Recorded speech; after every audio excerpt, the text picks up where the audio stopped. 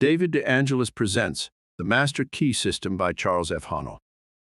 Digitally narrated using the voice of Edward Herman. Introduction 1. Before any environment, successful or otherwise, can be created, action of some kind is necessary, and before any action is possible, there must be thought of some kind, either conscious or unconscious, and as thought is a product of mind, it becomes evident that mind is the creative center from which all activities proceed. It is not expected that any of the inherent laws which govern the modern business world as it is at present constituted be suspended or repealed by any force on the same plane, but it is axiomatic that a higher law may overcome a lower one. Tree life causes the sap to ascend, not by repealing the law of gravity, but by surmounting it. To control circumstances, a knowledge of certain scientific principles of mind action is required. Such knowledge is a most valuable asset. It may be gained by degrees and put into practice as fast as learned. Power over circumstances is one of its fruits. Health, harmony, and prosperity are assets upon its balance sheet. It costs only the labor of harvesting its great resources. The naturalist who spends much of his time in observing visible phenomena is constantly creating power in that portion of his brain set apart for observation. The result is that he becomes very much more expert and skillful in knowing what he sees and grasping an infinite number of details at a glance than does his unobserving friend. He has reached this facility by exercise of his brain. He deliberately chose to enlarge his brain power in the line of observation, so he deliberately exercised that special faculty over and over with increasing attention and concentration. Now we have the result. A man learned in the lore of observation far above his fellows. Or, on the other hand, one can, by stolid inaction, allow the delicate brain matter to harden and ossify until his whole life is barren and fruitless. Every thought tends to become a material thing. Our desires are seed thoughts that have a tendency to sprout and grow and blossom and bear fruit. We are sowing these seeds every day. What shall the harvest be?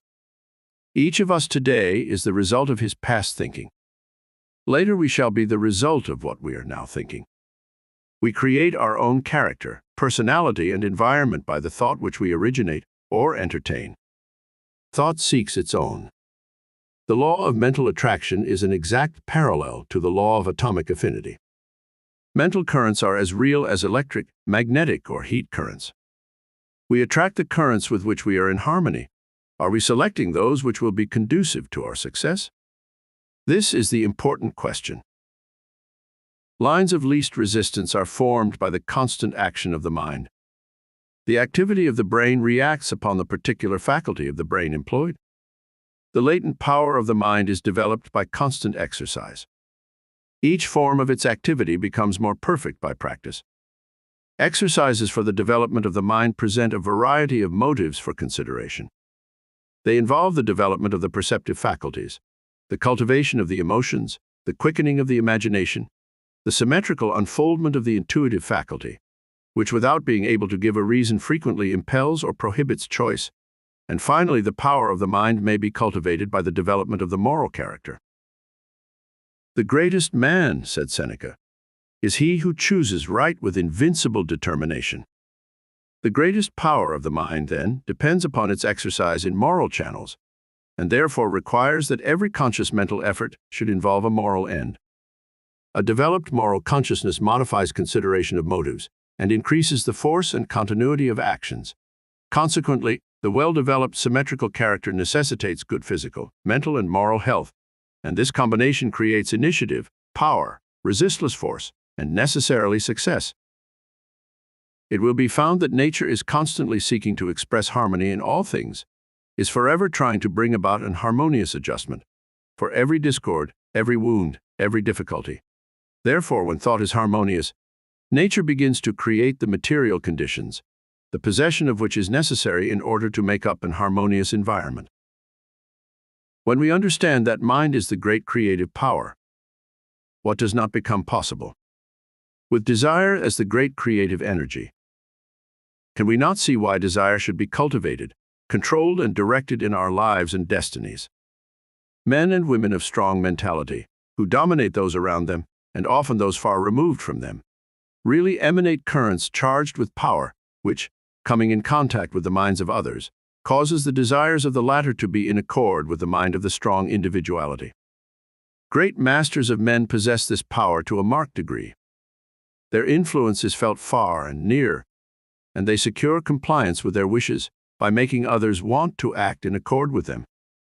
In this way, men of strong desire and imagination may and do exert powerful influence over the minds of others, leading the latter in the way desired. The magnetic persons attract, allure, and draw. They are emotional and capture the will of others. No man is ever created without the inherent power in himself to help himself. The personality that understands its own intellectual and moral power of conquest will certainly assert itself. It is this truth which an enfamined world craves today. The possibility of asserting a slumbering intellectual courage that clearly discerns, and a moral courage that grandly undertakes, is open to all. There is a divine potency in every human being. We speak of the sun as rising and setting, but we know that this is simply an appearance of motion. To our senses, the earth is apparently standing still, and yet we know it is revolving rapidly. We speak of a bell as a sounding body, yet we know that all that the bell can do is to produce vibrations in the air. When these vibrations come at the rate of 16 a second, they cause a sound to be heard in the mind.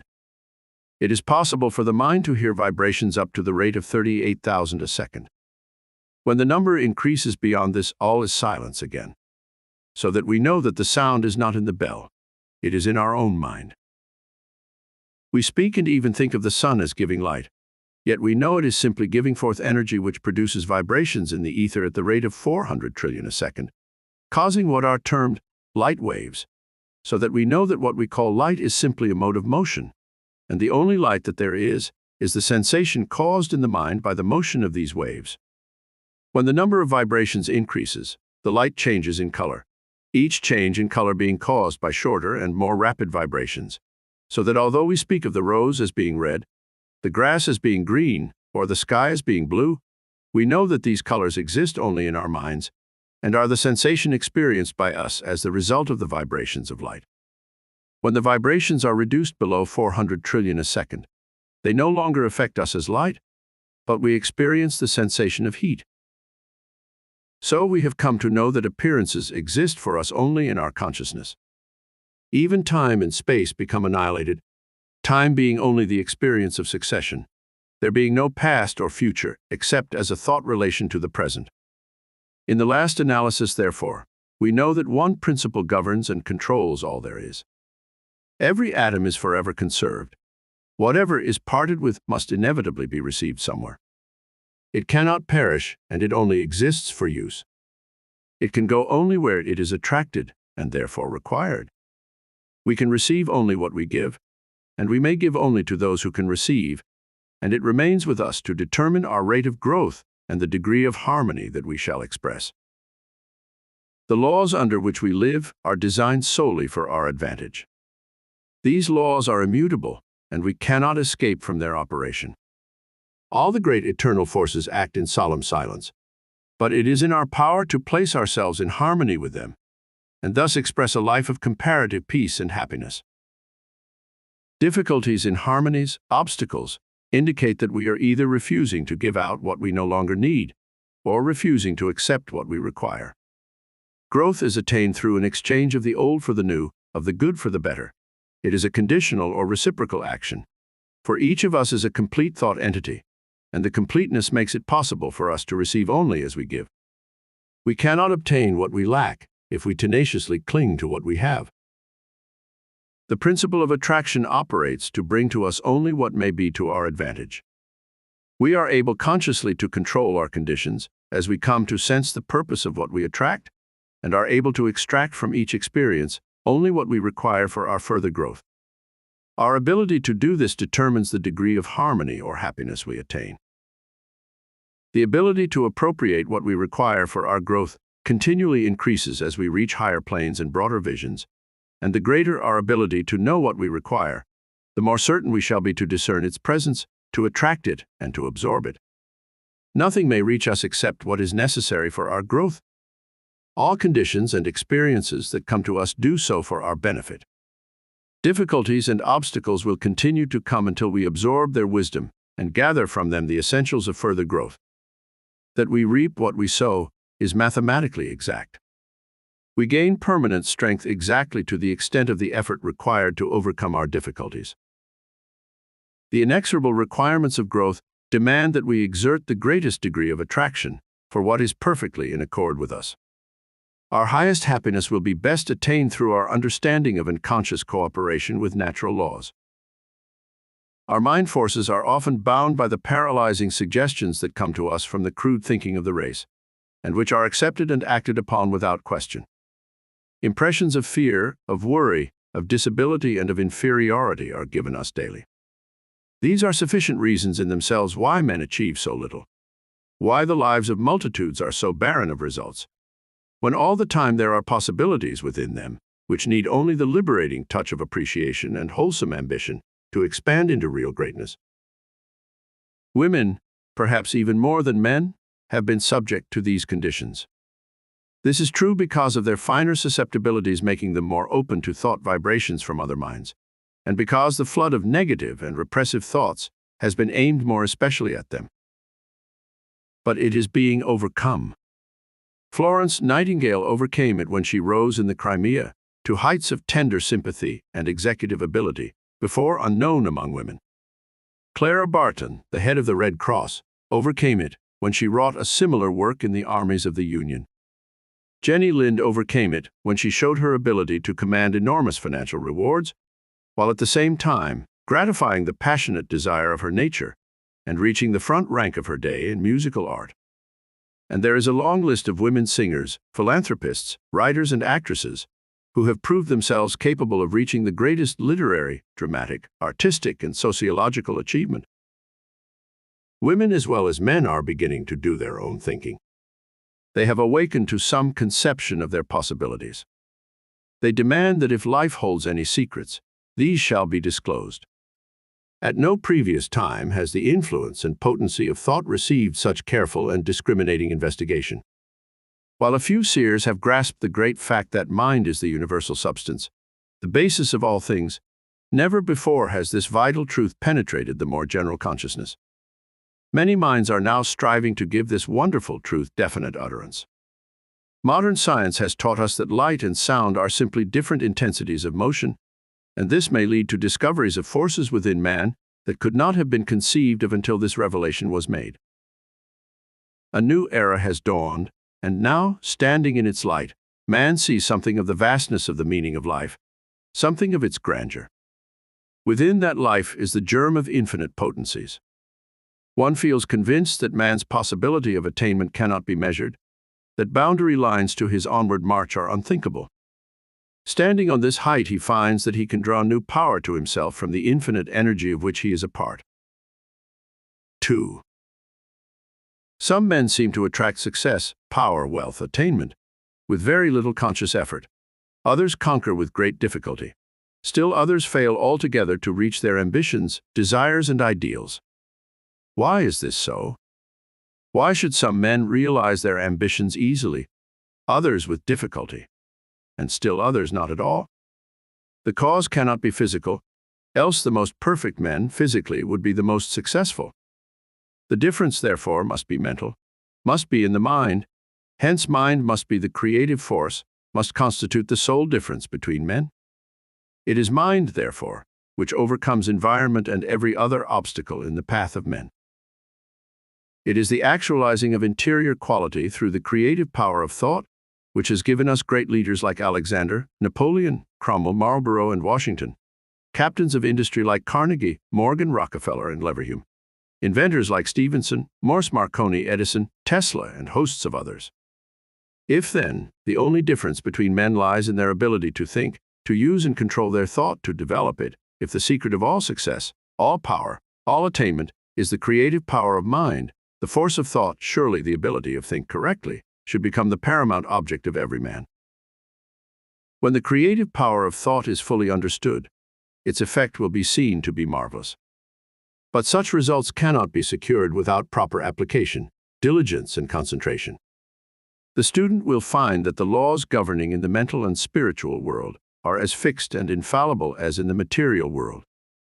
To secure the desired results, then, it is necessary to know the law and to comply with it. A proper compliance with the law will be found to produce the desired result with invariable exactitude. The student who learns that power comes from within, that he is weak only because he has depended on help from outside, and who unhesitatingly throws himself on his own thought, instantly rights himself, stands erect, assumes a dominant attitude, and works miracles. Scientists tell us that we live in the universal ether. This is formless of itself, but it is pliable and forms about us, in us and around us, according to our thought and word. We set it into activity by that which we think. Then that which manifests to us objectively is that we have thought or said. Thought is governed by law. The reason we have not manifested more faith is because of lack of understanding. We have not understood that everything works in exact accordance with definite law. The law of thought is as definite as the law of mathematics, or the law of chemistry, or the law of electricity, or the law of gravitation. When we begin to understand that happiness, health, success, prosperity, and every other condition or environment are results, and that these results are created by right thinking, either consciously or unconsciously, we shall realize the importance of a working knowledge of the laws governing thought. Those coming into a conscious realization of the power of thought find themselves in possession of the best that life can give. Substantial things of a higher order become theirs, and these sublime realities are so constituted that they can be made tangible parts of daily personal life. They realize a world of higher power and keep that power constantly working. This power is inexhaustible, limitless, and they are therefore carried forward from victory to victory. Obstacles that seem insurmountable are overcome. Enemies are changed to friends, conditions are overcome, elements transformed, fate is conquered. The supply of good is inexhaustible, and the demand can be made along whatever lines we may desire. This is the mental law of demand and supply. Our circumstances and environment are formed by our thoughts. We have, perhaps, been creating these conditions unconsciously. If they are unsatisfactory, the remedy is to consciously alter our mental attitude and see our circumstances adjust themselves to the new mental condition. There is nothing strange or supernatural about this. It is simply the law of being. The thoughts which take root in the mind will certainly produce fruit after their kind. The greatest schemer cannot gather grapes of thorns or figs of thistles. To improve our conditions, we must first improve ourselves. Our thoughts and desires will be the first to show improvement. To be in ignorance of the laws governing in the mental world is to be like a child playing with fire, or a man manipulating powerful chemicals without a knowledge of their nature and relations. This is universally true, because mind is the one great cause which produces all conditions in the lives of men and women. Admitting that you agree with everything that has been stated thus far, and most persons will take no exception to anything that has been said, it still remains to make a practical application of the law. In order to take advantage of this law and put ourselves into harmonious relationship with it, so that the benefit may be made manifest in our lives, it is necessary to see that the conditions are all met for its proper operation. We may know the laws governing electricity. We may have all the proper mechanism, the lamps, the wires, the switches, and we may even know how to generate the power. But if the connections are not properly made, we can work the switch till doomsday and no light will appear. So with the law of attraction, it is in operation all the time, everywhere. Something is constantly being created, something is appearing. Everything is continually changing, but to take advantage of this process, it is just as necessary to comply with the law as it is in the case of electricity or gravitation. Mind is creative and operates through the law of attraction. We are not to try to influence any to do what we think they should do. Each individual has a right to choose for himself. But aside from this, we would be operating under the law of force, which is destructive in its nature and just the opposite of the law of attraction. A little reflection will convince you that all of the great laws of nature operate in silence, and that the underlying principle is the law of attraction. It is only destructive processes such as earthquakes and catastrophes that employ force. Nothing good is ever accomplished in that way. To be successful, attention must invariably be directed to the creative plane. It must never seek to deprive. You do not wish to take anything away from anyone else. You want to create something for yourself, and what you want for yourself you are perfectly willing that everyone else should have. You know that it is not necessary to take from one to give to another, but that the supply for all is abundant.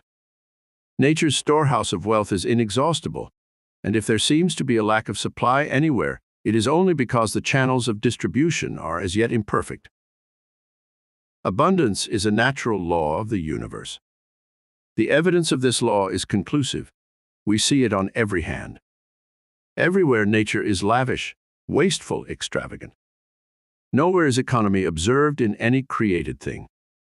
Profusion is manifested in everything.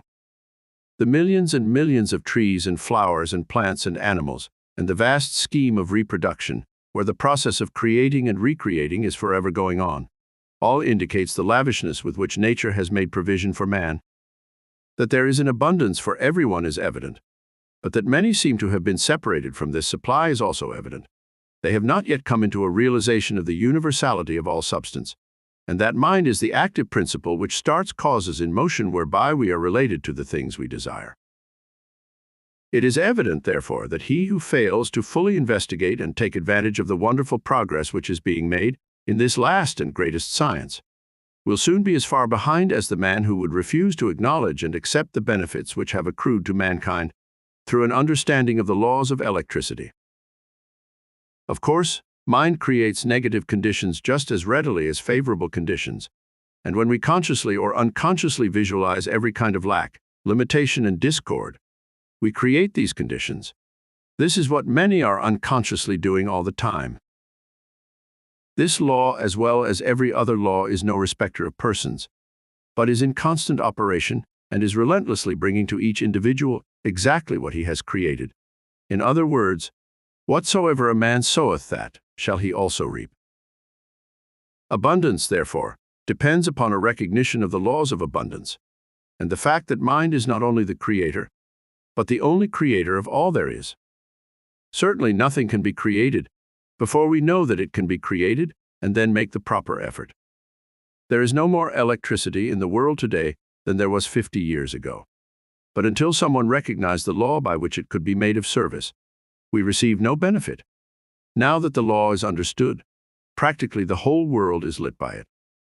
So, with the law of abundance, it is only those who recognize the law and place themselves in harmony with it who share in its benefits. A recognition of the law of abundance develops certain mental and moral qualities, among which are courage, loyalty, tact, sagacity, individuality, and constructiveness. These are all modes of thought, and as all thought is creative, they manifest in objective conditions corresponding with the mental condition. This is necessarily true because the ability of the individual to think is his ability to act upon the universal mind and bring it into manifestation. It is the process whereby the individual becomes a channel for the differentiation of the universal. Every thought is a cause, and every condition an effect. This principle endows the individual with seemingly transcendental possibilities, among which is the mastery of conditions through the creation and recognition of opportunities. This creation of opportunity implies the existence or creation of the necessary qualities or talents, which are thought forces, and which result in a consciousness of power which future events cannot disturb. It is this organization of victory or success within the mind, this consciousness of power within, which constitutes the responsive harmonious action, whereby we are related to the objects and purposes which we seek. This is the law of attraction in action. This law, being the common property of all, can be exercised by anyone having sufficient knowledge of its operation. Courage is that power of the mind which manifests in the love of mental conflict. It is a noble and lofty sentiment. It is equally fitted to command or obey. Both require courage. It often has a tendency to conceal itself. There are men and women, too, who apparently exist only to do what is pleasing to others. But when the time comes and the latent will is revealed, we find under the velvet glove an iron hand, and no mistake about it. True courage is cool, calm, and collected, and is never foolhardy, quarrelsome, ill-natured, or contentious. Accumulation is the power to reserve and preserve a part of the supply, which we are constantly receiving, so as to be in position to take advantage of the larger opportunities, which will come as soon as we are ready for them. Has it not been said, "To him that hath shall be given"? All successful businessmen have this quality well developed. James J. Hill, who recently died leaving an estate of over $52 million, said, "If you want to know whether you are destined to be a success or a failure in life, you can easily find out. The test is simple, and it is infallible. Are you able to save money? If not, drop out. You will lose. You may think not, but you will lose as sure as you live. The seed of success is not in you." This is very good so far as it goes, but anyone who knows the biography of James J. Hill knows that he acquired his $50 million by following the exact methods we have given. In the first place, he started with nothing. He had to use his imagination to idealize the vast railroad, which he projected across the western prairies. He then had to come into a recognition of the law of abundance in order to provide the ways and means for materializing it. Unless he had followed out this program, he would never have had anything to save. Accumulativeness acquires momentum. The more you accumulate, the more you desire, and the more you desire, the more you accumulate, so that it is but a short time until the action and reaction acquire a momentum that cannot be stopped. It must, however, never be confounded with selfishness, miserliness, or penuriousness. They are perversions and will make any true progress impossible. Constructiveness is the creative instinct of the mind. It will be readily seen that every successful businessman must be able to plan, develop, or construct. In the business world, it is usually referred to as initiative. It is not enough to go along in the beaten path. New ideas must be developed, new ways of doing things. It manifests in building, designing, planning, inventing, discovering, improving. It is a most valuable quality and must be constantly encouraged and developed. Every individual possesses it in some degree, because he is a center of consciousness in that infinite and eternal energy from which all things proceed. Water manifests on three planes: as ice, as water, and as steam. It is all the same compound, the only difference is the temperature. But no one would try to drive an engine with ice. Convert it into steam and it easily takes up the load. So with your energy. If you want it to act on the creative plane, you will have to begin by melting the ice with the fire of imagination. And you will find that the stronger the fire, and the more ice you melt, the more powerful your thought will become, and the easier it will be for you to materialize your desire. Sagacity is the ability to perceive and cooperate with natural law. True sagacity avoids trickery and deceit as it would the leprosy. It is the product of that deep insight which enables one to penetrate into the heart of things and understand how to set causes in motion, which will inevitably create successful conditions. Tact is a very subtle and at the same time a very important factor in business success. It is very similar to intuition. To possess tact, one must have a fine feeling, must instinctively know what to say or what to do. In order to be tactful, one must possess sympathy and understanding, that understanding which is so rare, for all men see and hear and feel. But how desperately few understand. Tact enables one to foresee what is about to happen and calculate the result of actions. Tact enables us to feel when we are in the presence of physical, mental, and moral cleanliness, for these are today invariably demanded as the price of success. Loyalty is one of the strongest links which bind men of strength and character. It is one which can never be broken with impunity. The man who would lose his right hand rather than betray a friend will never lack friends. The man who will stand in silent guard, until death if need be, beside the shrine of confidence or friendship of those who have allowed him to enter, will find himself linked with a current of cosmic power which will attract desirable conditions only. It is inconceivable that such a one should ever meet with lack of any kind. Individuality is the power to unfold our own latent possibilities, to be a law unto ourselves, to be interested in the race rather than the goal. Strong men care nothing for the flock of imitators who trot complacently behind them. They derive no satisfaction in the mere leading of large numbers or the plaudits of the mob. This pleases only petty natures and inferior minds. Individuality glories more in the unfolding of the power within than in the servility of the weakling. Individuality is a real power inherent in all, and the development and consequent expression of this power enables one to assume the responsibility of directing his own footsteps, rather than stampeding after some self-assertive bellwether. Truth is the imperative condition of all well-being. To be sure, to know the truth and to stand confidently on it is a satisfaction beside which no other is comparable. Truth is the underlying verity, the condition precedent to every business or social relation. Truth is the only solid ground in a world of conflict, doubt, and danger. Every act not in harmony with truth, whether through ignorance or design, cuts the ground from under our feet, leads to discord, inevitable loss, and confusion. For while the humblest mind can accurately foretell the result of ever correct action, the greatest, most profound, and penetrating mind loses its way hopelessly, and can form no conception of the results due to a departure from correct principles. Those who establish within themselves the requisite elements of true success have established confidence, organized victory, and it only remains for them to take such steps from time to time as the newly awakened thought force will direct. And herein rests the magical secret of all power. Less than 10% of our mental processes is conscious. The other 90% is subconscious and unconscious, so that he who would depend upon his conscious thought alone for results is less than 10% efficient.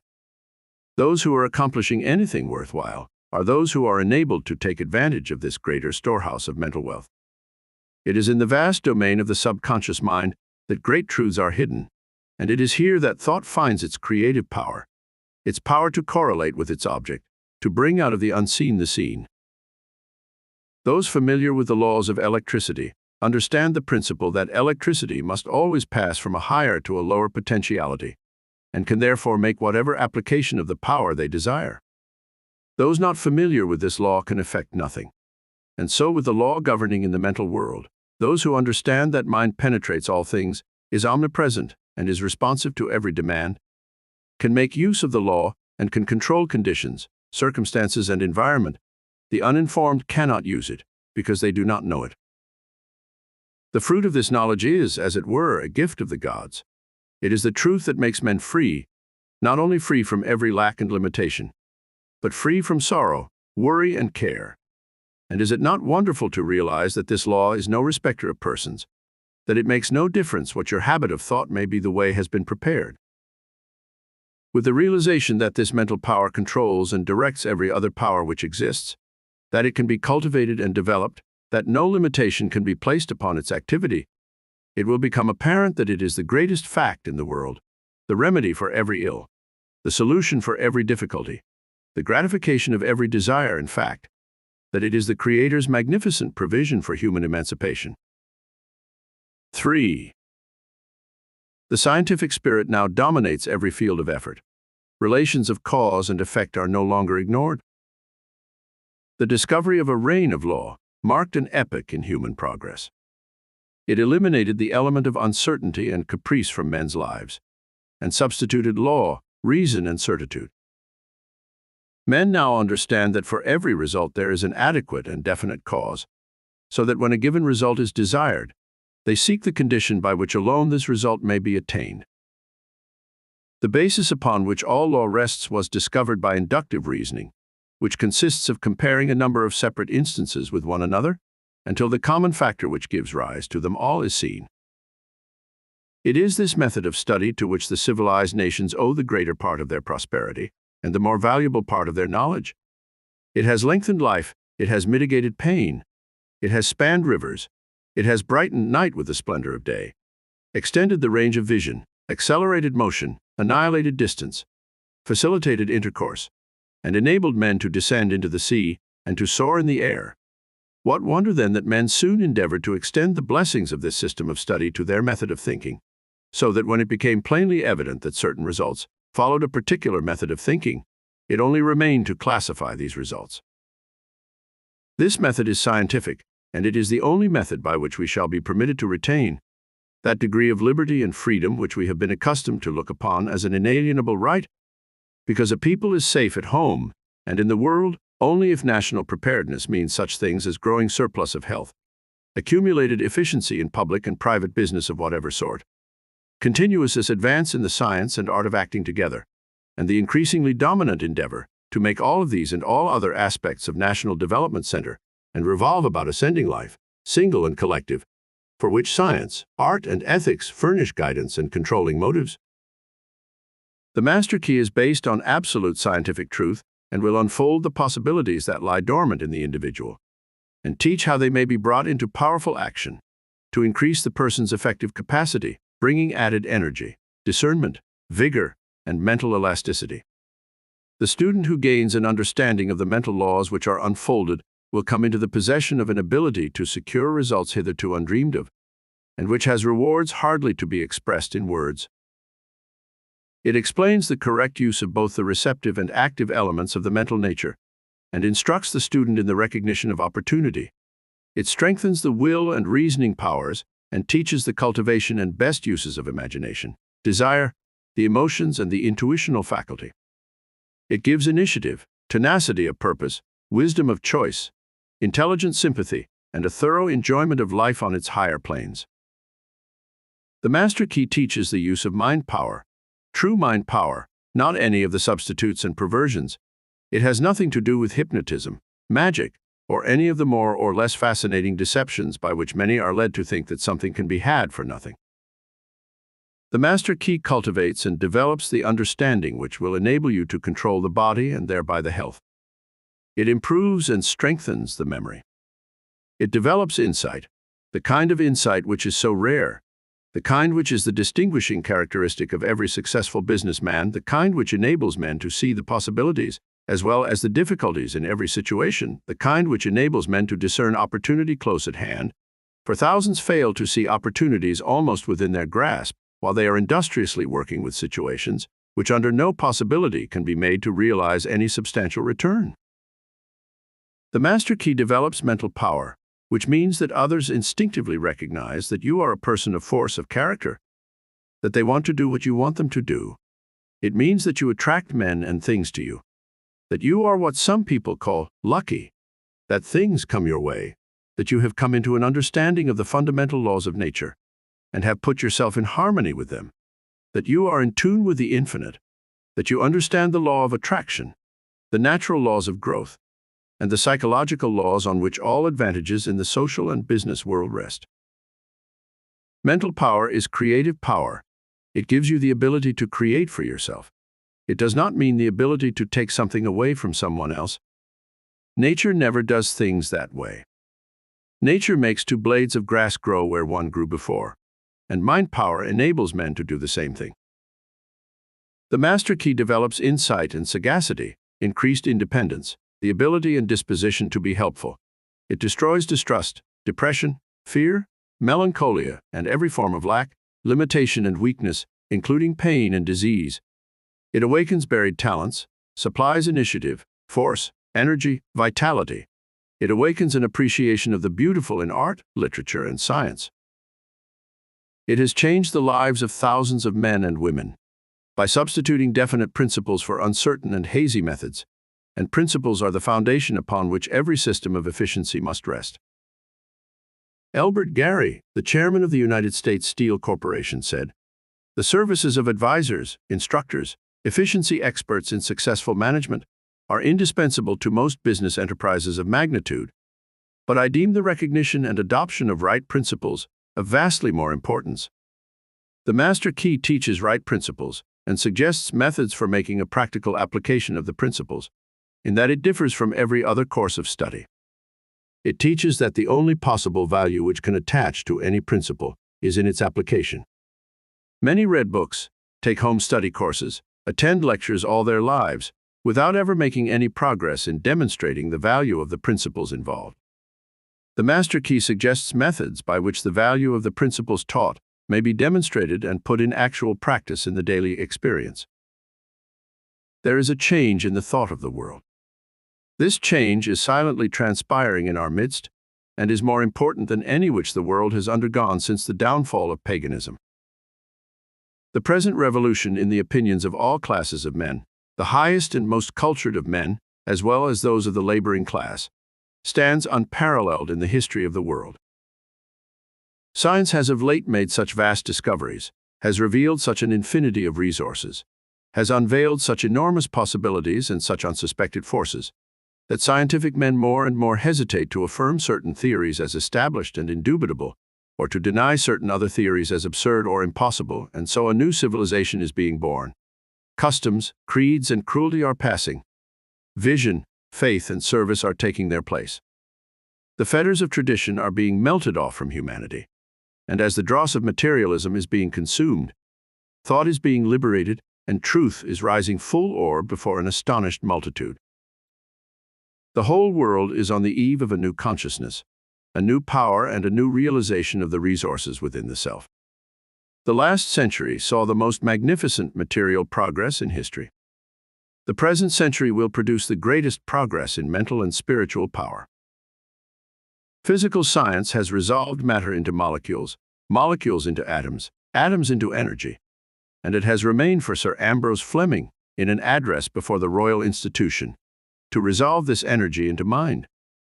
He says, "In its ultimate essence, energy may be incomprehensible by us, except as an exhibition of the direct operation of that which we call mind or will."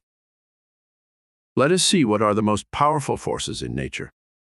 In the mineral world, everything is solid and fixed. In the animal and vegetable kingdom, it is in a state of flux, forever changing, always being created and recreated. In the atmosphere we find heat, light, and energy. Each realm becomes finer and more spiritual as we pass from the visible to the invisible, from the coarse to the fine, from the low potentiality to high potentiality. When we reach the invisible, we find energy in its purest and most volatile state. And as the most powerful forces of nature are the invisible forces, so we find that the most powerful forces of man are his invisible forces, his spiritual force, and the only way in which the spiritual force can manifest is through the process of thinking. Thinking is the only activity which the spirit possesses, and thought is the only product of thinking. Addition and subtraction are therefore spiritual transactions. Reasoning is a spiritual process. Ideas are spiritual conceptions. Questions are spiritual searchlights, and logic, argument, and philosophy is spiritual machinery. Every thought brings into action certain physical tissue, parts of the brain, nerve, or muscle. This produces an actual physical change in the construction of the tissue. Therefore, it is only necessary to have a certain number of thoughts on a given subject in order to bring about a complete change in the physical organization of a man. This is the process by which failure is changed to success. Thoughts of courage, power, inspiration, harmony are substituted for thoughts of failure, despair, lack, limitation, and discord. And as these thoughts take root, the physical tissue is changed, and the individual sees life in a new light. Old things have actually passed away. All things have become new. He is born again, this time born of the Spirit. Life has a new meaning for him. He is reconstructed and is filled with joy, confidence, hope, energy. He sees opportunities for success to which he was heretofore blind. He recognizes possibilities which before had no meaning for him. The thoughts of success with which he has been impregnated are radiated to those around him, and they in turn help him onward and upward. He attracts to him new and successful associates, and this in turn changes his environment, so that by this simple exercise of thought, a man changes not only himself, but his environment, circumstances, and conditions. You must see, that we are at the dawn of a new day, that the possibilities are so wonderful, so fascinating, so limitless as to be almost bewildering. A century ago, any man with an airplane or even a Gatling gun could have annihilated a whole army equipped with the implements of warfare then in use. So it is at present. Any man with a knowledge of the possibilities contained in the master key has an inconceivable advantage over the multitude. Part 1 tells upon what possession is based, explains the cause of all gain, explains the cause of loss, as well as all other experiences in life. It explains how power is secured. It tells of a world within and how this world is governed. It explains how the solution for every problem in life may be found.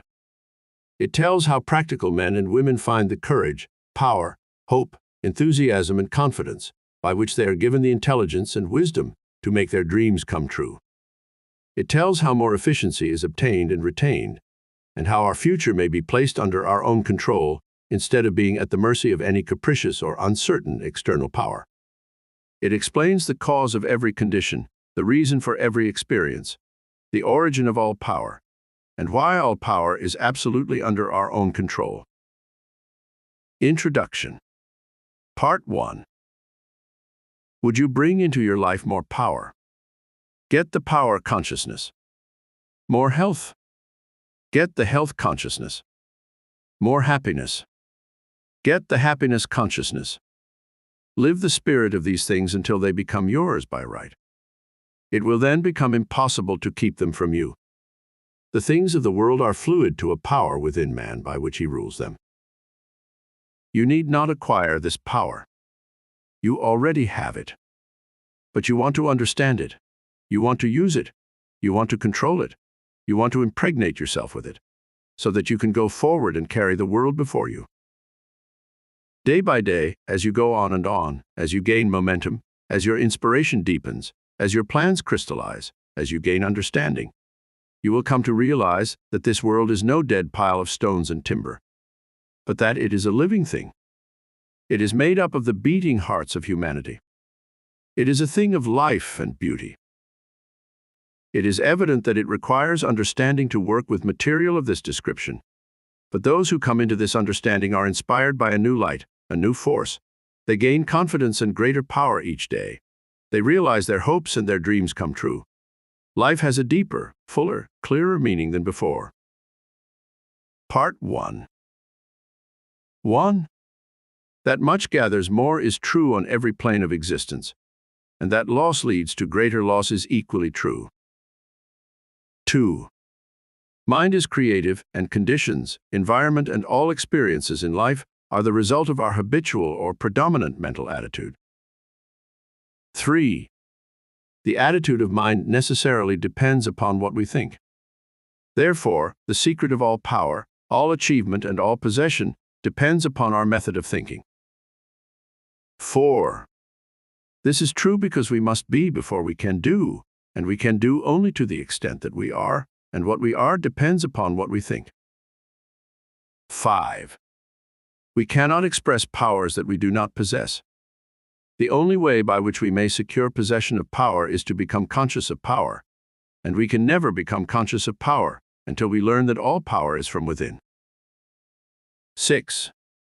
There is a world within, a world of thought and feeling and power, of light and life and beauty, and although invisible, its forces are mighty. 7. The world within is governed by mind.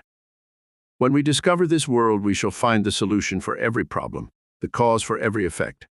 And since the world within is subject to our control, all laws of power and possession are also within our control. 8. The world without is a reflection of the world within. What appears without is what has been found within. In the world within may be found infinite wisdom, infinite power, infinite supply of all that is necessary, waiting for unfoldment, development, and expression. If we recognize these potentialities in the world within, they will take form within the world without. 9. Harmony in the world within will be reflected in the world without by harmonious conditions, agreeable surroundings, the best of everything. It is the foundation of health, and a necessary essential to all greatness, all power, all attainment, all achievement, and all success. 10.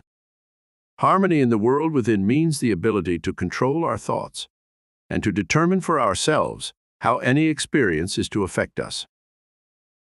11. Harmony in the world within results in optimism and affluence. Affluence within results in affluence without. 12. The world without reflects the circumstances and the conditions of the consciousness within. 13. If we find wisdom in the world within, we shall have the understanding to discern the marvelous possibilities that are latent in this world within. and we shall be given the power to make these possibilities manifest in the world without. 14. As we become conscious of the wisdom in the world within, we mentally take possession of this wisdom, and by taking mental possession, we come into actual possession of the power and wisdom necessary to bring into manifestation the essentials necessary for our most complete and harmonious development. 15. The world within is the practical world in which the men and women of power generate courage, hope, enthusiasm, confidence, trust, and faith, by which they are given the fine intelligence to see the vision and the practical skill to make the vision real. 16. Life is an unfoldment, not accretion. What comes to us in the world without is what we already possess in the world within. 17. All possession is based on consciousness. All gain is the result of an accumulative consciousness. All loss is the result of a scattering consciousness. 18. Mental efficiency is contingent upon harmony. Discord means confusion. Therefore, he who would acquire power must be in harmony with natural law. 19. We are related to the world without by the objective mind. The brain is the organ of this mind, and the cerebrospinal system of nerves puts us in conscious communication with every part of the body. This system of nerves responds to every sensation of light, heat, odor, sound, and taste. 20. When this mind thinks correctly, when it understands the truth, when the thoughts sent through the cerebrospinal nervous system to the body are constructive, these sensations are pleasant, harmonious. 21. The result is that we build strength, vitality, and all constructive forces into our body. But it is through this same objective mind that all distress, sickness, lack, limitation, and every form of discord and inharmony is admitted to our lives. It is therefore through the objective mind, by wrong thinking, that we are related to all destructive forces. 22. We are related to the world within by the subconscious mind. The solar plexus is the organ of this mind. The sympathetic system of nerves presides over all subjective sensations, such as joy, fear, love, emotion, respiration, imagination, and all other subconscious phenomena. It is through the subconscious that we are connected with the universal mind and brought into relation with the infinite constructive forces of the universe.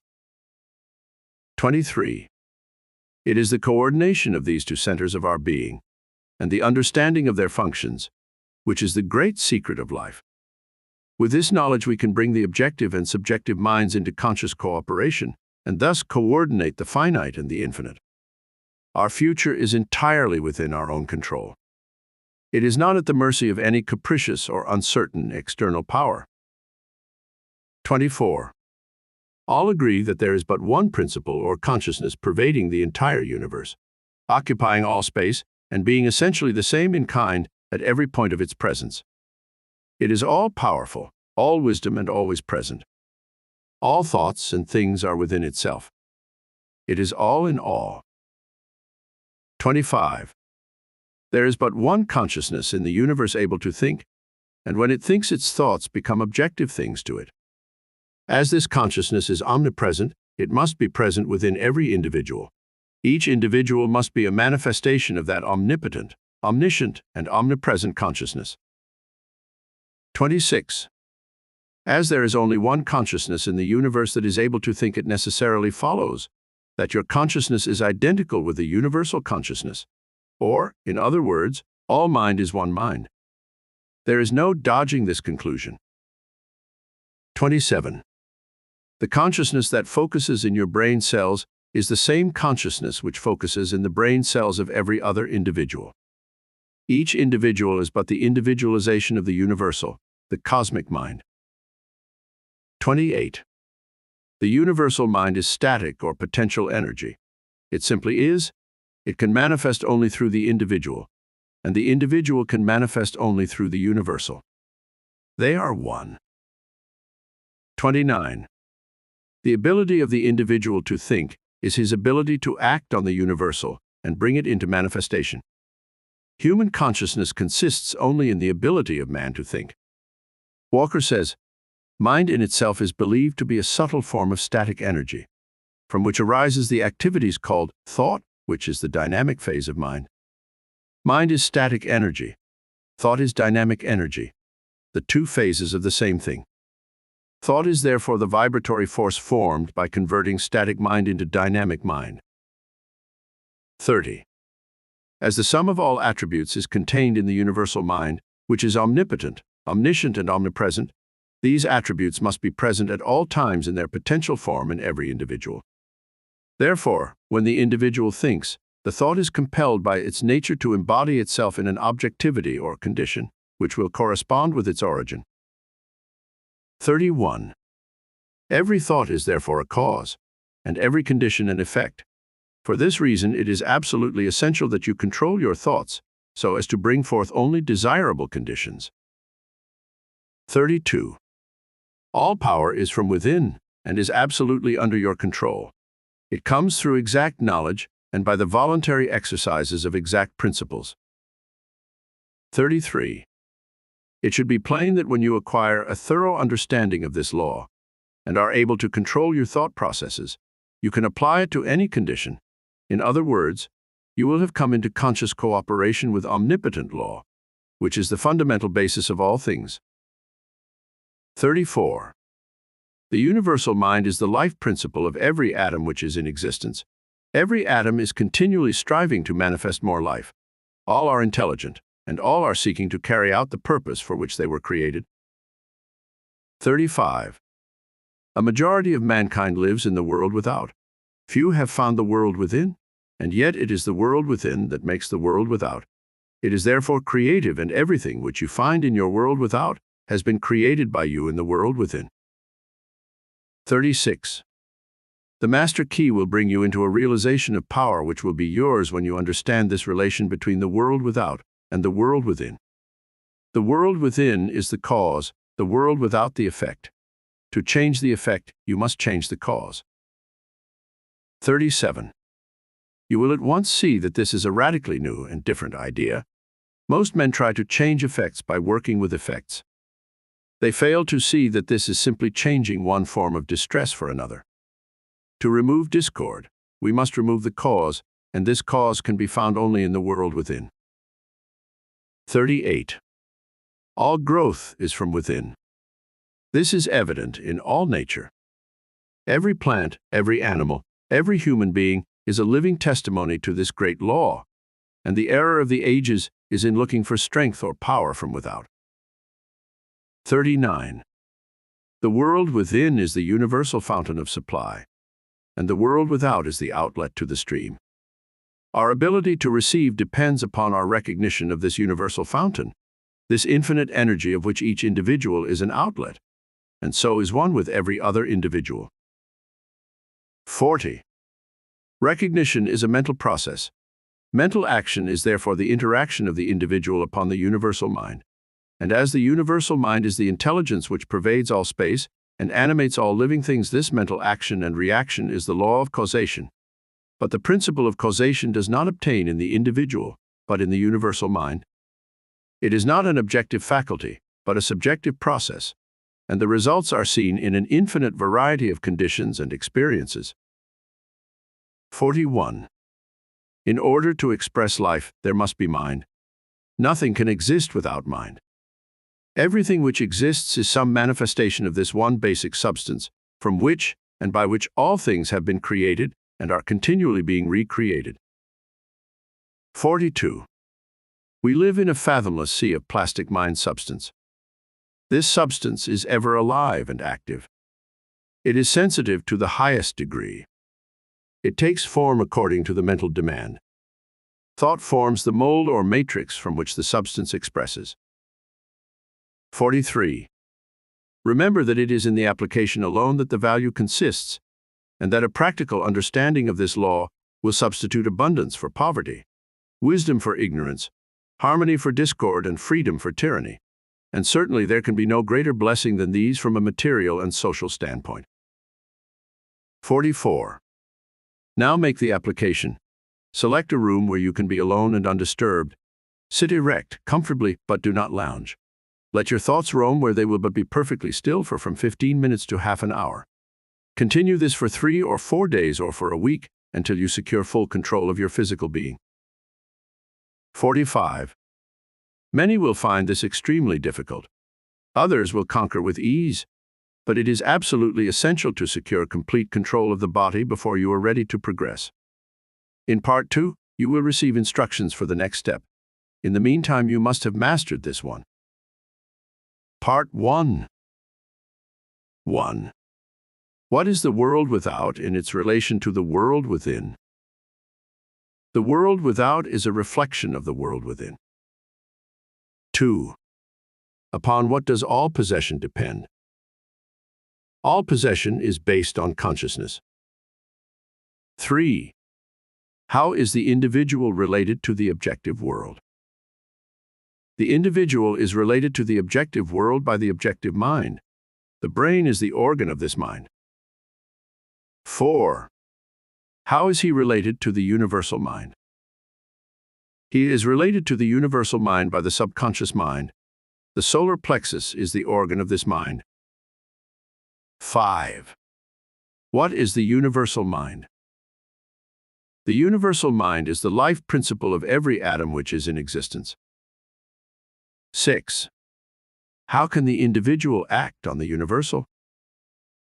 The ability of the individual to think is his ability to act upon the universal and bring it into manifestation. 7. What is the result of this action and interaction? The result of this action and interaction is cause and effect. Every thought is a cause, and every condition an effect. 8. How are harmonious and desirable conditions secured?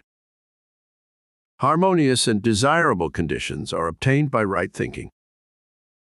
9. What is the cause of all discord, inharmony, lack and limitation?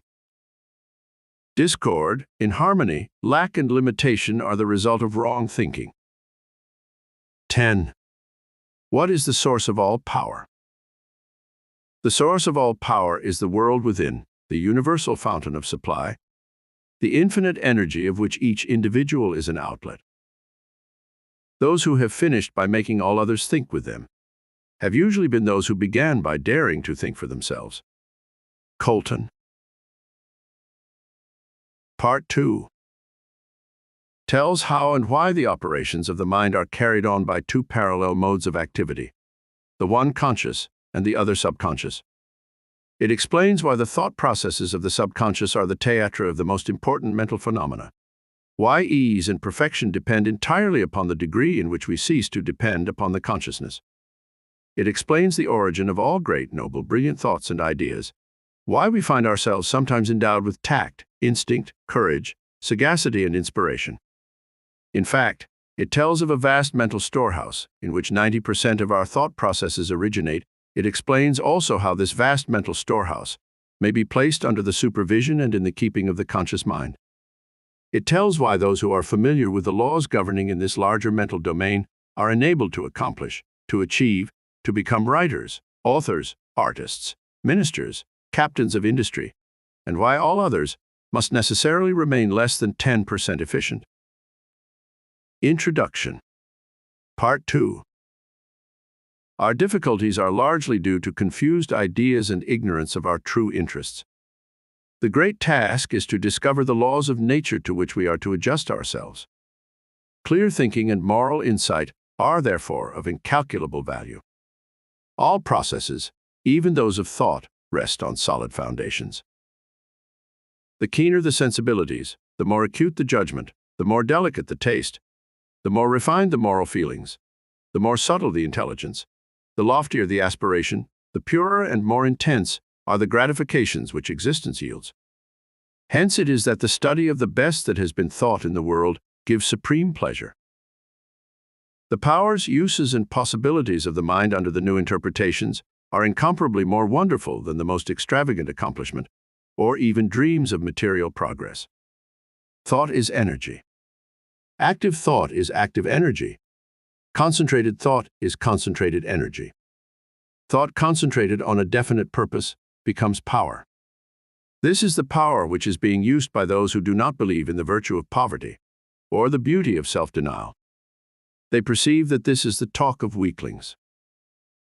The ability to receive and manifest this power depends upon the ability to recognize the infinite energy ever dwelling in man, constantly creating and recreating his body and mind, and ready at any moment to manifest through him in any needful manner.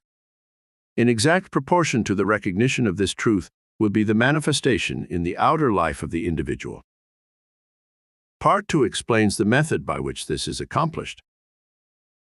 Part 2. 1. The operations of the mind are produced by two parallel modes of activity, the one conscious and the other subconscious. Professor Davidson says, "He who thinks to illuminate the whole range of mental action by the light of his own consciousness is not unlike one who should go about to illuminate the universe with a rushlight." 2.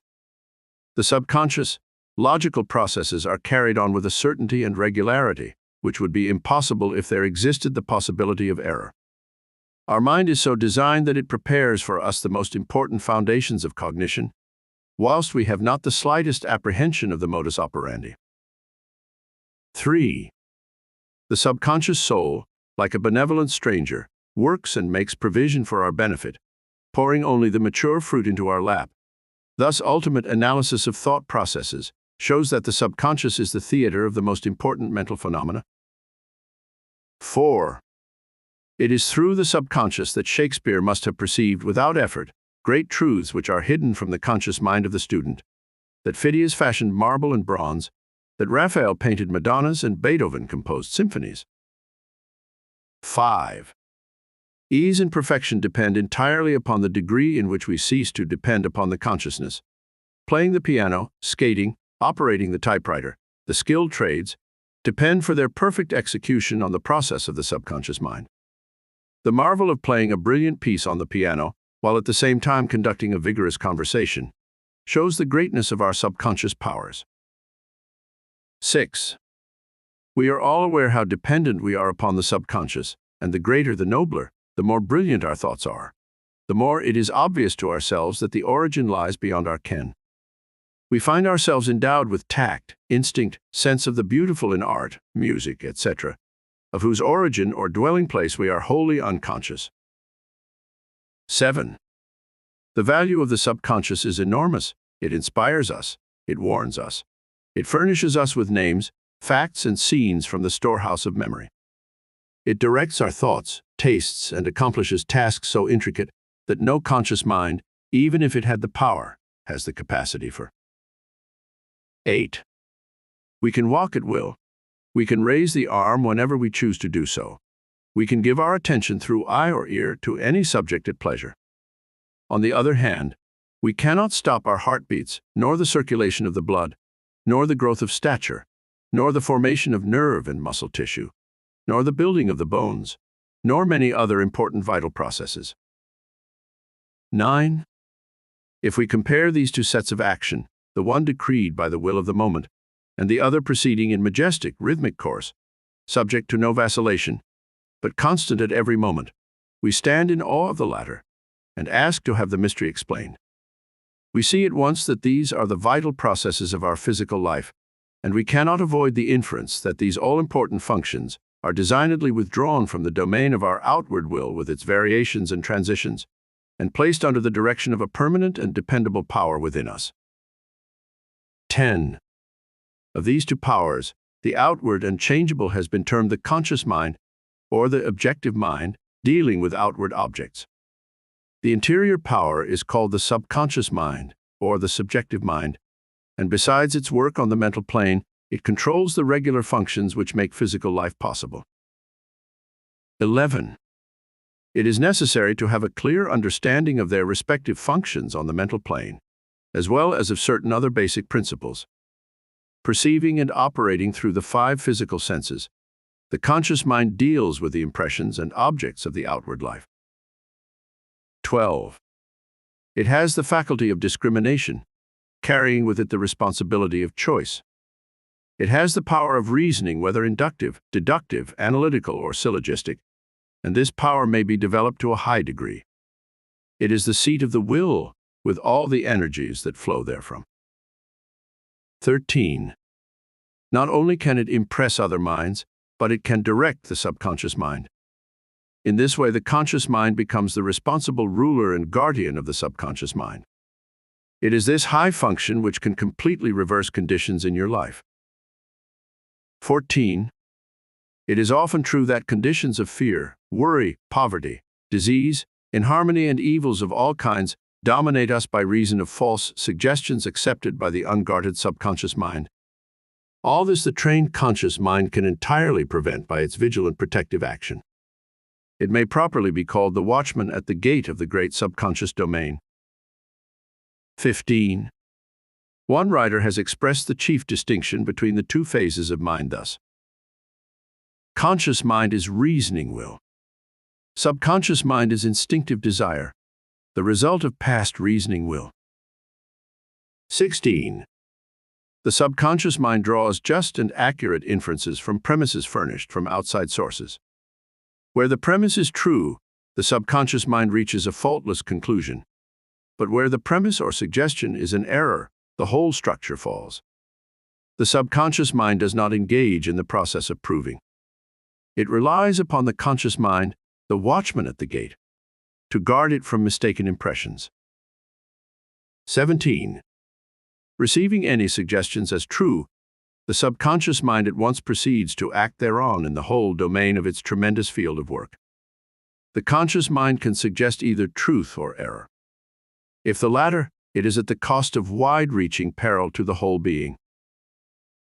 18. The conscious mind ought to be on duty during every waking hour.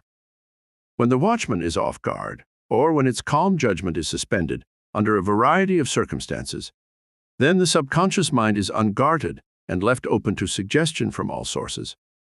During the wild excitement of panic, or during the height of anger, or the impulses of the irresponsible mob, or at any other time of unrestrained passion, the conditions are most dangerous. The subconscious mind is then open to the suggestion of fear, hatred, selfishness, greed, self-depreciation, and other negative forces derived from surrounding persons or circumstances. The result is usually unwholesome in the extreme, with effects that may endure to distress it for a long time. Hence the great importance of guarding the subconscious mind from false impressions. 19. The subconscious mind perceives by intuition. Hence its processes are rapid. It does not wait for the slow methods of conscious reasoning. In fact, it cannot employ them. 20. The subconscious mind never sleeps, never rests, any more than does your heart or your blood. It has been found that by plainly stating to the subconscious mind certain specific things to be accomplished, forces are set in operation that lead to the result desired. Here, then, is a source of power which places us in touch with omnipotence. Herein is a deep principle which is well worth our most earnest study. 21. The operation of this law is interesting. Those who put it into operation find that when they go out to meet the person with whom they anticipate a difficult interview, 2. Something has been there before them and dissolved the supposed differences. Everything is changed. All is harmonious. They find that when some difficult business problem presents itself, they can afford to make delay, and something suggests the proper solution. Everything is properly arranged. In fact, those who have learned to trust the subconscious find that they have infinite resources at their command. 22. The subconscious mind is the seat of our principles and our aspirations. It is the fount of our artistic and altruistic ideals. These instincts can only be overthrown by an elaborate and gradual process of undermining the innate principles. 23. The subconscious mind cannot argue controversially. Hence, if it has accepted wrong suggestions, the sure method of overcoming them is by the use of a strong counter-suggestion, frequently repeated, which the mind must accept, thus eventually forming new and healthy habits of thought and life. For the subconscious mind is the seat of habit. That which we do over and over becomes mechanical. It is no longer an act of judgment, but has worn its deep grooves in the subconscious mind. This is favorable for us if the habit be wholesome and right. If it be harmful and wrong, the remedy is to recognize the omnipotence of the subconscious mind and suggest present actual freedom. The subconscious being creative and one with our divine source, will at once create the freedom suggested. 24. To sum up, the normal functions of the subconscious on the physical side have to do with the regular and vital processes, with the preservation of life and the restoration of health, with the care of offspring, which includes an instinctive desire to preserve all life and improve conditions generally. 25. On the mental side, it is the storehouse of memory. It harbors the wonderful thought messengers who work, unhampered by time or space. It is the fountain of the practical initiative and constructive forces of life. It is the seat of habit. 26. On the spiritual side, it is the source of ideals, of aspiration, of the imagination, and is the channel through which we recognize our divine source. And in proportion as we recognize this divinity, do we come into an understanding of the source of power. 27. Someone may ask, how can the subconscious change conditions? The reply is, because the subconscious is a part of the universal mind, and a part must be the same in kind and quality as the whole. The only difference is one of degree. The whole, as we know, is creative. In fact, it is the only creator there is. Consequently, we find that mind is creative, and as thought is the only activity which the mind possesses, thought must necessarily be creative also. 28. But we shall find that there is a vast difference between simply thinking and directing our thought consciously, systematically, and constructively. When we do this, we place our mind in harmony with the universal mind. We come in tune with the infinite. We set in operation the mightiest force in existence, the creative power of the universal mind. This, as everything else, is governed by natural law. And this law is the law of attraction, which is that mind is creative and will automatically correlate with its object and bring it into manifestation. 29. In Part 1, I gave you an exercise for the purpose of securing control of the physical body. If you have accomplished this, you are ready to advance. This time you will begin to control your thought. Always take the same room, the same chair, and the same position if possible.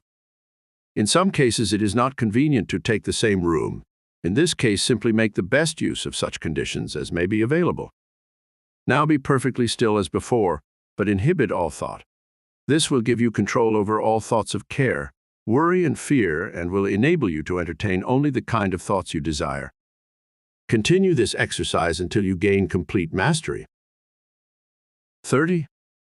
You will not be able to do this for more than a few moments at a time, but the exercise is valuable because it will be a very practical demonstration of the great number of thoughts which are constantly trying to gain access to your mental world. 31. In Part 3, you will receive instructions for an exercise which may be a little more interesting, but it is necessary that you master this one first. Part 2. 11. What are the two modes of mental activity? Conscious and subconscious. 12. Upon what do ease and perfection depend?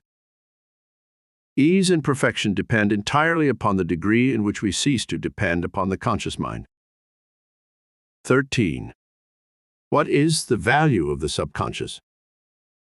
It is enormous. It guides us, warns us, it controls the vital processes, and is the seat of memory. 14. What are some of the functions of the conscious mind? It has the faculty of discrimination. It has the power of reasoning. It is the seat of the will and may impress the subconscious. 15. How has the distinction between the conscious and subconscious been expressed? Conscious mind is reasoning will. Subconscious mind is instinctive desire, the result of past reasoning will. 16.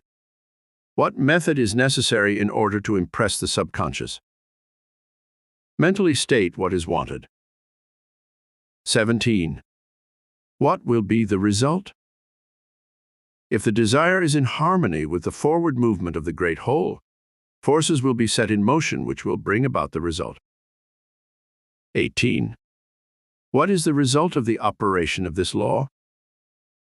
Our environment reflects conditions corresponding to the predominant mental attitude which we entertain. 19. What name has been given to this law? The law of attraction. 20. How is the law stated?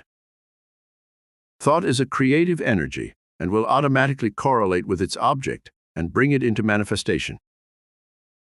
Cause and effect is as absolute and undeviating in the hidden realm of thought as in the world of visible and material things. Mind is the master weaver, both of the interior garment of character and the outer garment of circumstance. James Allen. Advice. Remember, fully to understand grand and beautiful thought requires, perhaps, as much time as to conceive it. Joubert. If you wish to enjoy the utmost practical benefit from the master key, go slowly. Transfuse into your mind the contents of one part only, each week for 24 weeks. Realize the meaning of every phrase. Consult the master key constantly as your perpetual help and stimulus. Each time you read the work, you will get a better understanding of the eternal cosmic principles. Tell others of the master key so that more and more people may reciprocate with you as conscious adepts in harmony. The publishers. Part 3 tells why the necessary action and interaction of the conscious and subconscious minds requires two corresponding systems of nerves. It explains how the connection is made between these two systems of nerves. It explains and tells of a central point in the body for the distribution of energy. How this energy is distributed. How the distribution of this energy gives the individual pleasant sensations. How the interruption of this distribution brings discord, inharmony, and lack and limitation of every kind. It tells of an arch-enemy which must be destroyed, and tells how to destroy it. It tells what determines the experiences in life with which we are to meet, and why these experiences are under our own control. One enthusiastic reader says of this part, "This document, in my opinion, is the greatest single document beneficial to mankind ever written in the history of the world. It is the first time that I have come into a true understanding of the silent powers that dominate and determine one's success." Introduction. Part 3. You have found that the individual may act on the universal, and that the result of this action and interaction is cause and effect. Thought, therefore, is the cause, and the experiences with which you meet in life are the effect. Eliminate, therefore, any possible tendency to complain of conditions as they have been or as they are, because it rests with you to change them and make them what you would like them to be. Direct your efforts to a realization of the mental resources, always at your command, from which all real and lasting power comes. Persist in this practice till you come to a realization of the fact that there can be no failure in the accomplishment of any proper object in life if you but understand your power and persist in your object, because the mind forces are ever ready to lend themselves to a purposeful will in the effort to crystallize thought and desire into actions, events, and conditions. Whereas in the beginning each function of life and each action is the result of conscious thought, the habitual actions become automatic, and the thought that controls them passes into the realm of the subconscious. Yet it is just as intelligent as before. It is necessary that it become automatic or subconscious in order that the self-conscious mind may attend to other things. The new actions will, however, in their turn, become habitual, then automatic, then subconscious, in order that the mind again may be freed from this detail and advance to still other activities. When you realize this, you will have found a source of power which will enable you to cope with any situation in life which may develop. Part 3. 1. The necessary interaction of the conscious and subconscious mind requires a similar interaction between the corresponding systems of nerves. Judge Trord indicates the very beautiful method in which this interaction is effected. He says, "The cerebrospinal system is the organ of the conscious mind, and the sympathetic is the organ of the subconscious. The cerebrospinal is the channel through which we receive conscious perception from the physical senses and exercise control over the movements of the body. This system of nerves has its center in the brain." 2. The sympathetic system has its center in a ganglionic mass at the back of the stomach, known as the solar plexus, and is the channel of that mental action which unconsciously supports the vital functions of the body. 3. The connection between the two systems is made by the vagus nerve, which passes out of the cerebral region as a portion of the voluntary system to the thorax, sending out branches to the heart and lungs, and finally passing through the diaphragm. It loses its outer coating and becomes identified with the nerves of the sympathetic system, so forming a connecting link between the two and making man physically a single entity. 4. We have seen that every thought is received by the brain, which is the organ of the conscious. It is here subjected to our power of reasoning. When the objective mind has been satisfied that the thought is true, it is sent to the solar plexus, or the brain of the subjective mind, to be made into our flesh, to be brought into the world as a reality. It is then no longer susceptible to any argument whatever. The subconscious mind cannot argue. It only acts. It accepts the conclusions of the objective mind as final. 5. The solar plexus has been likened to the sun of the body, because it is a central point of distribution for the energy which the body is constantly generating. This energy is very real energy, and this sun is a very real sun, and the energy is being distributed by very real nerves to all parts of the body, and is thrown off in an atmosphere which envelops the body. 6. If this radiation is sufficiently strong, the person is called magnetic. He is said to be filled with personal magnetism. Such a person may wield an immense power for good. His presence alone will often bring comfort to the troubled minds with which he comes in contact. 7. When the solar plexus is in active operation and is radiating life, energy and vitality to every part of the body, and to everyone whom he meets, the sensations are pleasant. The body is filled with health, and all with whom he comes in contact experience a pleasant sensation. 8. If there is any interruption of this radiation, the sensations are unpleasant. The flow of life and energy to some part of the body is stopped, and this is the cause of every ill to the human race, physical, mental, or environmental. 9. Physical, because the sun of the body is no longer generating sufficient energy to vitalize some part of the body. Mental, because the conscious mind is dependent upon the subconscious mind for the vitality necessary to support its thought. And environmental, because the connection between the subconscious mind and the universal mind is being interrupted. 10. The solar plexus is the point at which the part meets with the whole, where the finite becomes infinite, where the uncreate becomes create, the universal becomes individualized, the invisible becomes visible. It is the point at which life appears, and there is no limit to the amount of life an individual may generate from this solar center. 11. This center of energy is omnipotent because it is the point of contact with all life and all intelligence.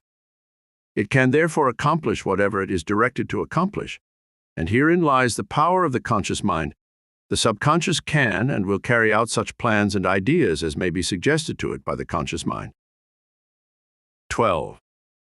Conscious thought, then, is master of this sun center from which the life and energy of the entire body flows, and the quality of the thought which we entertain determines the quality of the thought which this sun will radiate, and the character of the thought which our conscious mind entertains will determine the character of the thought which this sun will radiate, and the nature of the thought which our conscious mind entertains will determine the nature of thought which this sun will radiate, and consequently will determine the nature of the experience which will result. 13. It is evident, therefore, that all we have to do is let our light shine. The more energy we can radiate, the more rapidly shall we be enabled to transmute undesirable conditions into sources of pleasure and profit. The important question, then, is how to let this light shine, how to generate this energy. 14.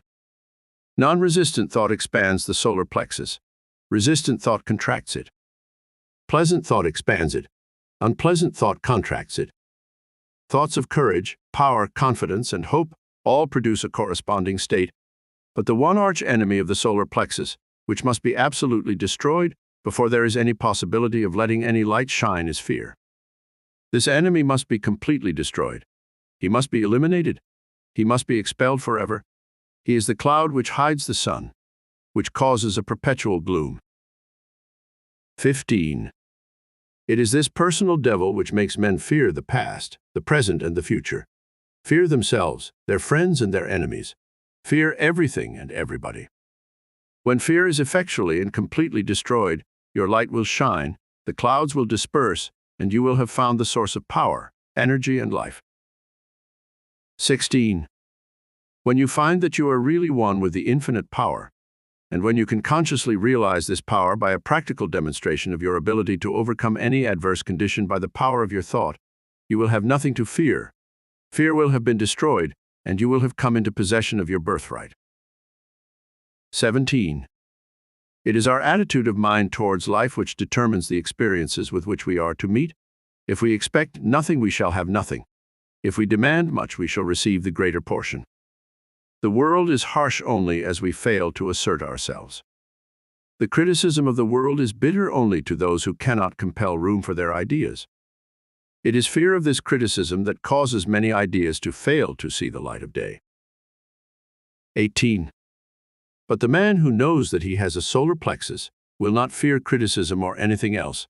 He will be too busy radiating courage, confidence, and power. He will anticipate success by his mental attitude. He will pound barriers to pieces and leap over the chasm of doubt and hesitation which fear places in his path. 19. A knowledge of our ability to consciously radiate health, strength, and harmony will bring us into a realization that there is nothing to fear because we are in touch with infinite strength. 20. This knowledge can be gained only by making a practical application of this information. We learn by doing. Through practice, the athlete becomes powerful. 21. As the following statement is of considerable importance, I will put it in several ways, so that you cannot fail to get the full significance of it. If you are religiously inclined, I would say, you can let your light shine. If your mind has a bias towards physical science, I would say you can wake the solar plexus. Or, if you prefer the strictly scientific interpretation, I will say that you can impress your subconscious mind. 22. I have already told you what the result of this impression will be. It is the method in which you are now interested. You have already learned that the subconscious is intelligent, and that it is creative and responsive to the will of the conscious mind. What, then, is the most natural way of making the desired impression? Mentally concentrate on the object of your desire. When you are concentrating, you are impressing the subconscious. 23. This is not the only way, but it is a simple and effective way, and the most direct way, and consequently the way in which the best results are secured. It is the method which is producing such extraordinary results that many think that miracles are being accomplished. 24. It is the method by which every great inventor, every great financier, every great statesman has been enabled to convert the subtle and invisible force of desire, faith, and confidence into actual, tangible, concrete facts in the objective world. 25. The subconscious mind is a part of the universal mind. The universal is the creative principle of the universe. A part must be the same in kind and quality as the whole. This means that this creative power is absolutely unlimited. It is not bound by precedent of any kind, and consequently has no prior existing pattern by which to apply its constructive principle. 26. We have found that the subconscious mind is responsive to our conscious will, which means that the unlimited creative power of the universal mind is within the control of the conscious mind of the individual. 27. When making a practical application of this principle, in accordance with the exercises given in subsequent parts, it is well to remember that it is not necessary to outline the method by which the subconscious will produce the results you desire. The finite cannot inform the infinite. You are simply to say what you desire, not how you are to obtain it. 28. You are the channel by which the undifferentiated is being differentiated, and this differentiation is being accomplished by appropriation. It only requires recognition to set causes in motion, which will bring about results in accordance with your desire. And this is accomplished because the universal can act only through the individual, and the individual can act only through the universal. They are one. 29. For your next exercise, I will ask you to go one step further. I want you to not only be perfectly still and inhibit all thought as far as possible, but relax, let go, let the muscles take their normal condition, This will remove all pressure from the nerves and eliminate that tension which so frequently produces physical exhaustion. 30. Physical relaxation is a voluntary exercise of the will, and the exercise will be found to be of great value, as it enables the blood to circulate freely to and from the brain and body. 31. Tension leads to mental unrest and abnormal mental activity of the mind. It produces worry, care, fear, and anxiety. Relaxation is therefore an absolute necessity in order to allow the mental faculties to exercise the greatest freedom. 32. Make this exercise as thorough and complete as possible. Mentally determine that you will relax every muscle and nerve until you feel quiet and restful and at peace with yourself and the world. 33. The solar plexus will then be ready to function, and you will be surprised at the result. We judge of a man's wisdom by his hope, knowing that the perception of the inexhaustibleness of nature is an immortal youth. Emerson. Part 3. 21. What system of nerves is the organ of the conscious mind? The cerebrospinal. 22. What system of nerves is the organ of the subconscious mind? The sympathetic. 23. What is the central point of distribution for the energy which the body is constantly generating? The solar plexus. 24. How may this distribution be interrupted? By resistant, critical, discordant thoughts, but especially by fear. 25. What is the result of such interruption? Every ill with which the human race is afflicted. 26. How may this energy be controlled and directed? By conscious thought. 27. How may fear be completely eliminated? By an understanding and recognition of the true source of all power. 28. What determines the experiences with which we meet in life? Our predominant mental attitude. 29. How may we awake the solar plexus? Mentally concentrate upon the condition which we desire to see manifested in our lives. 30. What is the creative principle of the universe? The universal mind. Mind in itself is believed to be a subtle form of static energy, from which arises the activities called thought, which is the dynamic phase of mind. Mind is static energy, thought is dynamic energy, the two phases of the same thing. Walker. Part 4. This part tells what it is which controls that which you call yourself. You are not your body. The body is simply the physical instrument which the ego uses to carry out its purpose. You are not your mind. This is simply another instrument which the ego uses to think, reason, and plan. When you say, I go, you tell the body where to go. When you say, I think, you tell the mind what to think. When you come into a realization of the true nature of the I, you will enjoy a sense of power which nothing else can give. Because you will come to know what you are, who you are, what you want, and how to get it. Introduction. Part 4. This part will show you why what you think, or do, or feel is an indication of what you are. Thought is energy, and energy is power, and it is because all the religions, sciences, and philosophies with which the world has heretofore been familiar have been based upon the manifestation of this energy, instead of the energy itself, that the world has been limited to effects, while causes have been ignored or misunderstood. For this reason we have God and the devil in religion, positive and negative in science, and good and bad in philosophy. The master key reverses the process. It is interested only in cause, and the letters received from readers tell a marvelous story. They indicate conclusively that adepts are finding the cause whereby they may secure for themselves health, harmony, abundance, and whatever else may be necessary for their welfare and happiness. Life is expressive, and it is our business to express ourselves harmoniously and constructively.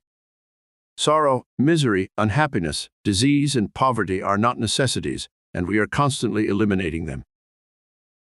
But this process of eliminating consists in rising above and beyond limitation of any kind.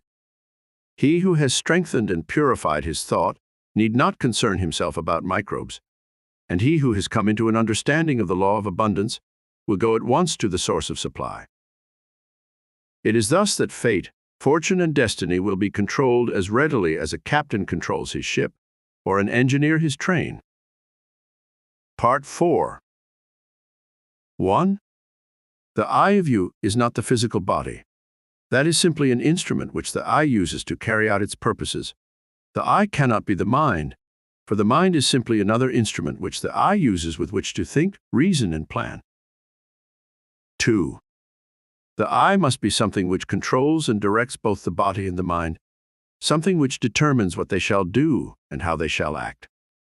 When you come into a realization of the true nature of this eye, you will enjoy a sense of power which you have never before known. 3. Your personality is made up of countless individual characteristics, peculiarities, habits, and traits of character. These are the result of your former method of thinking, but they have nothing to do with the real I. 4. When you say, "I think," the I tells the mind what it shall think. When you say, "I go," the I tells the physical body where it shall go. The real nature of this I is spiritual, and is the source of the real power which comes to men and women when they come into a realization of their true nature. 5. The greatest and most marvelous power which this I has been given is the power to think. But few people know how to think constructively or correctly. Consequently, they achieve only indifferent results. Most people allow their thoughts to dwell on selfish purposes, the inevitable result of an infantile mind. When a mind becomes mature, it understands that the germ of defeat is in every selfish thought. 6. The trained mind knows that every transaction must benefit every person who is in any way connected with the transaction, and any attempt to profit by the weakness, ignorance, or necessity of another will inevitably operate to his disadvantage. 7. This is because the individual is a part of the universal. A part cannot antagonize any other part, but on the contrary, the welfare of each part depends upon a recognition of the interests of the whole. 8. Those who recognize this principle have a great advantage in the affairs of life. They do not wear themselves out. They can eliminate vagrant thoughts with facility. They can readily concentrate to the highest possible degree on any subject. They do not waste time or money upon objects which can be of no possible benefit to them. 9. If you cannot do these things, it is because you have thus far not made the necessary effort. Now is the time to make the effort. The result will be exactly in proportion to the effort expended. One of the strongest affirmations which you can use for the purpose of strengthening the will and realizing your power to accomplish is, "I can be what I will to be." 10. Every time you repeat it, realize who and what this I is. Try to come into a thorough understanding of the true nature of the I. If you do, you will become invincible. That is, provided that your objects and purposes are constructive and are therefore in harmony with the creative principle of the universe. 11.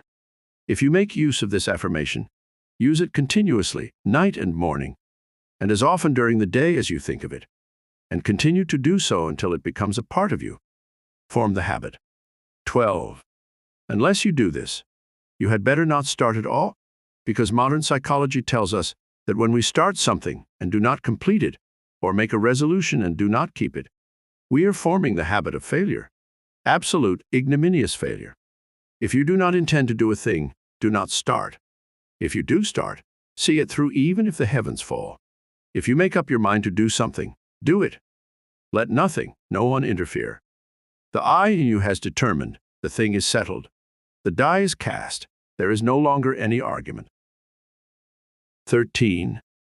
If you carry out this idea, beginning with small things which you know you can control and gradually increase the effort, but never under any circumstances allowing your I to be overruled, you will find that you can eventually control yourself, and many men and women have found to their sorrow that it is easier to control a kingdom than to control themselves. 14. But when you have learned to control yourself, You will have found the world within, which controls the world without. You will have become irresistible. Men and things will respond to your every wish without any apparent effort on your part. 15. This is not so strange or impossible as it may appear when you remember that the world within is controlled by the I, and that this is a part or one with the infinite I, which is the universal energy or spirit, usually called God. 16. This is not a mere statement or theory made for the purpose of confirming or establishing an idea, but it is a fact which has been accepted by the best religious thought as well as the best scientific thought. 17. Herbert Spencer says, amid all the mysteries by which we are surrounded, nothing is more certain than that we are ever in the presence of an infinite and eternal energy from which all things proceed. 18. Lyman Abbott, in an address delivered before the alumni of Bangor Theological Seminary, said, "We are coming to think of God as dwelling in man, rather than as operating on men from without." 19. Science goes a little way in its search and stops.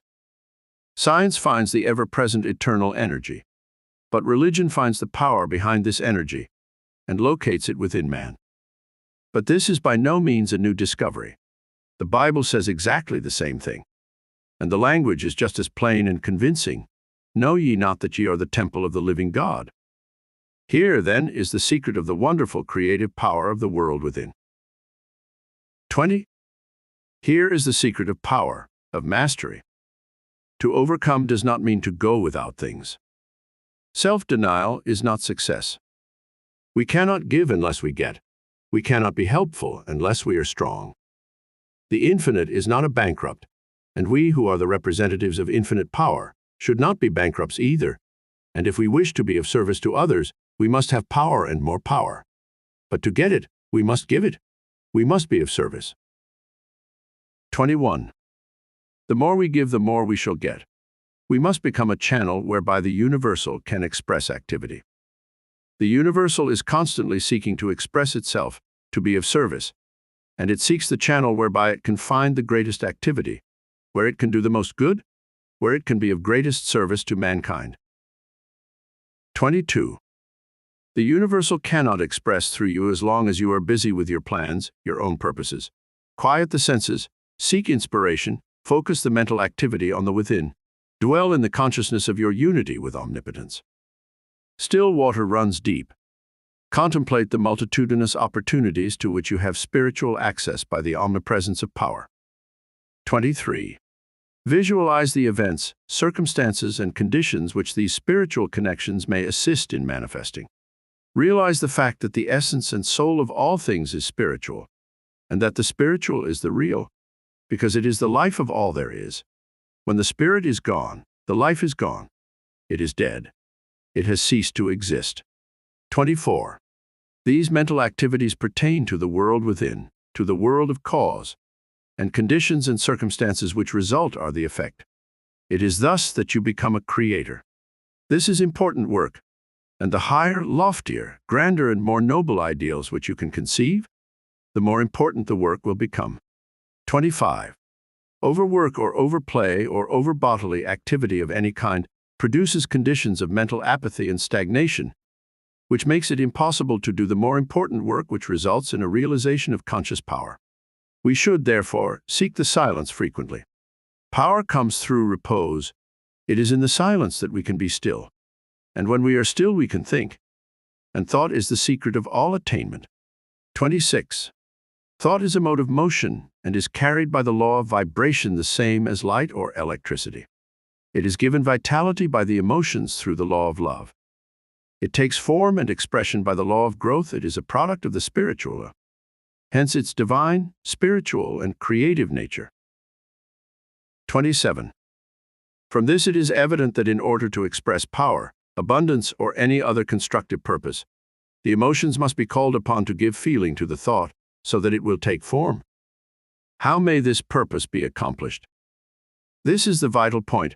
How may we develop the faith, the courage, the feeling, which will result in accomplishment?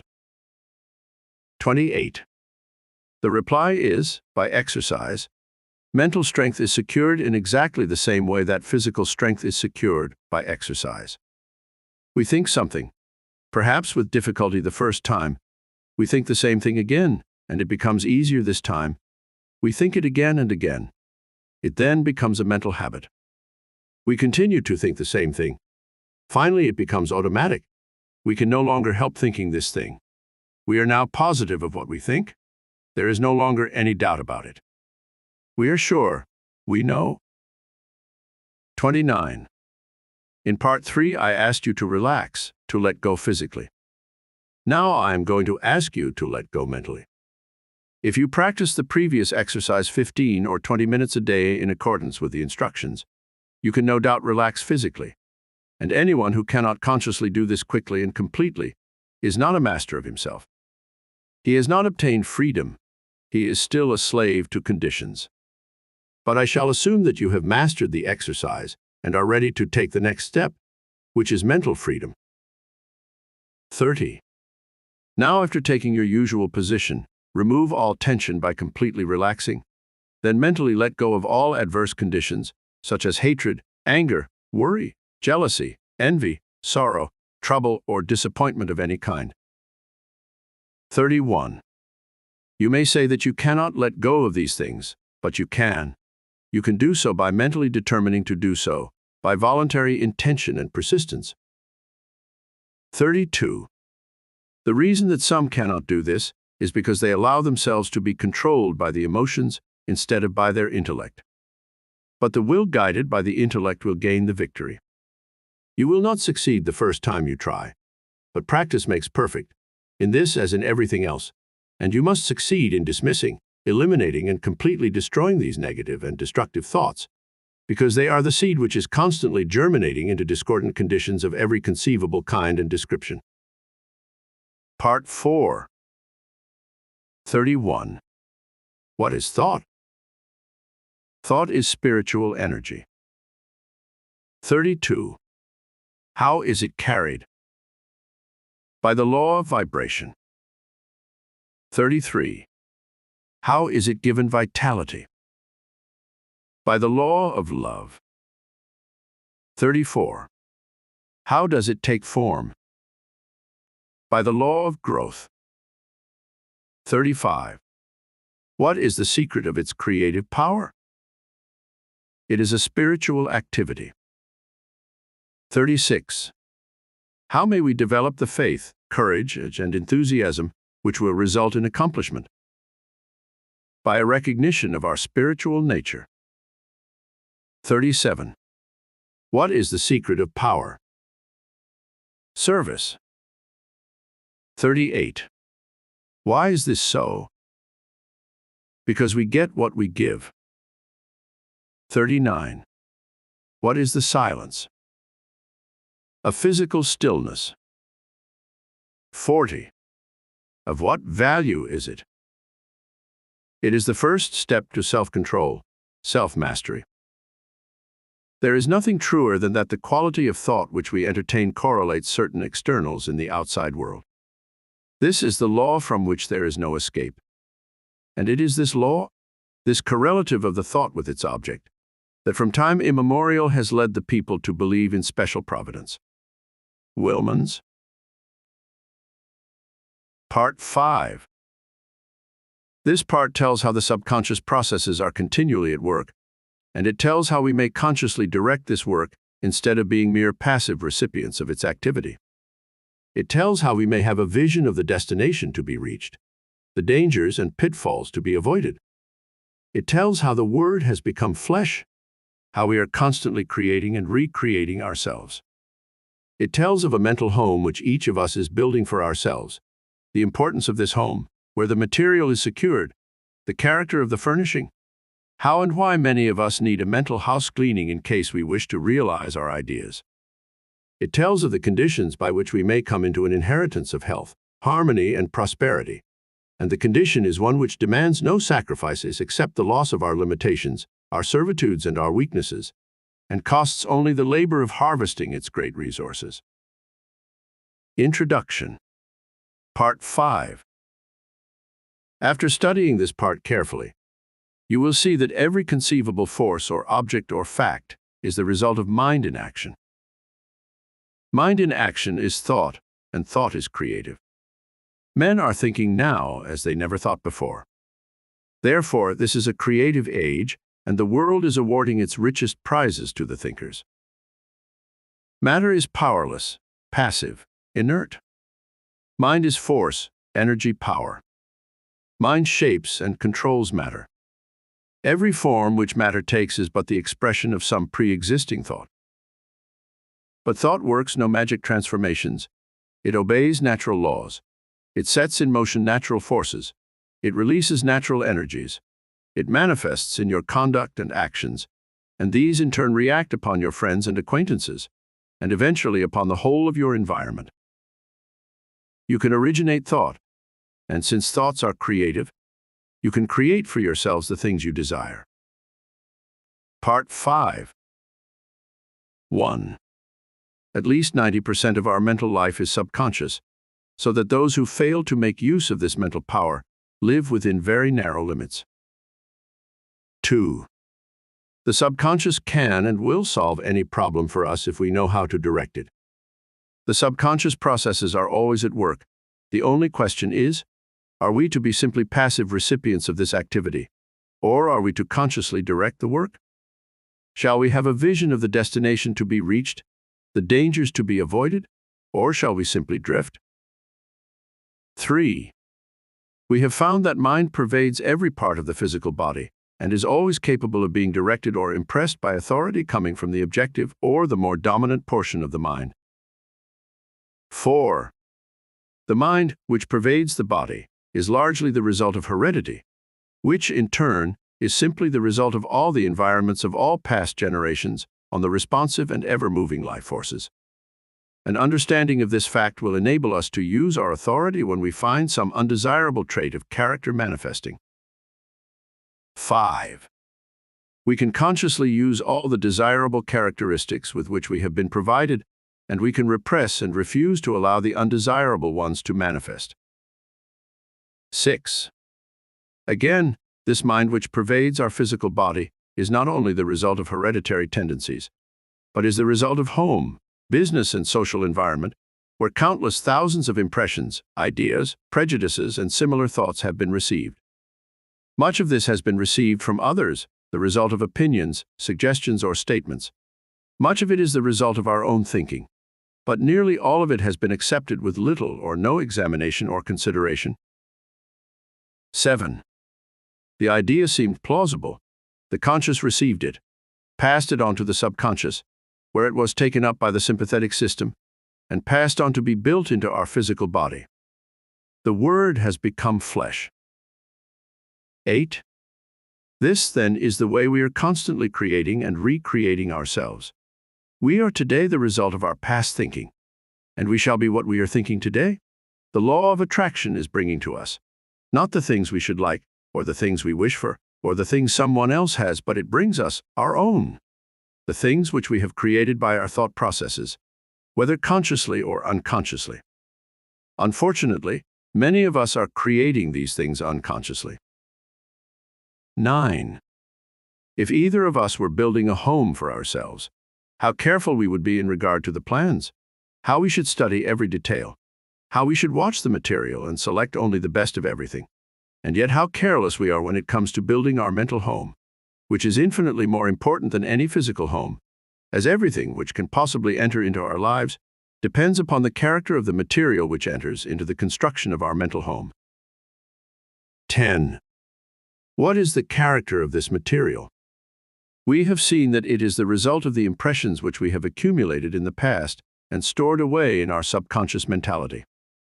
If these impressions have been of fear, of worry, of care, of anxiety, if they have been despondent, negative, doubtful, then the texture of the material which we are weaving today will be of the same negative material.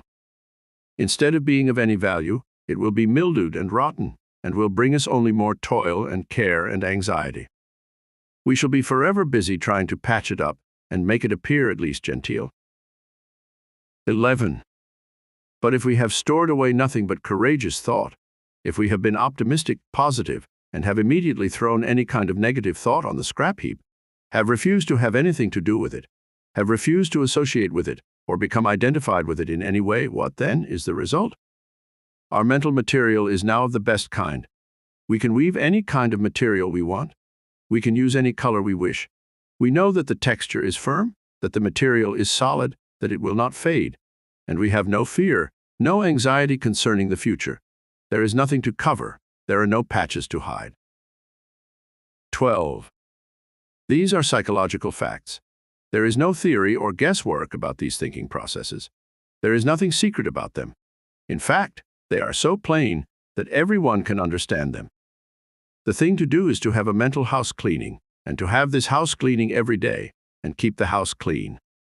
Mental, moral, and physical cleanliness are absolutely indispensable if we are to make progress of any kind. 13. When this mental house cleaning process has been completed, the material which is left will be suitable for the making of the kind of ideals or mental images which we desire to realize. 14. There is a fine estate awaiting a claimant. Its broad acres with abundant crops, running water, and fine timber stretch away as far as the eye can see. There is a mansion, spacious and cheerful, with rare pictures, a well-stocked library, rich hangings, and every comfort and luxury. All the heir has to do is to assert his heirship, take possession, and use the property. He must use it. He must not let it decay, for use is the condition on which he holds it. To neglect it is to lose possession. 15. In the domain of mind and spirit, in the domain of practical power, such an estate is yours. You are the heir. You can assert your heirship and possess and use this rich inheritance. Power over circumstances is one of its fruits. Health, harmony, and prosperity are assets upon its balance sheet. It offers you poise and peace. It costs you only the labor of studying and harvesting its great resources. It demands no sacrifice, except the loss of your limitations, your servitudes, your weakness. It clothes you with self-honor and puts a scepter in your hands. 16. To gain this estate, 3 processes are necessary. You must earnestly desire it. You must assert your claim. You must take possession. 17. You admit that those are not burdensome conditions. 18. You are familiar with the subject of heredity. Darwin, Huxley, Haeckel, and other physical scientists have piled evidence mountain high that heredity is a law attending progressive creation. It is progressive heredity which gives man his erect attitude, his power of motion, the organs of digestion, blood circulation, nerve force, muscular force, bone structure, and a host of other faculties on the physical side. There are even more impressive facts concerning heredity of mind force. All these constitute what may be called your human heredity. 19. But there is a heredity which the physical scientists have not compassed. It lies beneath and antecedent to all their researches. At a point where they throw up their hands in despair, saying they cannot account for what they see, this divine heredity is found in full sway. 20. It is the benignant force which decrees primal creation. It thrills down from the divine, direct into every created being. It originates life, which the physical scientist has not done, nor ever can do. It stands out among all forces supreme, unapproachable. No human heredity measures up to it. 21. This infinite life flows through you, is you. Its doorways are but the faculties which comprise your consciousness. To keep open these doors is the secret of power. Is it not worthwhile to make the effort? 22. The great fact is that the source of all life and all power is from within. Persons, circumstances, and events may suggest need and opportunities, but the insight, strength, and power to answer these needs will be found within. 23. Avoid counterfeits. Build firm foundations for your consciousness upon forces which flow direct from the infinite source, the universal mind of which you are the image and likeness. 24. Those who have come into possession of this inheritance are never quite the same again. They have come into possession of a sense of power hitherto undreamed of. They can never again be timid, weak, vacillating, or fearful. They are indissolubly connected with omnipotence. Something in them has been aroused. They have suddenly discovered that they possess a tremendous latent ability, of which they were heretofore entirely unconscious. 25. This power is from within, but we cannot receive it unless we give it. Use is the condition upon which we hold this inheritance. We are each of us, but the channel through which the omnipotent power is being differentiated into form. Unless we give out, the channel is obstructed, and we can receive no more. This is true on every plane of existence, and in every field of endeavor and all walks of life. The more we give, the more we get. The athlete who wishes to get strong must make use of the strength he has, and the more he gives, the more he will get.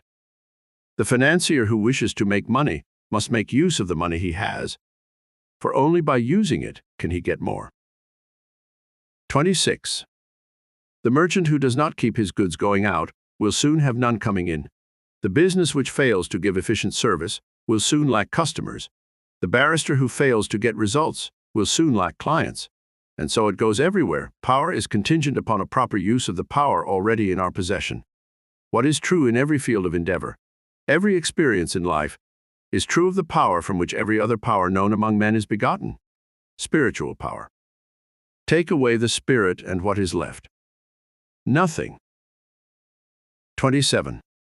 If then the spirit is all there is, on the recognition of this fact must depend the ability to demonstrate all power, whether physical, mental, or spiritual. 28. All possession is the result of the accumulative attitude of mind, or the money consciousness.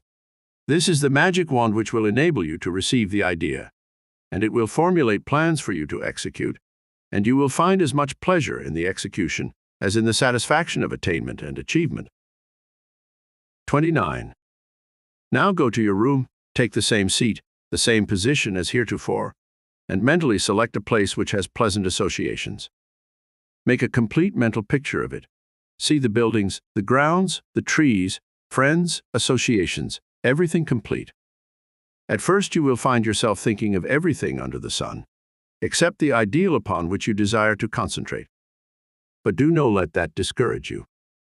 Persistence will win, but persistence requires that you practice these exercises every day without fail.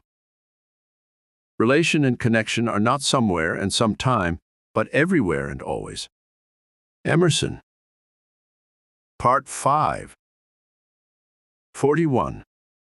What proportion of our mental life is subconscious? At least 90%. 42. Is this vast mental storehouse generally utilized? No. 43. Why not? Few understand or appreciate the fact that it is an activity which they may consciously direct. 44. Where has the conscious mind received its governing tendencies? From heredity, which means that it is the result of all the environments of all past generations. 45. What is the law of attraction bringing to us? Our own. 46. What is our own? What we inherently are, and is the result of our past thinking, both conscious and subconscious. 47.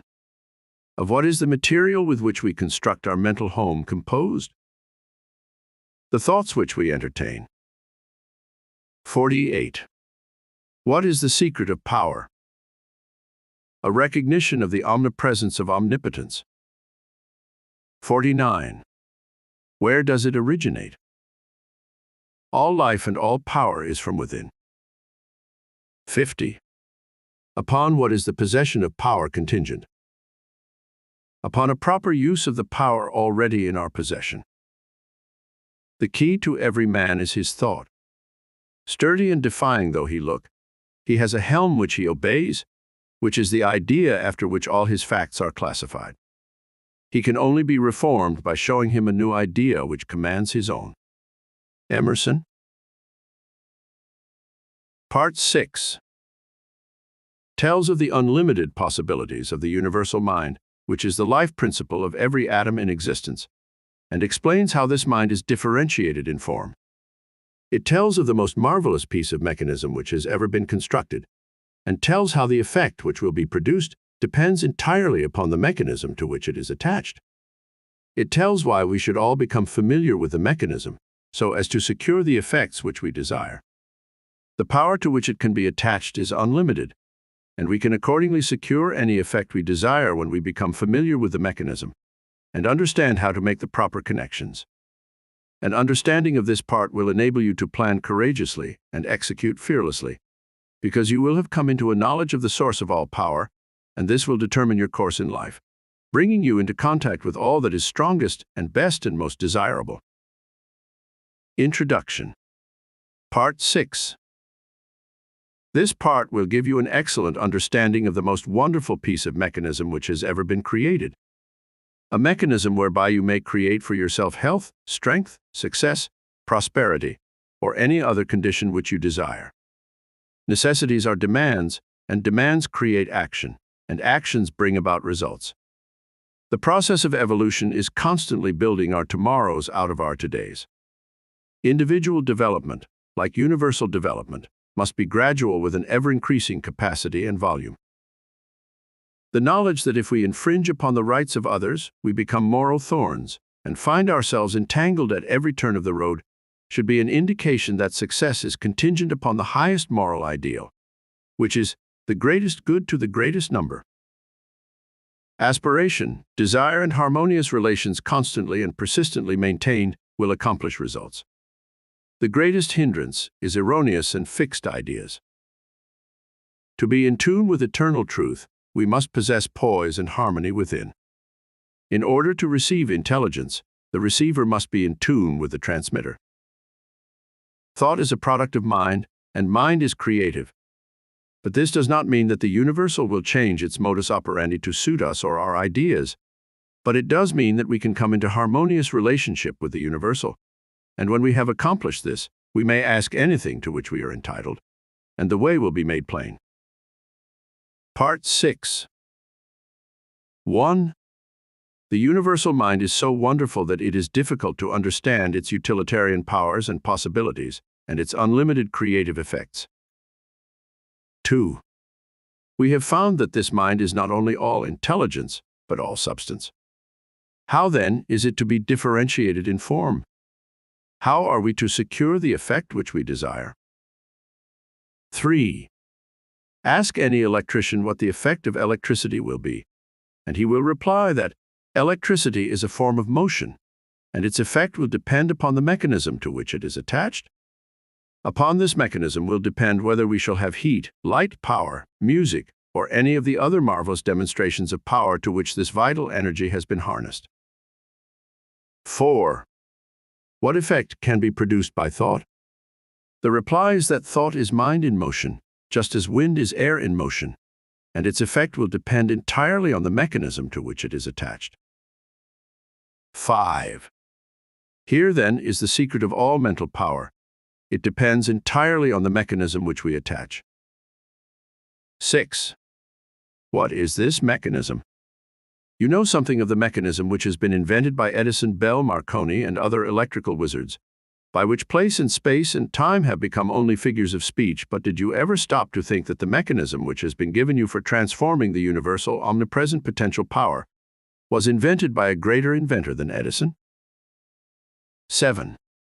We are accustomed to examining the mechanism of the implements which we use for tilling the soil, and we try to get an understanding of the mechanism of the motor car which we drive, but most of us are content to remain in absolute ignorance of the greatest piece of mechanism which has ever come into existence, the brain of man.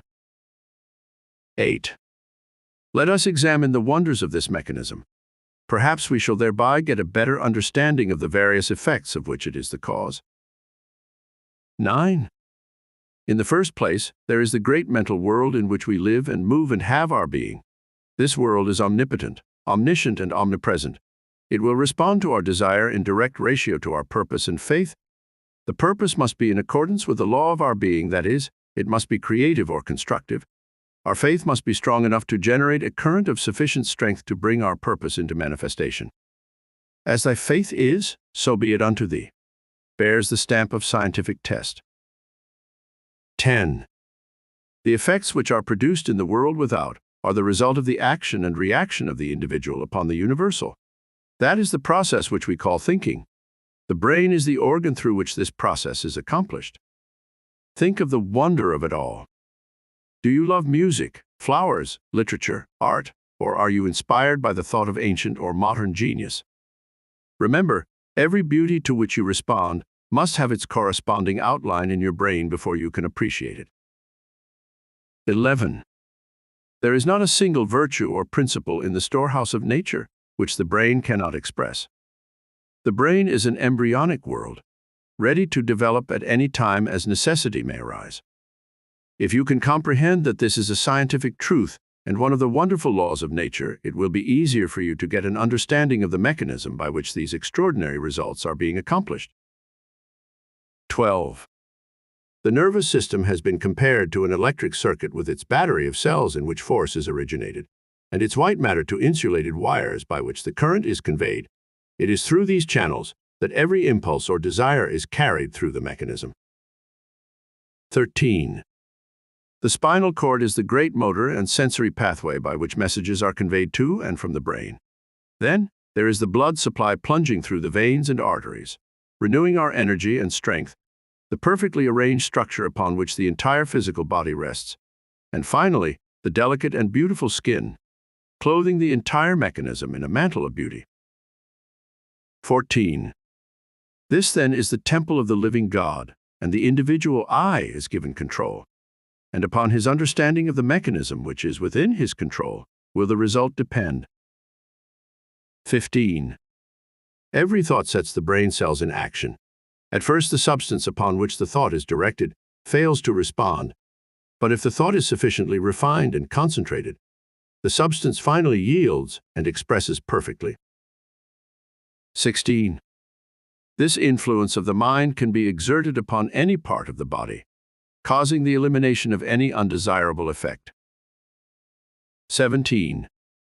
A perfect conception and understanding of the laws governing in the mental world cannot fail to be of inestimable value in the transaction of business, as it develops the power of discernment and gives a clearer understanding and appreciation of facts. 18. The man who looks within instead of without cannot fail to make use of the mighty forces which will eventually determine his course in life, and so bring him into vibration with all that is best, strongest, and most desirable. 19. Attention or concentration is probably the most important essential in the development of mind culture. The possibilities of attention when properly directed are so startling that they would hardly appear credible to the uninitiated. The cultivation of attention is the distinguishing characteristic of every successful man or woman, and is the very highest personal accomplishment which can be acquired. 20. The power of attention can be more readily understood by comparing it with a sunglass in which the rays of sunlight are focused. They possess no particular strength as long as the glass is moved about and the rays directed from one place to another. But let the glass be held perfectly still, and let the rays be focused on one spot for any length of time, the effect will become immediately apparent. 21. So with the power of thought. Let power be dissipated by scattering the thought from one object to another, and no result is apparent, but focus this power through attention or concentration on any single purpose for any length of time, and nothing becomes impossible. 22.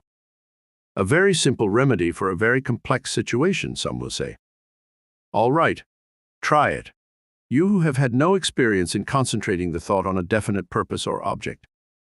Choose any single object and concentrate your attention on it for a definite purpose for even 10 minutes. You cannot do it. The mind will wander a dozen times, and it will be necessary to bring it back to the original purpose, and each time the effect will have been lost, and at the end of the 10 minutes, nothing will have been gained, because you have not been able to hold your thoughts steadily to the purpose. 23. It is, however, through attention that you will finally be able to overcome obstacles of any kind that appear in your path onward and upward, and the only way to acquire this wonderful power is by practice. Practice makes perfect, in this as in anything else. 24. In order to cultivate the power of attention, bring a photograph with you to the same seat in the same room in the same position as heretofore. Examine it closely, at least 10 minutes. Note the expression of the eyes, the form of the features, the clothing, the way the hair is arranged. In fact, note every detail shown on the photograph carefully. Now cover it and close your eyes and try to see it mentally. If you can see every detail perfectly and can form a good mental image of the photograph, you are to be congratulated. If not, repeat the process until you can. 25. This step is simply for the purpose of preparing the soil. In Part 7, we shall be ready to sow the seed. 26. It is by such exercises as these that you will finally be able to control your mental moods, your attitude, your consciousness. 27. Great organizers are learning to withdraw from the multitude more and more, that they may have more time for planning, thinking, and generating the right mental moods. 28. Successful businessmen are constantly demonstrating the fact that it pays to keep in touch with the thought of other successful businessmen. 29. A single idea may be worth thousands of dollars, and these ideas can only come to those who are receptive, who are prepared to receive them, who are in a successful frame of mind. 30. Men are learning to place themselves in harmony with the universal mind. They are learning the unity of all things. They are learning the basic methods and principles of thinking, and this is changing conditions and multiplying results. 31. They are finding that circumstances and environment follow the trend of mental and spiritual progress. They find that growth follows knowledge, action follows inspiration, opportunity follows perception, always the spiritual first, then the transformation into the infinite and illimitable possibilities of achievement. 32. As the individual is but the channel for the differentiation of the universal, these possibilities are necessarily inexhaustible. 33. Thought is the process by which we may absorb the spirit of power and hold the result in our inner consciousness until it becomes a part of our ordinary consciousness. The method of accomplishing this result by the persistent practice of a few fundamental principles, as explained in this book, is the master key which unlocks the storehouse of universal truth. 34. The two great sources of human suffering at present are bodily disease and mental anxiety. These may be readily traced to the infringement of some natural law. This is, no doubt, owing to the fact that so far knowledge has largely remained partial, but the clouds of darkness which have accumulated through long ages are beginning to roll away, and with them many of the miseries that attend imperfect information. That a man can change himself, improve himself, recreate himself, control his environment, and master his own destiny is the conclusion of every mind that is wide awake to the power of right thought and constructive action. Larson. Part 6. 51. What are some of the effects which can be produced by electricity? Heat, light, power, music. 52. Upon what do these various effects depend? Upon the mechanism to which the electricity is attached. 53. What is the result of the action and interaction of the individual mind upon the universal? The conditions and experiences with which we meet. 54. How may these conditions be changed? By changing the mechanism by which the universal is differentiated in form. 55. What is this mechanism? The brain. 56. How may it be changed? By the process we call thinking. Thoughts produce brain cells, and these cells respond to the corresponding thought in the universal. 57. Of what value is the power of concentration? It is the very highest personal accomplishment which can be acquired, and the distinguishing characteristic of every successful man or woman. 58. How may it be acquired? By faithfully practicing the exercises outlined in this system. 59. Why is this so important? Because it will enable us to control our thoughts, and since thoughts are causes, conditions must be effects. If we can control the cause, we can also control the effect. 60. What is changing conditions and multiplying results in the objective world? Men are learning the basic methods of constructive thinking. This above all. To thine own self be true, and it must follow, as the night the day. Thou canst not then be false to any man. Advice. Remember, fully to understand grand and beautiful thought requires perhaps as much time as to conceive it. Joubert. If you wish to enjoy the utmost practical benefit from the master key, go slowly. Transfuse into your mind the contents of one part only, each week for 24 weeks. Realize the meaning of every phrase. Consult the master key constantly as your perpetual help and stimulus. Each time you read the work, you will get a better understanding of the eternal cosmic principles. Tell others of the master key, so that more and more people may reciprocate with you as conscious adepts in harmony. The publishers. Part 7. This part tells of a method by which you may construct the mold or model from which your future will emerge. It tells how you may make it grand and beautiful. It explains that you are not limited as to cost or material, that no one can place any limitation on it but yourself. It explains that in the construction of this model, there is much work to be done, that no one can do the work but yourself. But it tells you what to do and how to do it. It suggests methods and plans which, if faithfully and persistently carried out, will result in conditions exactly in accordance with the purpose and thought. It tells of millions of faithful helpers which will come to your aid if you are faithful in your work. And it tells why some who are apparently faithfully endeavoring to realize their ideal seem to fail. It is sometimes just as important to know what not to do as what to do. Introduction. Part 7. Through all the ages, man has believed in an invisible power, through which and by which all things have been created and are continually being recreated. We may personalize this power and call it God, or we may think of it as the essence or spirit which permeates all things. But in either case, the effect is the same. So far as the individual is concerned, the objective, the physical, the visible, is the personal, that which can be cognized by the senses. It consists of body, brain, and nerves. The subjective is the spiritual, the invisible, the impersonal. The personal is conscious because it is a personal entity. The impersonal, being the same in kind and quality as all other being, is not conscious of itself and has therefore been termed the subconscious. The personal, or conscious, has the power of will and choice, and can therefore exercise discrimination in the selection of methods whereby to bring about the solution of difficulties.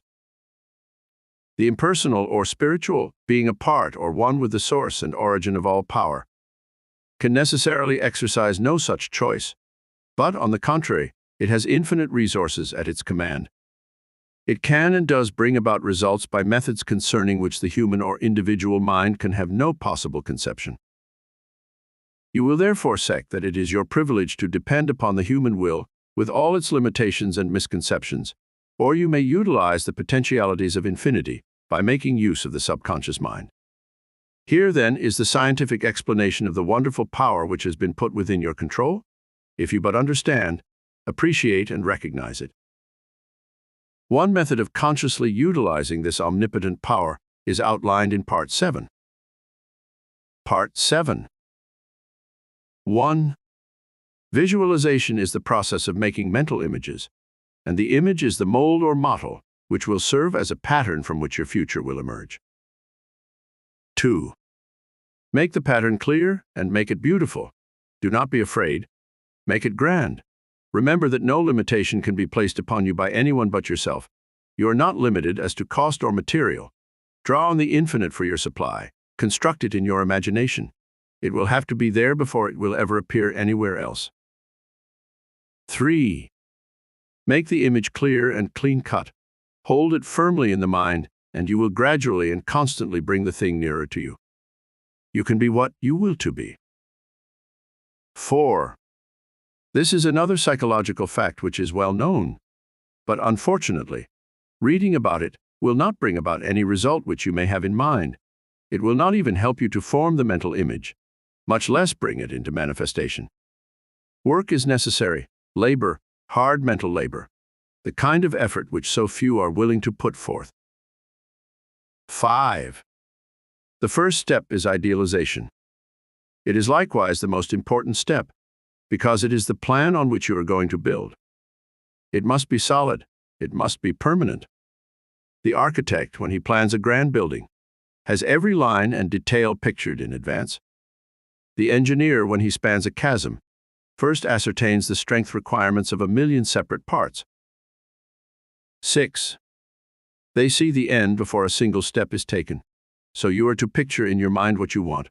You are sowing the seed.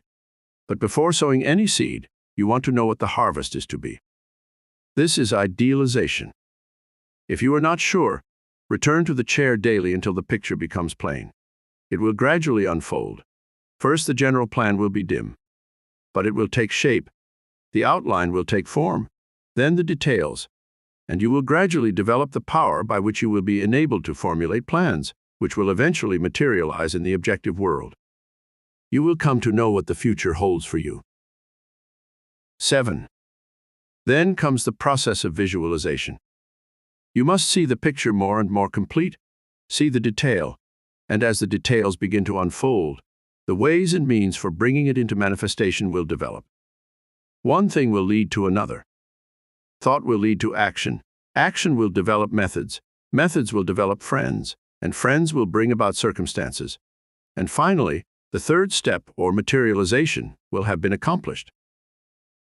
8. We all recognize that the universe must have been thought into shape before it ever could have become a material fact. And if we are willing to follow along the lines of the great architect of the universe, we shall find our thoughts taking form, just as the universe took concrete form. It is the same mind operating through the individual. There is no difference in kind or quality. The only difference is one of degree. 9. The architect visualizes his building. He sees it as he wishes it to be. His thought becomes a plastic mold from which the building will eventually emerge, a high one or a low one, a beautiful one or a plain one. His vision takes form on paper, and eventually the necessary material is utilized, and the building stands complete.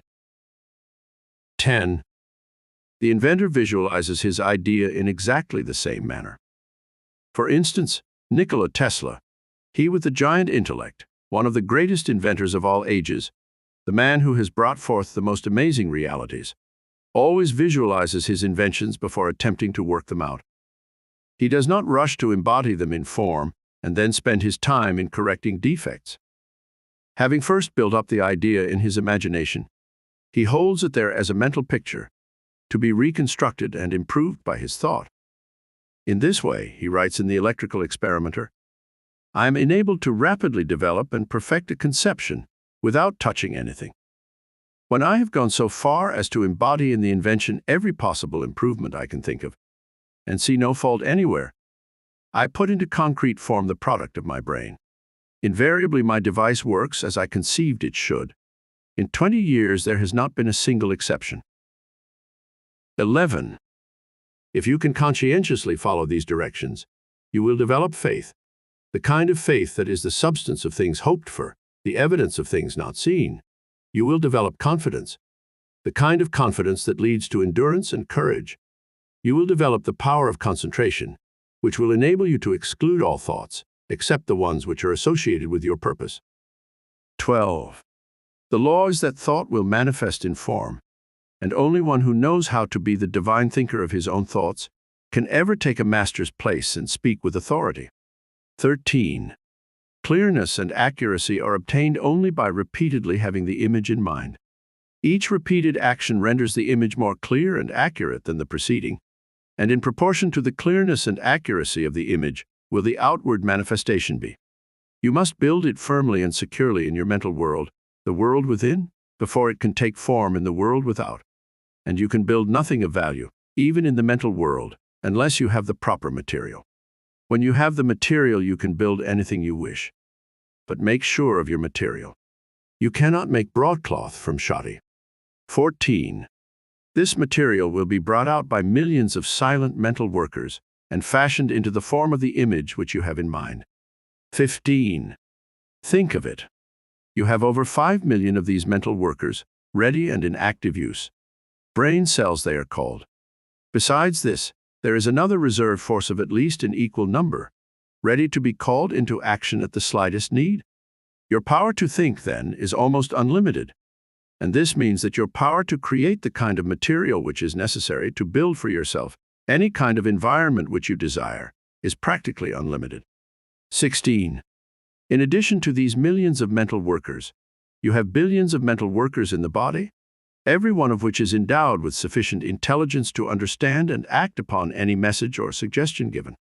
These cells are all busy creating and recreating the body. But in addition to this, they are endowed with psychic activity, whereby they can attract to themselves the substance necessary for perfect development. 17. They do this by the same law, and in the same manner that every form of life attracts to itself the necessary material for growth. The oak, the rose, the lily, all require certain material for their most perfect expression, and they secure it by silent demand, the law of attraction, the most certain way for you to secure what you require for your most complete development. 18. Make the mental image. Make it clear, distinct, perfect. Hold it firmly. The ways and means will develop. Supply will follow the demand. You will be led to do the right thing at the right time and in the right way. Earnest desire will bring about confident expectation, and this in turn must be reinforced by firm demand. These three cannot fail to bring about attainment, because the earnest desire is the feeling, the confident expectation is the thought, and the firm demand is the will.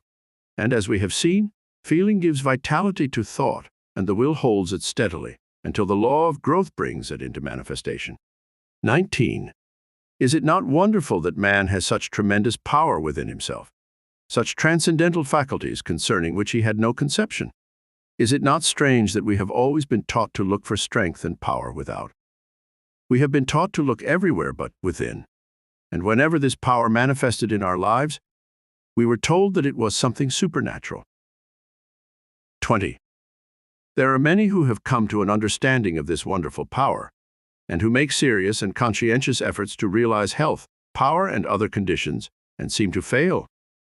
They do not seem able to bring the law into operation. The difficulty in nearly every case is that they are dealing with externals.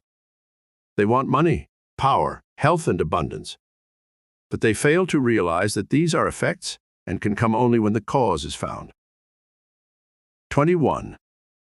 Those who will give no attention to the world without, will seek only to ascertain the truth, will look only for wisdom, will find that this wisdom will unfold and disclose the source of all power, that it will manifest in thought and purpose, which will create the external conditions desired. This truth will find expression in noble purpose and courageous action. 22. Create ideals only. Give no thought to external conditions. Make the world within beautiful and opulent, and the world without will express and manifest the condition which you have made within. You will come into a realization of your power to create ideals, and these ideals will be projected into the world of effect. 23. For instance, a man is in debt. He will be continually thinking about the debt, concentrating on it, and as thoughts are causes, the result is that he not only fastens the debt closer to him, but actually creates more debt. He is putting the great law of attraction into operation with the usual and inevitable result. Loss leads to greater loss. 24. What, then, is the correct principle? Concentrate on the things you want, not on the things you do not want. Think of abundance. Idealize the methods and plans for putting the law of abundance into operation. Visualize the condition which the law of abundance creates. This will result in manifestation. 25.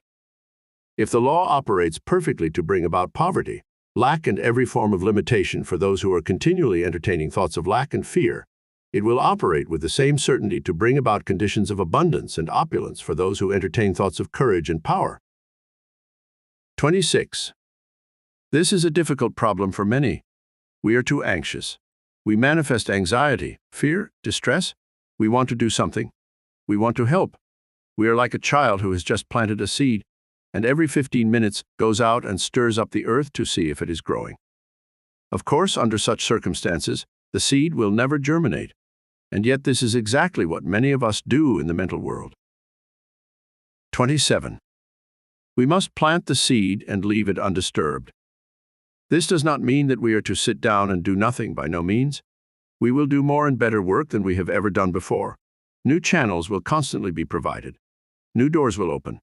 All that is necessary is to have an open mind, be ready to act when the time comes. 28. Thought force is the most powerful means of obtaining knowledge, and if concentrated on any subject will solve the problem. Nothing is beyond the power of human comprehension, but in order to harness thought force and make it do your bidding, work is required. 29. Remember that thought is the fire that creates the steam that turns the wheel of fortune, upon which your experiences depend. 30. Ask yourself a few questions, and then reverently await the response. Do you not now and then feel the self within you? Do you assert this self, or do you follow the majority? Remember that majorities are always led, they never lead. It was the majority that fought tooth and nail against the steam engine, the power loom, and every other advance or improvement ever suggested. 31. For your next exercise, visualize your friend. See him exactly as you last saw him. See the room, the furniture, recall the conversation. Now see his face, see it distinctly. Now talk to him about some subject of mutual interest. See his expression change. Watch him smile.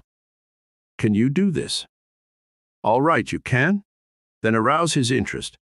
Tell him a story of adventure. See his eyes light up with the spirit of fun or excitement. Can you do all of this? If so, your imagination is good. You are making excellent progress. Part 7. 61. What is visualization? The process of making mental pictures. 62. What is the result of this method of thought? By holding the image or picture in mind, we can gradually but surely bring the thing nearer to us. We can be what we will to be. 63. What is idealization? It is a process of visualizing or idealizing the plans which will eventually materialize in our objective world. 64. Why are clearness and accuracy necessary? Because seeing creates feeling, and feeling creates being. First the mental, then the emotional, then the illimitable possibilities of achievement. 65. How are they obtained? Each repeated action renders the image more accurate than the former one. 66. How is the material for the construction of your mental image secured? By millions of mental workers. Brain cells they are called. 67. How are the necessary conditions for bringing about the materialization of your ideal in the objective world secured? By the law of attraction, the natural law by which all conditions and experiences are brought about. 68. What 3 steps are necessary in order to bring this law into operation? Earnest desire, confident expectation, firm demand. 69. Why do many fail? Because they concentrate on loss, disease, and disaster. The law is operating perfectly. The things they fear are coming upon them. 70. What is the alternative? Concentrate on the ideals which you desire to see manifested in your life. Man is mind, and evermore he takes the tool of thought, and shaping what he wills, brings forth 1,000 joys, 1,000 ills. He thinks in secret, and it comes to pass. Environment is but his looking glass. James Allen. Part 8. This part tells of the creative principle of the universe, what it is, how it takes form, and how it is brought into manifestation. This principle being the underlying principle of all existence, must necessarily be governed by an immutable law. It tells how the character, health, and circumstances of the individual are formed, and suggests methods whereby desirable conditions and circumstances may be created. It tells how and why and when the material from which your future is to emerge is secured. It suggests methods and exercises by which you may secure complete control of the power which governs in this mighty field of action. Mighty because it is the most important work which any individual can undertake. We are making our future now today. When it comes, we shall have to accept what is given. It will be too late to change it, but we can dominate it, control it, make it what we want it to be. And this part explains how. Introduction. Part 8. In this part you will find that you may freely choose what you think, but the result of your thought is governed by an immutable law. Is not this a wonderful thought? Is it not wonderful to know that our lives are not subject to caprice or variability of any kind? That they are governed by law? This stability is our opportunity, because by complying with the law, we can secure the desired effect with invariable precision. It is the law which makes the universe one grand pan of harmony. If it were not for law, the universe would be a chaos instead of a cosmos. Here, then, is the secret of the origin of both good and evil. This is all the good and evil there ever was or ever will be. Let me illustrate. Thought results in action. If your thought is constructive and harmonious, the result will be good. If your thought is destructive or inharmonious, the result will be evil. There is therefore but one law, one principle, one cause, one source of power, and good and evil are simply words which have been coined to indicate the result of our action, or our compliance or non-compliance with this law. The importance of this is well illustrated in the lives of Emerson and Carlyle. Emerson loved the good, and his life was a symphony of peace and harmony. Carlyle hated the bad, and his life was a record of perpetual discord and inharmony. Here we have two grand men, each intent upon achieving the same ideal. But one makes use of constructive thought and is therefore in harmony with natural law. The other makes use of destructive thought and therefore brings upon himself discord of every kind and character. It is evident, therefore, that we are to hate nothing, not even the bad, because hatred is destructive, and we shall soon find that by entertaining destructive thought, we are sowing the wind and shall reap the whirlwind. Part 8. 1. Thought contains a vital principle, because it is the creative principle of the universe, and by its nature will combine with other similar thoughts. 2. As the one purpose of life is growth, all principle underlying existence must contribute to give it effect. Thought, therefore, takes form, and the law of growth eventually brings it into manifestation. 3. You may freely choose what you think, but the result of your thought is governed by an immutable law. Any line of thought persisted in cannot fail to produce its result in the character, health, and circumstances of the individual. Methods whereby we can substitute habits of constructive thinking for those which we have found produce only undesirable effects are therefore of primary importance. 4. We all know that this is by no means easy. Mental habits are difficult to control, but it can be done, and the way to do it is to begin at once, to substitute constructive thought for destructive thought. Form the habit of analyzing every thought. If it is necessary, if its manifestation in the objective will be a benefit, not only to yourself, but to all whom it may affect in any way, keep it, treasure it. It is of value. It is in tune with the infinite. It will grow and develop and produce fruit an hundredfold. On the other hand, it will be well for you to keep this quotation from George Matthews Adams in mind. Learn to keep the door shut. Keep out of your mind, out of your office, and out of your world every element that seeks admittance with no definite helpful end in view. 5. If your thought has been critical or destructive and has resulted in any condition of discord or inharmony in your environment, it may be necessary for you to cultivate a mental attitude which will be conducive to constructive thought. 6. The imagination will be found to be a great assistance in this direction. The cultivation of the imagination leads to the development of the ideal, out of which your future will emerge. 7. The imagination gathers up the material by which the mind weaves the fabric in which your future is to be clothed. 8. Imagination is the light by which we can penetrate new worlds of thought and experience. 9. Imagination is the mighty instrument by which every discoverer, every inventor, opened the way from precedent to experience. Precedent said, "It cannot be done." Experience said, "It is done." 10. Imagination is a plastic power, molding the things of sense into new forms and ideals. 11. Imagination is the constructive form of thought, which must precede every constructive form of action. 12.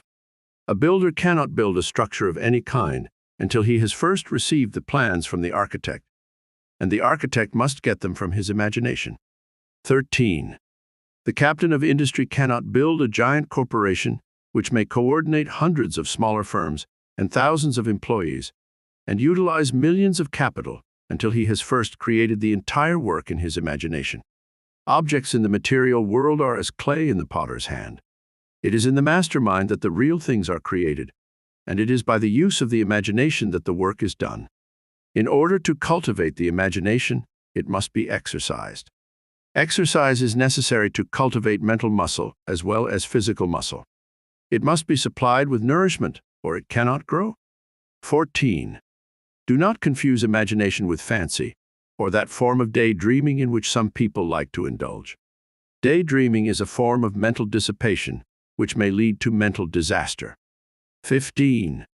Constructive imagination means mental labor, by some considered to be the hardest kind of labor.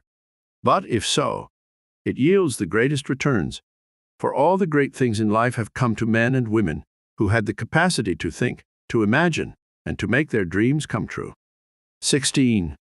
When you have become thoroughly conscious of the fact that mind is the only creative principle, that it is omnipotent, omniscient, and omnipresent, and that you can consciously come into harmony with this omnipotence through your power of thought, you will have taken a long step in the right direction. 17. The next step is to place yourself in position to receive this power. As it is omnipresent, it must be within you. We know that this is so because we know that all power is from within. But it must be developed, unfolded, cultivated. In order to do this, we must be receptive, and this receptivity is acquired just as physical strength is gained by exercise. 18. The law of attraction will certainly and unerringly bring to you the conditions, environment, and experiences in life, corresponding with your habitual, characteristic, predominant mental attitude. Not what you think once in a while when you are in church, or have just read a good book, but your predominant mental attitude is what counts. 19. You cannot entertain weak, harmful, negative thoughts 10 hours a day and expect to bring about beautiful, strong, and harmonious conditions by 10 minutes of strong, positive, creative thought. 20. Real power comes from within. All power that anybody can possibly use is within man, only waiting to be brought into visibility by his first recognizing it, and then affirming it as his, working it into his consciousness until he becomes one with it. 21. People say that they desire abundant life, and so they do, but so many interpret this to mean that if they will exercise their muscles or breathe scientifically, eat certain foods in certain ways, drink so many glasses of water every day, of just a certain temperature, keep out of drafts, they will attain the abundant life they seek. The result of such methods is but indifferent. However, when man awakens to the truth and affirms his oneness with all life, he finds that he takes on the clear eye, the elastic step, the vigor of youth. He finds that he has discovered the source of all power. 22. All mistakes are but the mistakes of ignorance. Knowledge gaining and consequent power is what determines growth and evolution. The recognition and demonstration of knowledge is what constitutes power, and this power is spiritual power, and this spiritual power is the power which lies at the heart of all things. It is the soul of the universe. 23. This knowledge is the result of man's ability to think. Thought is therefore the germ of man's conscious evolution. When man ceases to advance in his thoughts and ideals, his forces immediately begin to disintegrate, and his countenance gradually registers these changing conditions. 24. Successful men make it their business to hold ideals of the conditions which they wish to realize. They constantly hold in mind the next step necessary to the ideal for which they are striving. Thoughts are the materials with which they build, and the imagination is their mental workshop. Mind is the ever-moving force with which they secure the persons and circumstances necessary to build their success structure, and imagination is the matrix in which all great things are fashioned. 25. If you have been faithful to your ideal, you will hear the call when circumstances are ready to materialize your plans, and results will correspond in the exact ratio of your fidelity to your ideal. The ideal steadily held is what predetermines and attracts the necessary conditions for its fulfillment. 26. It is thus that you may weave a garment of spirit and power into the web of your entire existence. It is thus that you may lead a charmed life and be forever protected from all harm. It is thus that you may become a positive force whereby conditions of opulence and harmony may be attracted to you. 27. This is the leaven which is gradually permeating the general consciousness and is largely responsible for the conditions of unrest which are everywhere evident. 28. In your last exercise, you created a mental image. You brought it from the invisible into the visible. Now I want you to take an object and follow it back to its origination. See of what it really consists. If you do this, you will develop imagination, insight, perception, and sagacity. These come not by the superficial observation of the multitude, but by a keen analytical observation which sees below the surface. 29. It is the few who know that the things which they see are only effects, and understand the causes by which these effects were brought into existence. 30. Take the same position as heretofore and visualize a battleship. See the grim monster floating on the surface of the water. There appears to be no life anywhere about. All is silence. You know that by far the largest part of the vessel is underwater. Out of sight, you know that the ship is as large and as heavy as a 20-story skyscraper or the National Gallery. You know that there are hundreds of men ready to spring to their appointed task instantly. You know that every department is in charge of able, trained, skilled officers who have proven themselves competent to take charge of this marvelous piece of mechanism. You know that although it lies apparently oblivious to everything else, it has eyes which see everything for miles around, and nothing is permitted to escape its watchful vision. You know that while it appears quiet, submissive, and innocent, it is prepared to hurl a steel projectile weighing thousands of pounds at an enemy many miles away. This and much more you can bring to mind with comparatively no effort whatever. But how did the battleship come to be where it is? How did it come into existence in the first place? All of this you want to know if you are a careful observer. 31. Follow the great steel plates through the foundries. See the thousands of men employed in their production. Go still further back and see the ore as it comes from the mine. See it loaded on barges or trucks. See it melted and properly treated. Go back still further and see the architect and engineers who planned the vessel. Let the thought carry you back still further in order to determine why they planned the vessel. You will see that you are now so far back that the vessel is something intangible. It no longer exists. It is now only a thought existing in the brain of the architect. But from where did the order come to plan the vessel? Probably from the Secretary of War or the First Lord of the Admiralty. Probably this vessel was planned long before war was thought of, and Parliament or Congress had to pass a bill appropriating the money. Possibly there was opposition and speeches for or against the bill. Whom do these members of Parliament or these congressmen represent? They represent you and me, so that our line of thought begins with the battleship and ends with ourselves, and we find in the last analysis that our own thought is responsible for this and many other things, of which we seldom think, and a little further reflection will develop the most important fact of all, and that is, if someone had not discovered the law by which this tremendous mass of steel and iron could be made to float upon the water, instead of immediately going to the bottom, the battleship could not have come into existence at all. 32. This law is that the specific gravity of any substance is the weight of any volume of it, compared with an equal volume of water.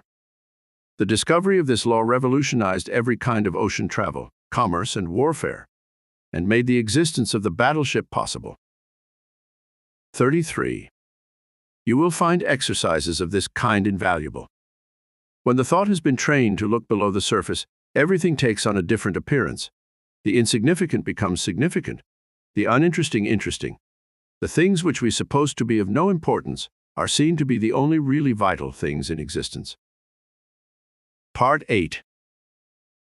71. What is the imagination? A form of constructive thought. The light by which we penetrate new worlds of thought and experience. The mighty instrument by which every inventor or discoverer opened the way from precedent to experience. 72. What is the result of imagination? The cultivation of the imagination leads to the development of the ideal, out of which your future will emerge. 73. How may it be cultivated? By exercise, it must be supplied with nourishment, or it cannot live. 74. How does imagination differ from daydreaming? Daydreaming is a form of mental dissipation, while imagination is a form of constructive thought, which must precede every constructive action. 75. What are mistakes? The result of ignorance. 76. What is knowledge? The result of a man's ability to think. 77. What is the power with which successful men build? Mind is the ever-moving force with which they secure the persons and circumstances necessary to complete their plans. 78. What predetermines the result?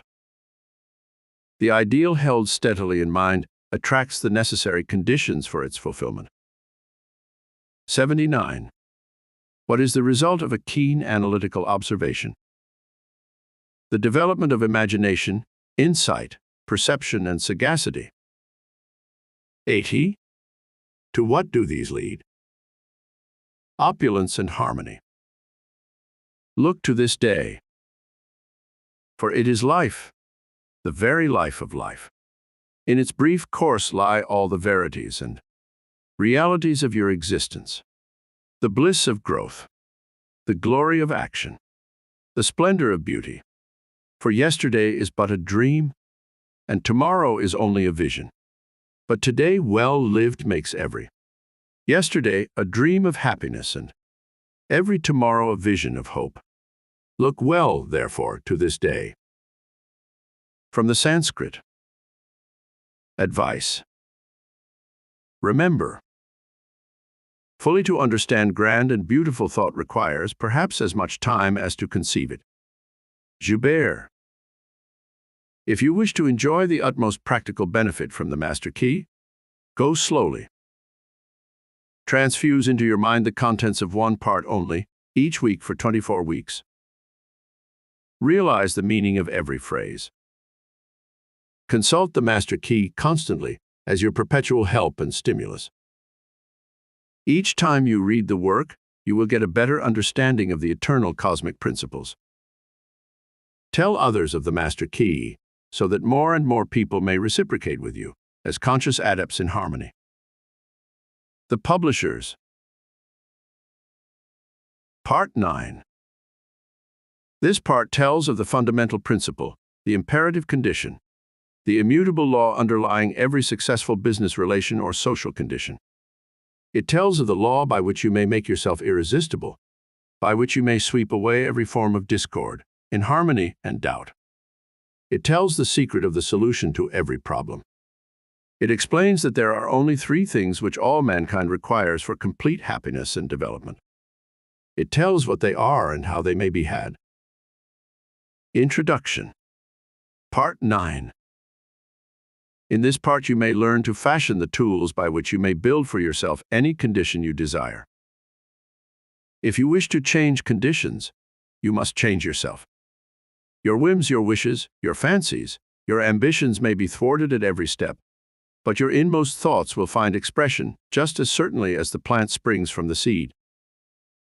Suppose, then, we desire to change conditions. How are we to bring this about? The reply is simple: by the law of growth. Cause and effect are as absolute and undeviating in the hidden realm of thought as in the world of material things. Hold in mind the condition desired. Affirm it as an already existing fact. This indicates the value of a powerful affirmation. By constant repetition, it becomes a part of ourselves. We are actually changing ourselves. We are making ourselves what we want to be. Character is not a thing of chance, but it is the result of continued effort. If you are timid, vacillating, self-conscious, or if you are over-anxious or harassed by thoughts of fear or impending danger, remember that it is axiomatic that two things cannot exist in the same place at the same time. Exactly the same thing is true in the mental and spiritual world, so that your remedy is plainly to substitute thoughts of courage, power, self-reliance, and confidence for those of fear, lack, and limitation. The easiest and most natural way to do this is to select an affirmation which seems to fit your particular case. The positive thought will destroy the negative as certainly as light destroys darkness, and the results will be just as effectual. Act is the blossom of thought, and conditions are the result of action, so that you constantly have in your possession the tools by which you will certainly and inevitably make or unmake yourself, and joy or suffering will be the reward. Part 9. 1. There are only 3 things which can possibly be desired in the world without, and each of them can be found in the world within. The secret of finding them is simply to apply the proper mechanism of attachment to the omnipotent power to which each individual has access. 2. The 3 things which all mankind desires, and which are necessary for his highest expression and complete development, are health, wealth, and love. All will admit that health is absolutely essential. No one can be happy if the physical body is in pain.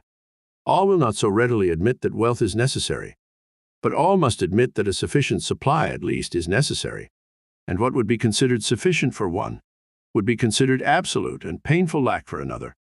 And as nature provides not only enough, but abundantly, wastefully, lavishly, we realize that any lack or limitation is only the limitation which has been made by an artificial method of distribution. 3. All will probably admit that love is the third, or some will say the first, essential necessary to the happiness of mankind.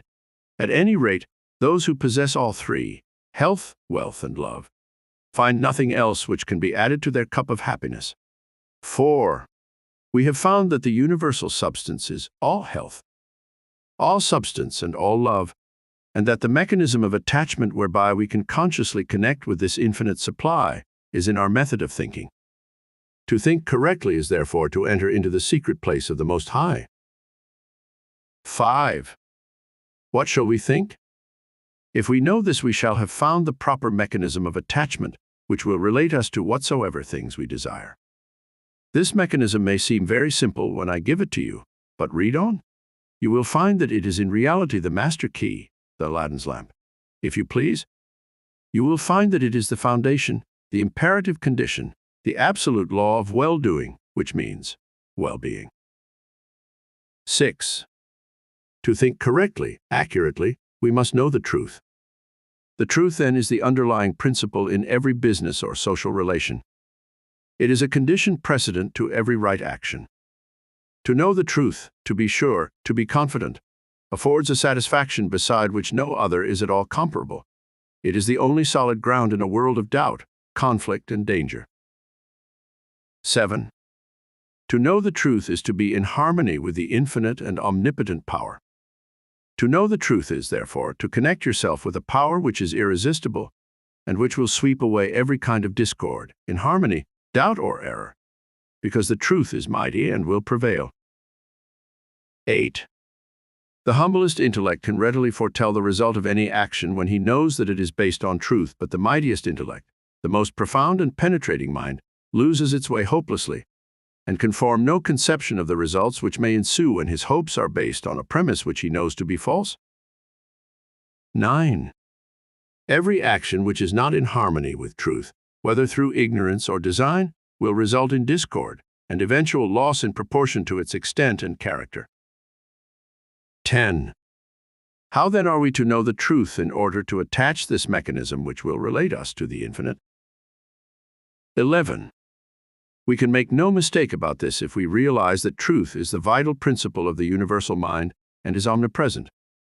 For instance, if you require health, a realization of the fact that the I in you is spiritual and that all spirit is one, that wherever a part is, the whole must be, will bring about a condition of health, because every cell in the body must manifest the truth as you see it.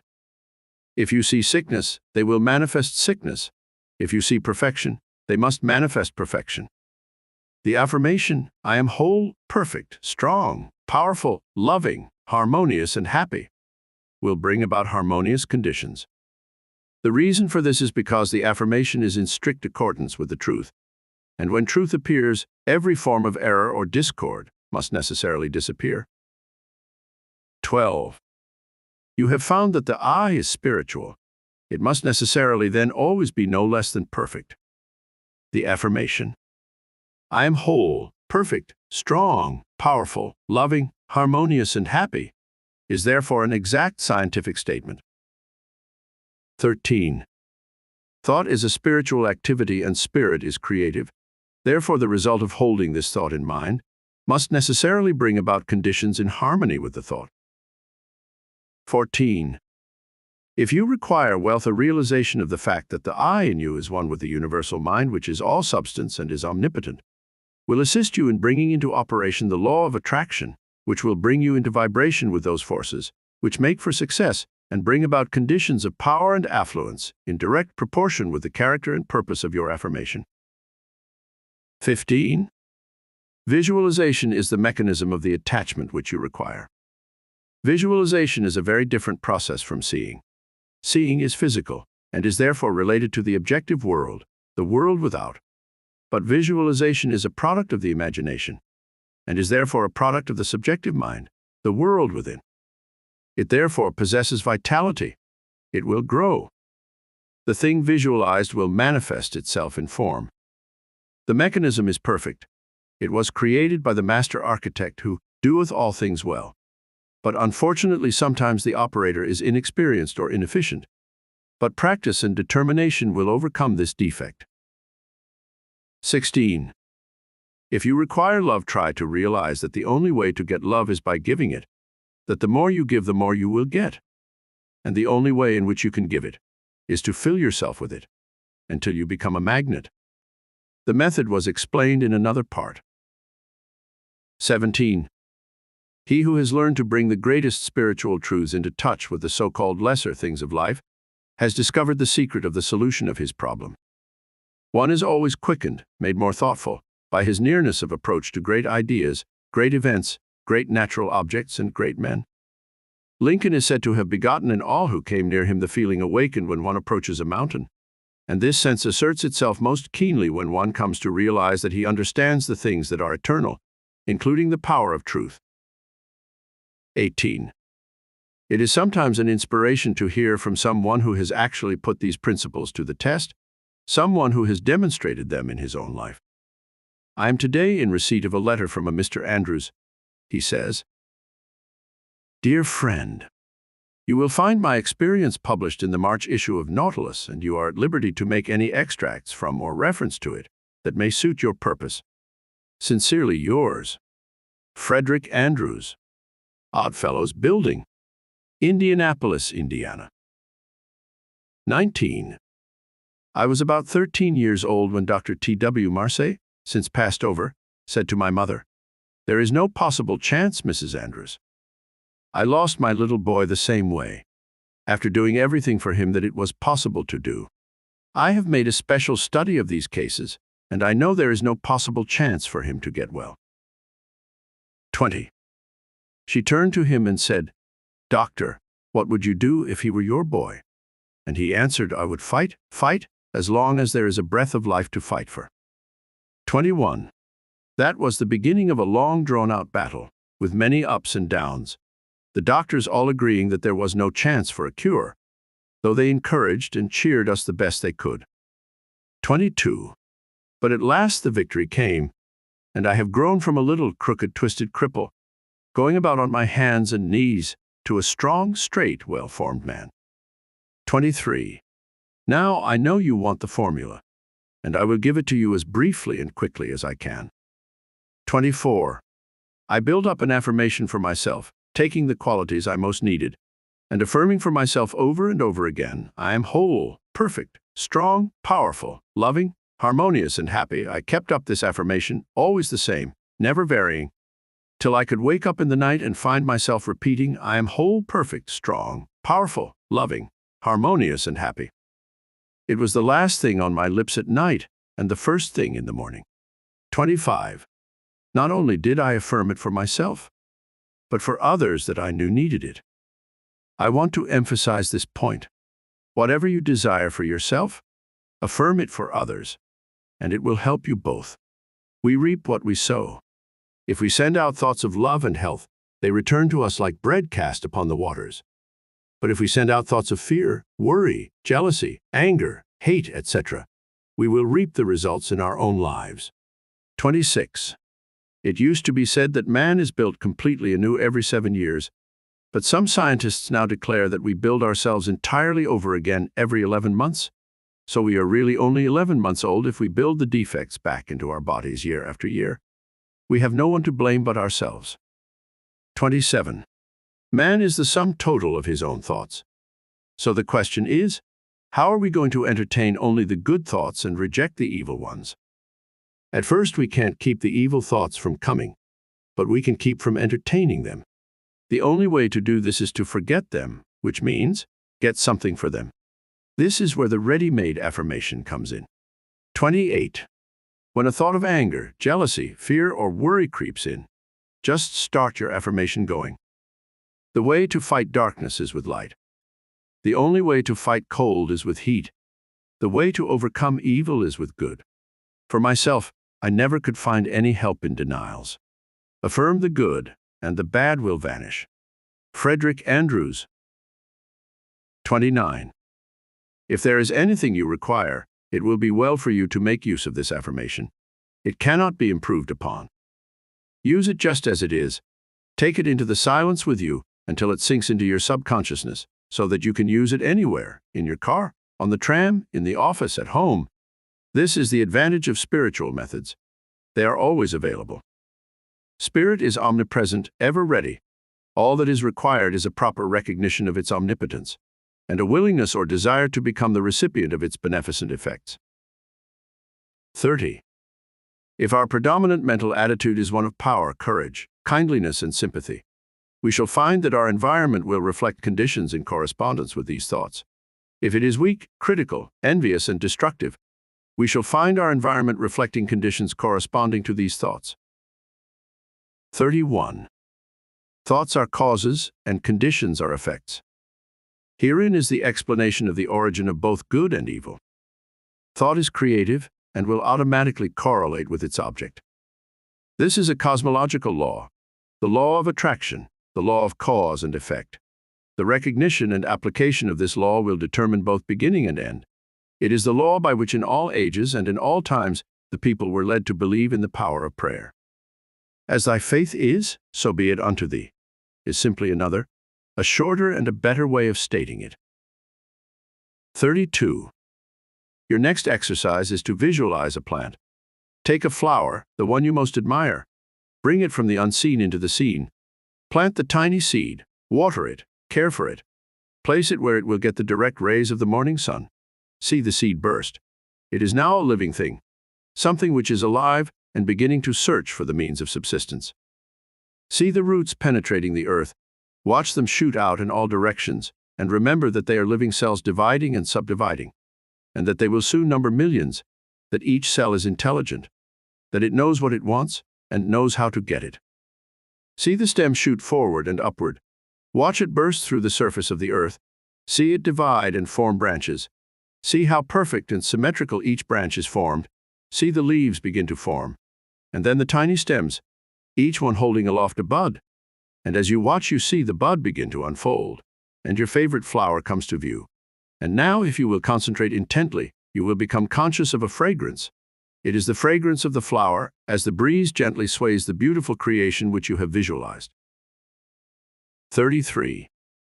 When you are enabled to make your vision clear and complete, you will be enabled to enter into the spirit of a thing. It will become very real to you. You will be learning to concentrate, and the process is the same whether you are concentrating on health, a favorite flower, an ideal, a complicated business proposition, or any other problem of life. 34. Every success has been accomplished by persistent concentration upon the object in view. In the end, thought rules the world. There are times when impulses and passions are more powerful, but they soon expend themselves, while mind acting constantly is ever ready to drive them back and work when their energy is exhausted. J. McCosh. Part 9. 81. What is the imperative condition of all well-being? Well-doing. 82. What is the condition precedent to every right action? Right thinking. 83. What is the underlying condition necessary in every business transaction or social relation? To know the truth. 84. What is the result of a knowledge of the truth? We can readily foretell the result of any action that is based upon a true premise. 85. What is the result of any action based upon a false premise? We can form no conception of the results which may ensue.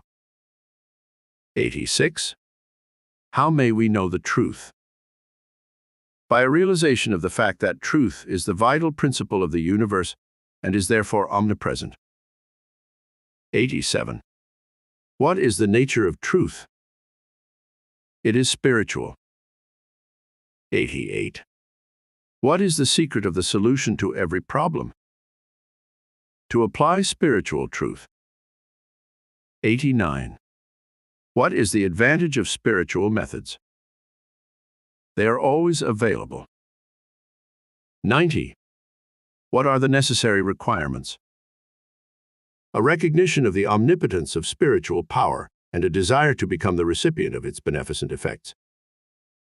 Thought means life, since those who do not think do not live in any high or real sense.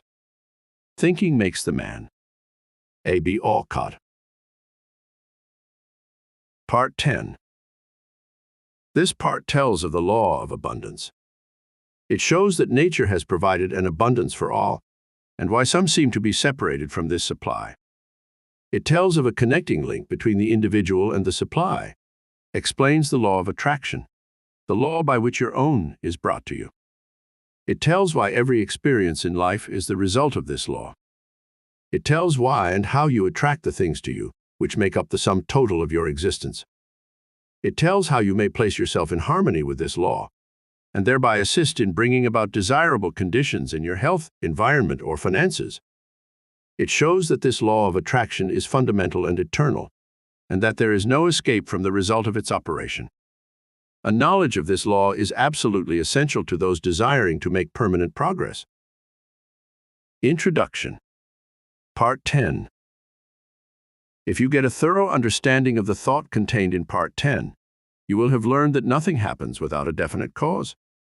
You will be enabled to formulate your plans in accordance with exact knowledge. You will know how to control any situation by bringing adequate causes into play. When you win, as you will know exactly why. The ordinary man who has no definite knowledge of cause and effect is governed by his feelings or emotions. He thinks chiefly to justify his action. If he fails as a businessman, he says that luck is against him. If he dislikes music, he says that music is an expensive luxury. If he is a poor clerk, he says that he could succeed better at some outdoor work. If he lacks friends, he says his individuality is too fine to be appreciated. He never thinks this problem through to the end. In short, he does not know that every effect is the result of a certain definite cause, but he seeks to console himself with explanations and excuses. He thinks only in self-defense. On the contrary, the man who understands that there is no effect without an adequate cause thinks impersonally. He gets down to absolute facts regardless of consequences. He is free to follow the path of truth wherever it may lead. He sees the issue clear to the end, and he meets the requirements fully and fairly, and the result is that the world gives him all that it has to give in friendship, honor, love, and approval. Part 10. 1. Abundance is a natural law of the universe. The evidence of this law is conclusive. We see it on every hand. Everywhere nature is lavish, wasteful, extravagant. Nowhere is economy observed in any created thing. Profusion is manifested in everything. The millions and millions of trees and flowers and plants and animals, and the vast scheme of reproduction, where the process of creating and recreating is forever going on, all indicate the lavishness with which nature has made provision for man. That there is an abundance for everyone is evident, but that many fail to participate in this abundance is evident. They have not yet come into a realization of the universality of all substance, and that mind is the active principle whereby we are related to the things we desire. 2. All wealth is the offspring of power. Possessions are of value only as they confer power. Events are significant only as they affect power. All things represent certain forms and degrees of power. 3. Knowledge of cause and effect is shown by the laws governing electricity, chemical affinity, and gravitation, enables man to plan courageously and execute fearlessly. These laws are called natural laws because they govern in the physical world, but all power is not physical power. There is also mental power, and there is moral and spiritual power. 4. Spiritual power is superior because it exists on a higher plane. It has enabled man to discover the law by which these wonderful forces of nature could be harnessed and made to do the work of hundreds and thousands of men. It has enabled man to discover laws whereby time and space have been annihilated, and now apparently the law of gravitation is to be overcome. The operation of this law is dependent upon spiritual contact, as Henry Drummond well says. 5. In the physical world as we know it, there exists the organic and the inorganic.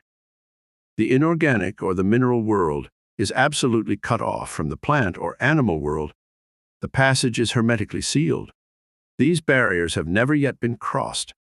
No change of substance, no modification of environment, no chemistry, no electricity, no form of energy, no evolution of any kind can ever endow a single atom of the mineral world with the attribute of life. 6. Only by the bending down into this dead world of some living form can those dead atoms be gifted with the properties of vitality. Without this contact with life, they remain fixed in the inorganic sphere forever. Huxley says that the doctrine of biogenesis, or life only from life, is victorious all along the line, and Tyndall is compelled to say, "I affirm that no shred of trustworthy evidence exists to prove that life in our day has ever appeared independent of antecedent life." 7. Physical laws may explain the inorganic. Biology explains and accounts for the development of the organic, but of the point of contact science is silent. A similar passage exists between the natural world and the spiritual world. This passage is hermetically sealed on the natural side. The door is closed. No man can open it. No organic change, no mental energy, no moral effort, no progress of any kind can enable any human being to enter the spiritual world. 8.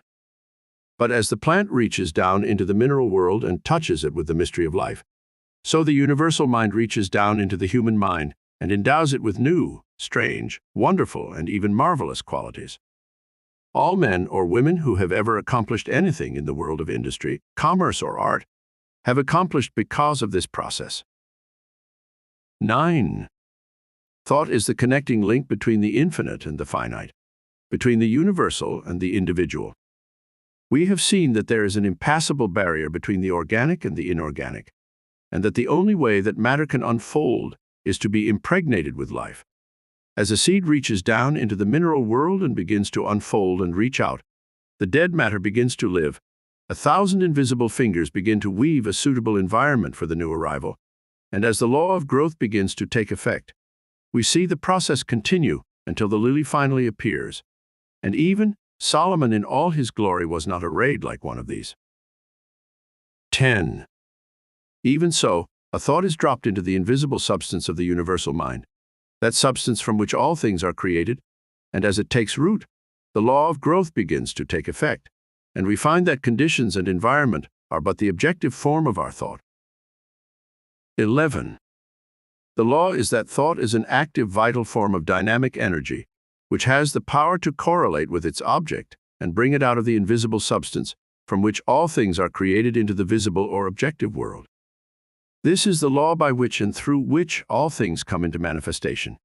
It is the master key by which you are admitted into the secret place of the Most High and are given dominion over all things. With an understanding of this law you may decree a thing, and it shall be established unto thee. 12. It could not be otherwise.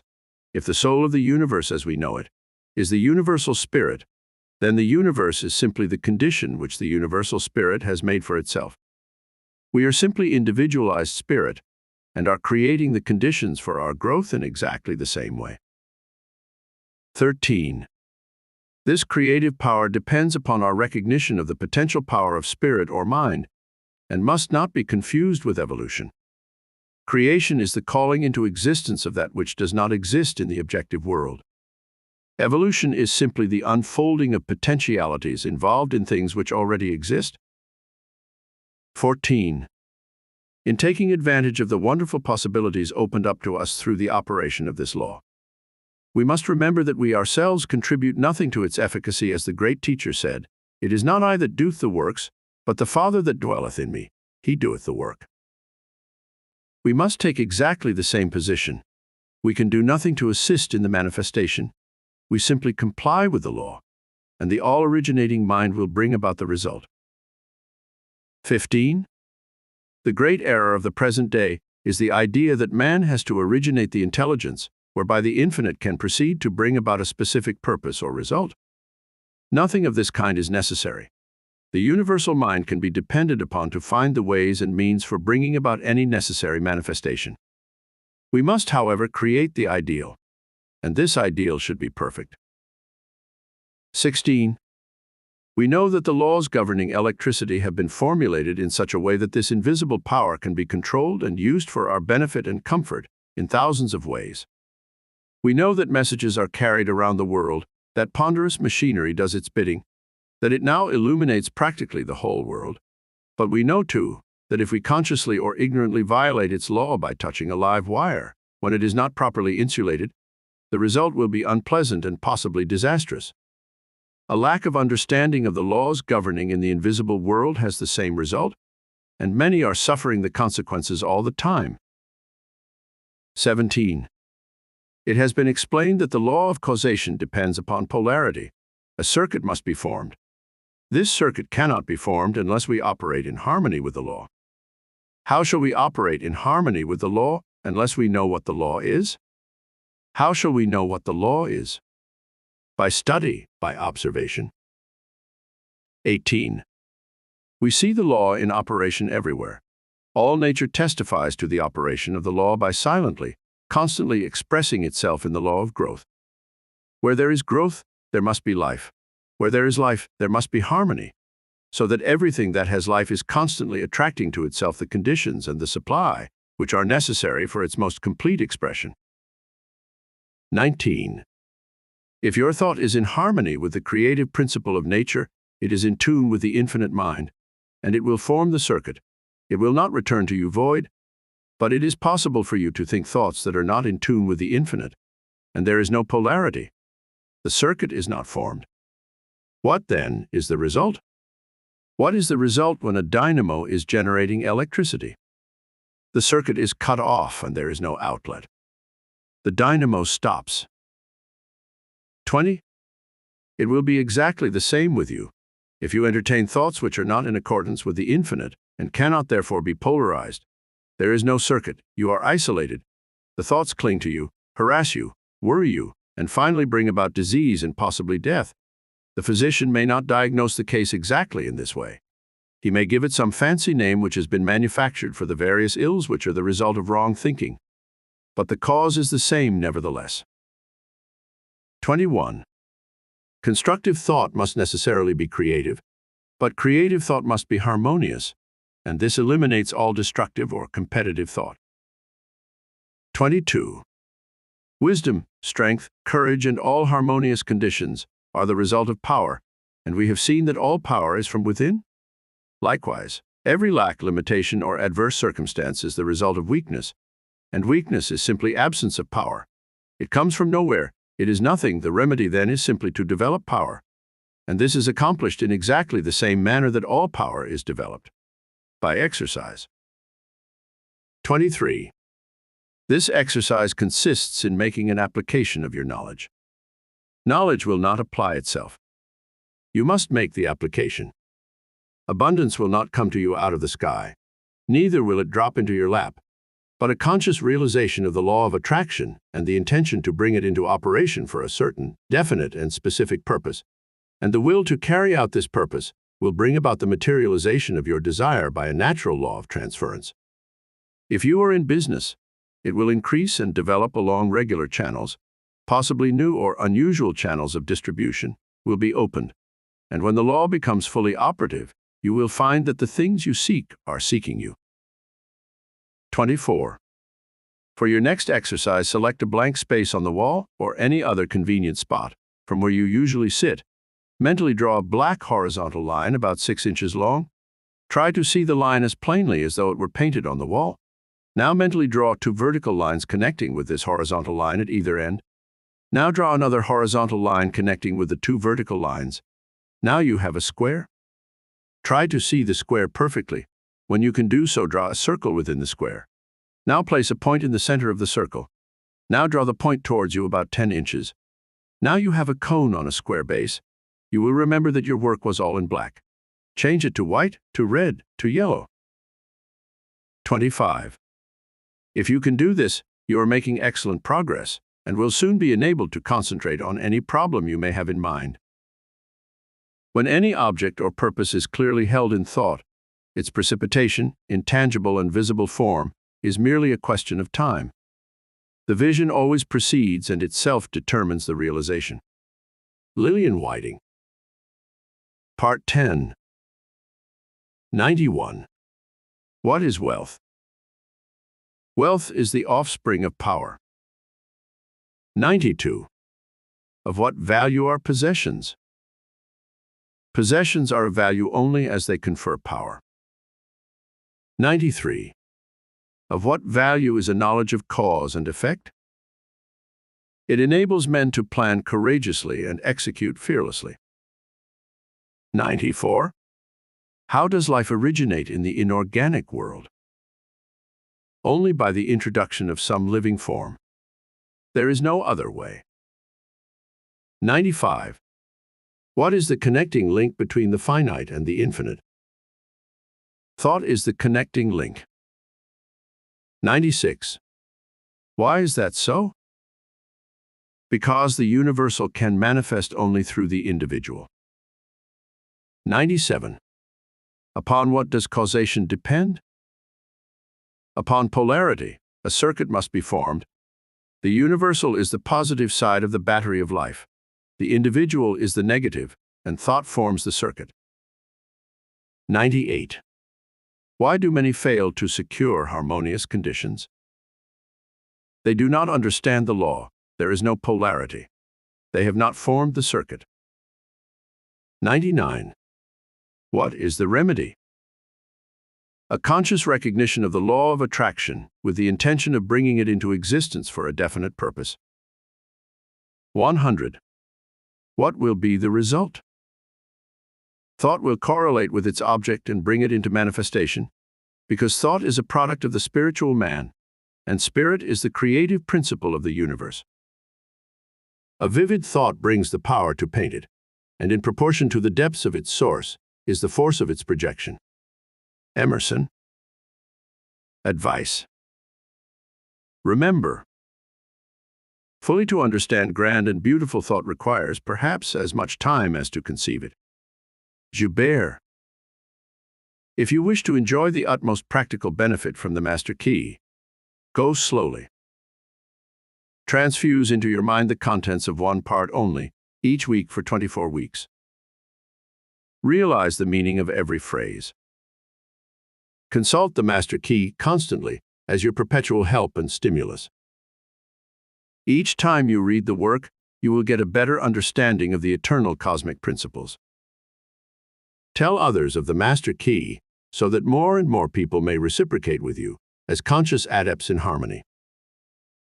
The publishers. Part 11. This part tells of the means by which we have discovered that the infinitely small, as well as the infinitely large, is in the last analysis nothing but force, motion, life and mind. It tells of the process by which we have become familiar with the vast organization by which we are identified with the complex operations of nature. It gives concise directions for making use of the creative power of the universe, the power by which all things are brought into existence. It shows how this marvelous power may be utilized, directed, and made available for the solution of every human problem. Introduction. Part 11. Your life is governed by law, by actual, immutable principles that never vary. Law is in operation at all times, in all places. Fixed laws underlie all human actions. For this reason, men who control giant industries are enabled to determine with absolute precision just what percentage of every 100,000 people will respond to any given set of conditions. It is well, however, to remember that while every effect is the result of a cause, the effect in turn becomes a cause, which creates other effects, which in turn create still other causes. So that when you put the law of attraction into operation, you must remember that you are starting a train of causation for good or otherwise, which may have endless possibilities. We frequently hear it said, "A very distressing situation came into my life, which could not have been the result of my thought." As I certainly never entertained any thought which could have such a result, we fail to remember that like attracts like in the mental world, and that the thought which we entertain brings to us certain friendships, companionships of a particular kind, and these in turn bring about conditions and environment, which in turn are responsible for the conditions of which we complain. Part 11. 1. Inductive reasoning is the process of the objective mind by which we compare a number of separate instances with one another, until we see the common factor that gives rise to them all. 2. Induction proceeds by comparison of facts. It is this method of studying nature which has resulted in the discovery of a reign of law which has marked an epoch in human progress. 3. It is the dividing line between superstition and intelligence. It has eliminated the elements of uncertainty and caprice from men's lives and substituted law, reason, and certitude. 4. It is the watchman at the gate mentioned in a former part. 5. When by virtue of this principle the world to which the senses were accustomed has been revolutionized, when the sun has been arrested in his course, the apparently flat earth has been shaped into a ball and set whirling around him, when the inert matter has been resolved into active elements, and the universe presents itself wherever we direct the telescope and microscope, full of force, motion, and life, we are constrained to ask by what possible means the delicate forms of organization in the midst of it are kept in order and repair. 6. Like poles and like forces repel themselves or remain impenetrable to each other, and this cause seems in general sufficient to assign a proper place and distance to stars, men, and forces. As men of different virtues enter into partnership, so do opposite poles attract each other. Elements that have no property in common, like acids and gases, cling to each other in preference, and a general exchange is kept up between the surplus and the demand. 7. As the eye seeks and receives satisfaction from colors complementary to those which are given, so do need, want, and desire, in the largest sense, induce, guide, and determine action. 8. It is our privilege to become conscious of the principle and act in accordance with it. Cuvier sees a tooth belonging to an extinct race of animals. This tooth wants a body for the performance of its function, and it defines the peculiar body it stands in need of with such precision that Cuvier is able to reconstruct the frame of this animal. 9. Perturbations are observed in the motions of Uranus. Adams and Leverrier need another star at a certain place to keep the solar system in order, and Neptune appears in the place and at the hour appointed. 10. The instinctive wants of the animal and the intellectual wants of Cuvier. The wants of nature and of the minds of Leverrier and Adams were alike, and thus the results, here the thoughts of an existence, there an existence. A well-defined lawful want, therefore, furnishes the reason for the more complex operations of nature. 11. Having recorded correctly the answers furnished by nature and stretched our senses with the growing science over her surface, Having joined hands with the levers that move the earth, we become conscious of such a close, varied, and deep contact with the world without, that our wants and purposes become no less identified with the harmonious operations of this vast organization than the life, liberty, and happiness of the citizen are identified with the existence of his government. 12. As the interests of the individual are protected by the arms of the country, added to his own, and his needs produce certain supply in the degree that they are felt more universally and steadily, in the same manner does conscious citizenship in the kingdom of nature secure us from the annoyances of subordinate agents by our alliance with superior powers, and by our conformity with the fundamental laws of resistance or inducement offered to mechanical or chemical agents. We distribute the labor to be performed between them and man to the best advantage of inventor and user. 13. If Plato could have witnessed the pictures executed by the sun with the assistance of the photographer, or 100 similar illustrations of what man does by induction, he would perhaps have been reminded of the intellectual midwifery of his master, and in his own mind might have arisen the vision of a land where all manual mechanical labor and repetition is assigned to the power of nature, where our wants are satisfied by purely mental operations, set in motion by the will, and where the supply is created by the demand. 14. However distant that land may appear, induction has taught men to make strides towards it, and has surrounded him with benefits which are, at the same time, rewards for past fidelity and incentives for more assiduous devotion. 15. Induction is also an aid in concentrating and strengthening our faculties for the remainder of the journey, giving unerring solution for individual as well as universal problems, by the mere operations of mind in the purest form. 16. Here we find a method, the spirit of which is to believe that what is sought has been accomplished, in order to accomplish it, a method bequeathed upon us by the same Plato, who, outside of this sphere, could never find how the ideas became realities. 17. This conception is also elaborated by Swedenborg in his Doctrine of Correspondences. And a still greater teacher has said, "What things soever ye desire when ye pray, believe that ye receive them, and ye shall have them." Mark 11. 24 RV. The differences of the tenses in this passage is remarkable. 18. We are first to believe that our desire has already been fulfilled. Its accomplishment will then follow. This is a concise direction for making use of the creative power of thought by impressing on the universal subjective mind the particular thing which we desire as an already existing fact. 19. We are thus thinking on the plane of the absolute and eliminating all consideration of conditions or limitation, and are planting a seed which, if left undisturbed, will finally germinate into external fruition. 20. To review, inductive reasoning is the process of the objective mind, by which we compare a number of separate instances with one another, until we see the common factor that gives rise to them all. We see people in every civilized country on the globe, securing results by some process which they do not seem to understand themselves, and to which they usually attach more or less mystery. Our reason is given to us for the purpose of ascertaining the law by which these results are accomplished. 21. The operation of this thought process is seen in those fortunate natures that possess everything that others must acquire by toil, who never have a struggle with conscience because they always act correctly, and can never comport themselves otherwise than with tact, learn everything easily, complete everything they begin with a happy knack, live in eternal harmony with themselves, without ever reflecting much what they do, or ever experiencing difficulty or toil. 22. The fruit of this thought is, as it were, a gift of the gods, but a gift which few as yet realize, appreciate, or understand.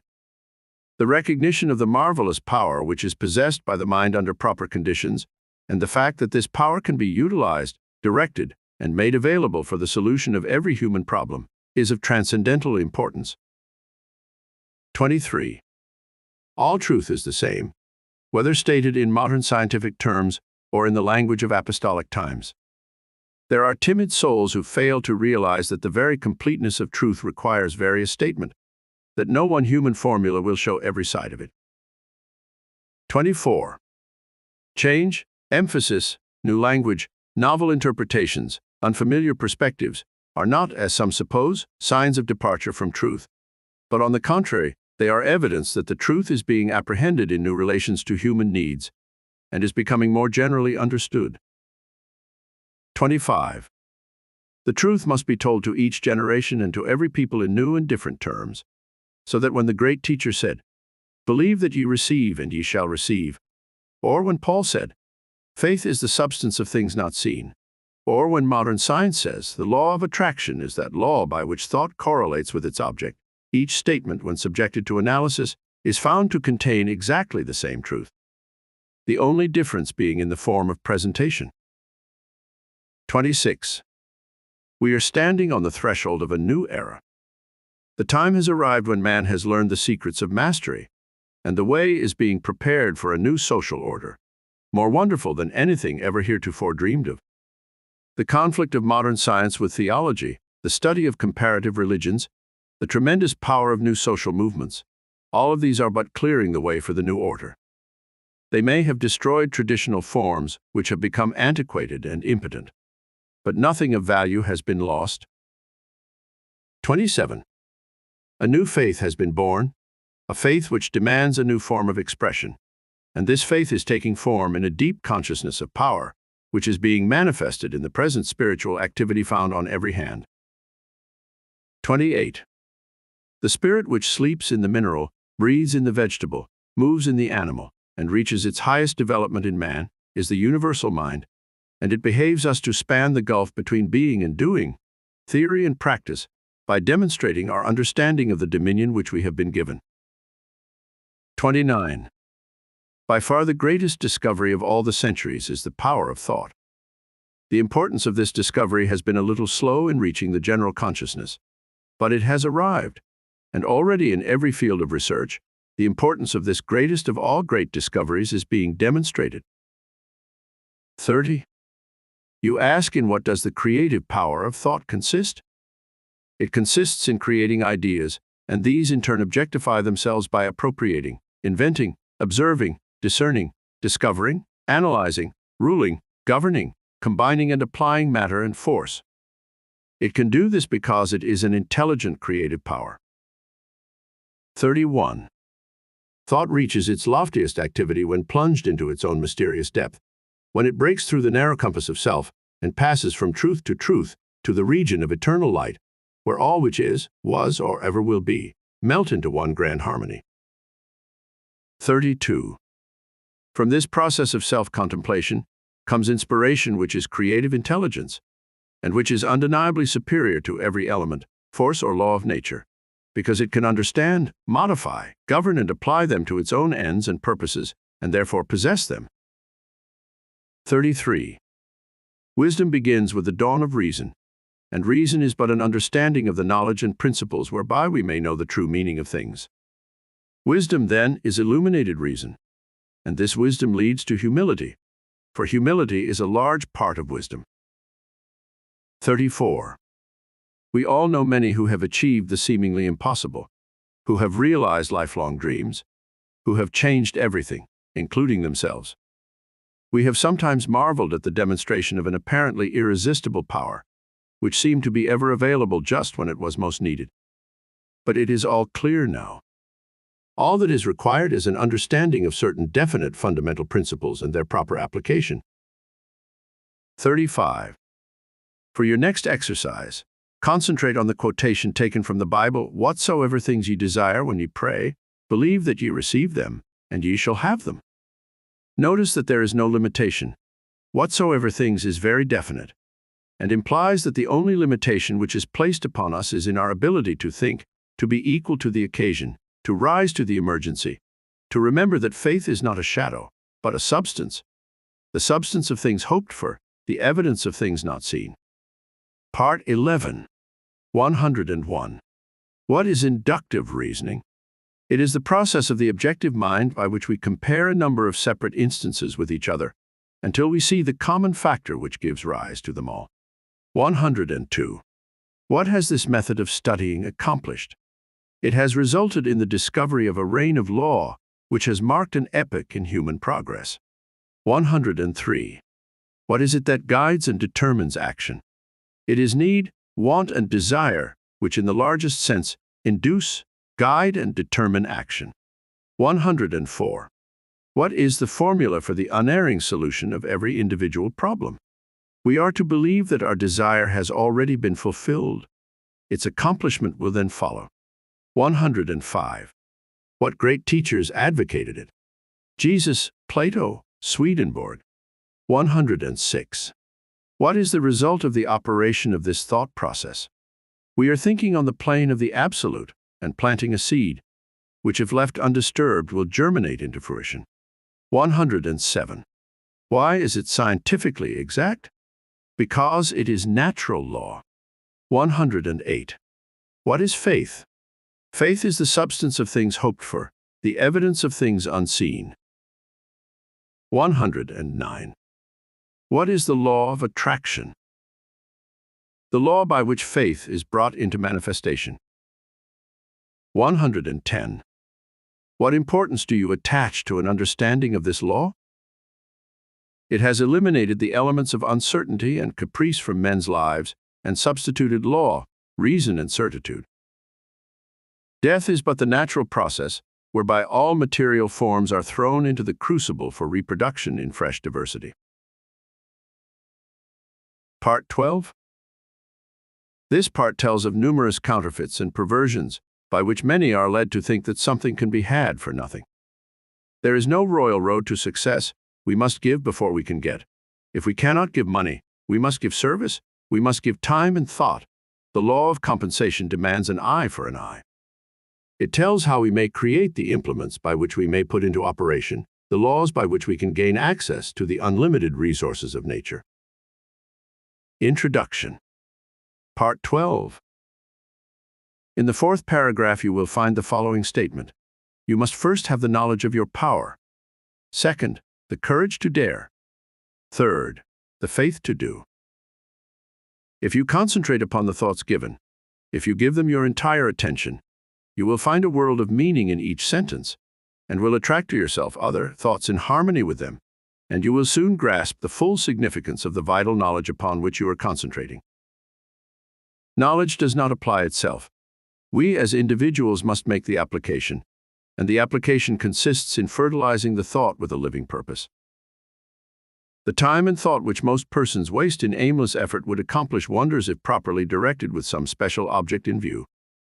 In order to do this, it is necessary to center your mental force upon a specific thought and hold it there, to the exclusion of all other thoughts. If you have ever looked through the focusing screen of a camera, you found that when the object was not in focus, the impression was indistinct and possibly blurred, but when the proper focus was obtained, the picture was clear and distinct. This illustrates the power of concentration. Unless you can concentrate upon the object which you have in view, you will have but a hazy, indifferent, vague, indistinct, and blurred outline of your ideal, and the results will be in accordance with your mental picture. Part 12. 1. There is no purpose in life that cannot be best accomplished through a scientific understanding of the creative power of thought. 2. The power to think is common to all. Man is because he thinks. Man's power to think is infinite. Consequently, his creative power is unlimited. 3. We know that thought is building for us the thing we think of and actually bringing it nearer, yet we find it difficult to banish fear, anxiety, or discouragement, all of which are powerful thought forces, and which continually send the things we desire further away, so that it is often one step forward and two steps backward. 4. The only way to keep from going backward is to keep going forward. Eternal vigilance is the price of success. There are 3 steps, and each one is absolutely essential. You must first have the knowledge of your power. Second, the courage to dare. Third, the faith to do. 5. With this as a basis, you can construct an ideal business, an ideal home, ideal friends, ideal environment. You are not restricted as to material or cost. Thought is omnipotent and has the power to draw on the infinite bank of primary substance for all that it requires. Infinite resources are therefore at your command. 6. But your ideal must be sharp, clear-cut, definite. To have one ideal today, another tomorrow, and a third next week means to scatter your forces and accomplish nothing. Your result will be a meaningless and chaotic combination of wasted material. 7. Unfortunately, this is the result which many are securing, and the cause is self-evident. If a sculptor started out with a piece of marble and a chisel and changed his ideal every 15 minutes, what result could he expect? And why should you expect any different result in molding the greatest and most plastic of all substances, the only real substance? 8. The result of this indecision and negative thought is often found in the loss of material wealth. Supposed independence, which required many years of toil and effort, suddenly disappears. It is often found then that money and property are not independence at all. On the contrary, the only independence is found to be a practical working knowledge of the creative power of thought. 9. This practical working method cannot come to you until you learn that the only real power which you can have is the power to adjust yourself to divine and unchangeable principles. You cannot change the infinite, but you can come into an understanding of natural laws.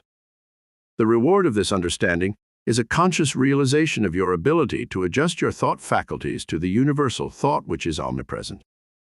Your ability to cooperate with this omnipotence will indicate the degree of success with which you meet. 10. The power of thought has many counterfeits, which are more or less fascinating, but the results are harmful instead of helpful. 11. Of course, worry, fear, and all negative thoughts produce a crop after their kind. Those who harbor thoughts of this kind must inevitably reap exactly what they have sown.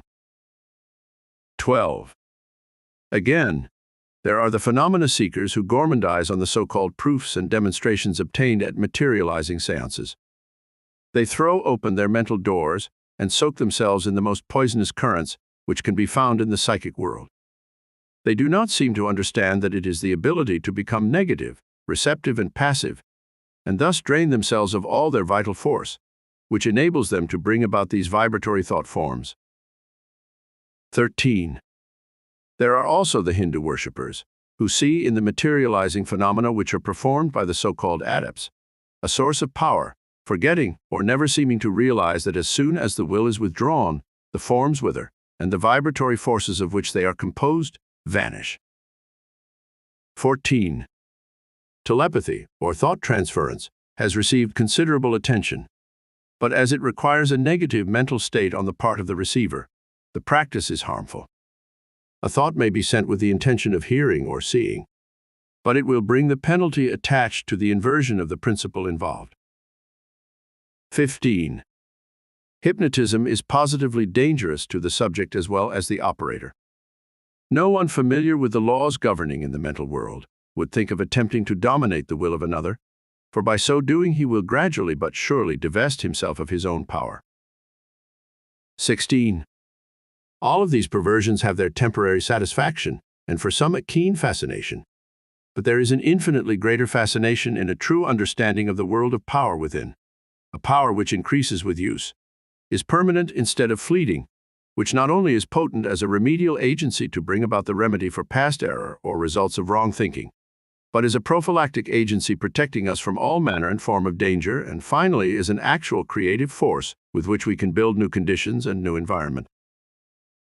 17. The law is that thought will correlate with its object and bring forth in the material world the correspondence of the thing thought or produced in the mental world. We then discern the absolute necessity of seeing that every thought has the inherent germ of truth in order that the law of growth will bring into manifestation good, for good alone can confer any permanent power. 18. The principle which gives the thought the dynamic power to correlate with its object, and therefore to master every adverse human experience, is the law of attraction, which is another name for love. This is an eternal and fundamental principle, inherent in all things, in every system of philosophy, in every religion, and in every science. There is no getting away from the law of love. It is feeling that imparts vitality to thought. Feeling is desire, and desire is love. Thought impregnated with love becomes invincible. 19. We find this truth emphasized wherever the power of thought is understood. The universal mind is not only intelligence, but it is substance, and this substance is the attractive force which brings electrons together by the law of attraction so that they form atoms. The atoms in turn are brought together by the same law and form molecules. Molecules take objective forms, and so we find that the law of love is the creative force behind every manifestation, not only of atoms, but of worlds, of the universe, of everything of which the imagination can form any conception. 20. It is the operation of this marvelous law of attraction which has caused men in all ages and all times to believe that there must be some personal being who responded to their petitions and desires and manipulated events in order to comply with their requirements. 21. It is the combination of thought and love which forms the irresistible force, called the law of attraction. All natural laws are irresistible. The law of gravitation, or electricity, or any other law operates with mathematical exactitude. There is no variation. It is only the channel of distribution which may be imperfect. If a bridge falls, we do not attribute the collapse to any variation of the law of gravitation.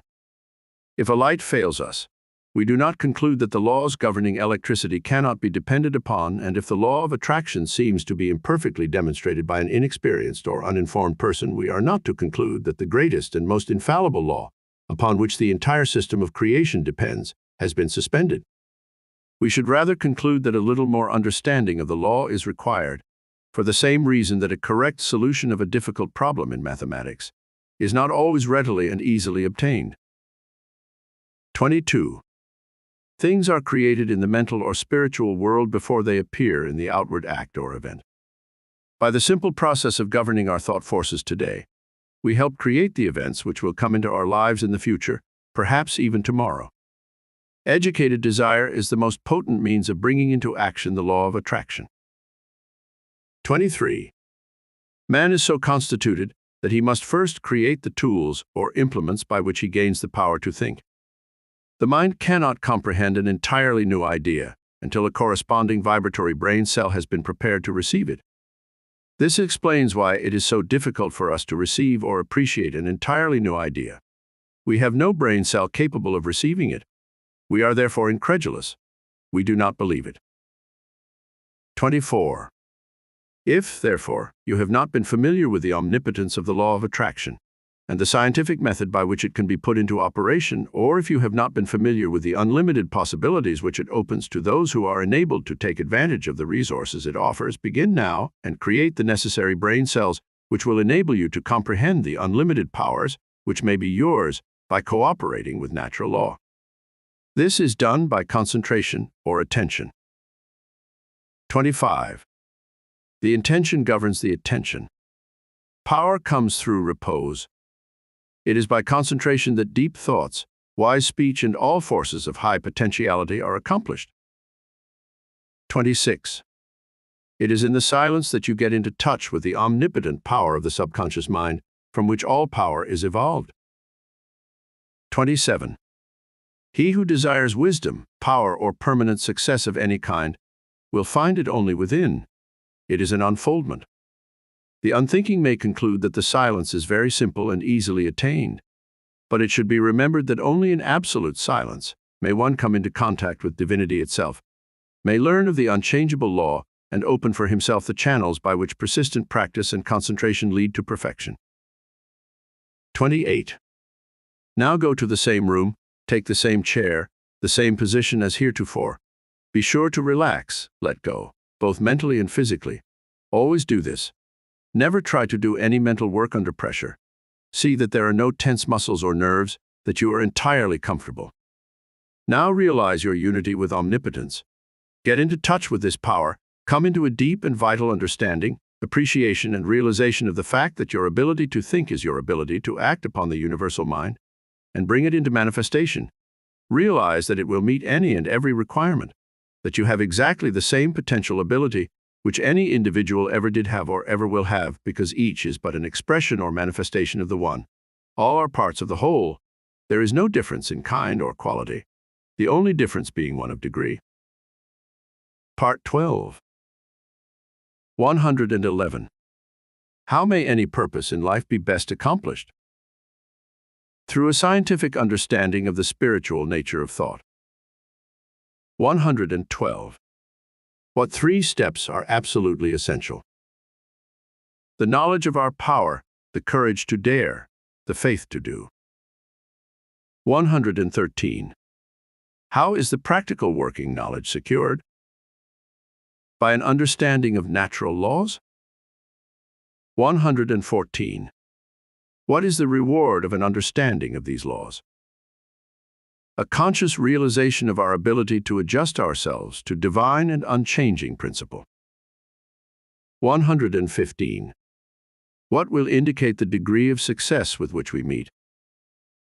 The degree in which we realize that we cannot change the infinite, but must cooperate with it. 116. What is the principle which gives thought its dynamic power? The law of attraction, which rests on vibration, which in turn rests upon the law of love. Thought impregnated with love becomes invincible. 117. Why is this law irresistible? Because it is a natural law. All natural laws are irresistible and unchangeable, and act with mathematical exactitude. There is no deviation or variation. 118. Why then does it sometimes seem to be difficult to find the solution to our problems in life? For the same reason that it is sometimes difficult to find the correct solution to a difficult mathematical problem. The operator is uninformed or inexperienced. 119. Why is it impossible for the mind to grasp an entirely new idea? We have no corresponding vibratory brain cell capable of receiving the idea. 120. How is wisdom secured? By concentration. It is unfoldment. It comes from within. Thought cannot conceive of anything that may not be brought to expression. He who first uttered it may be only the suggester, but the doer will appear. Wilson. Advice. Remember. Fully to understand grand and beautiful thought requires perhaps as much time as to conceive it. Joubert. If you wish to enjoy the utmost practical benefit from the master key, go slowly. Transfuse into your mind the contents of one part only, each week for 24 weeks. Realize the meaning of every phrase. Consult the master key constantly as your perpetual help and stimulus. Each time you read the work, you will get a better understanding of the eternal cosmic principles. Tell others of the master key so that more and more people may reciprocate with you as conscious adepts in harmony. The publishers. Part 13. This part explains why certain forms of thought often result in disaster and frequently sweep away the result of a lifetime of effort. It explains the modern method of thinking and shows how actual, tangible results are thereby secured, and how conditions must change in order to meet the requirements of a changed consciousness. It explains the process by which this change is brought about and how we may hasten it. Introduction. Part 13. Physical science is responsible for the marvelous age of invention in which we are now living. But spiritual science is now setting out on a career whose possibilities no one can foretell. Spiritual science has heretofore been the football of the uneducated, the superstitious, the mystical. But men are now interested in definite methods and demonstrated facts only. We have come to know that thinking is a spiritual process, that vision and imagination precede action and event, that the day of the dreamer has come. The following lines by Mr. Herbert Kaufman, relating to people who first dream and then achieve, are interesting in this connection. They are the architects of greatness. Their vision lies within their souls. They peer beyond the veils and mists of doubt and pierce the walls of unborn time. The belted wheel, the trail of steel, the churning screw, are shuttles in the loom on which they weave their magic tapestries. Makers of empire, they have fought for bigger things than crowns and higher seats than thrones. Your homes are set upon a land that dreamers built to greatness. The pictures on its walls are visions from the souls of dreamers. They are the chosen few, the blazers of the way. Walls crumble and empires fall. The tidal wave sweeps from the sea and tears a fortress from its rocks. The rotting nations drop from off time's bow, and only things the dreamers make live on. Part 13 tells why the dreams of the dreamer come true. It explains the law of causation by which dreamers, inventors, authors, organizers bring about the realization of their desires. It explains the law by which the thing pictured upon our mind eventually becomes our own. Part 13. 1.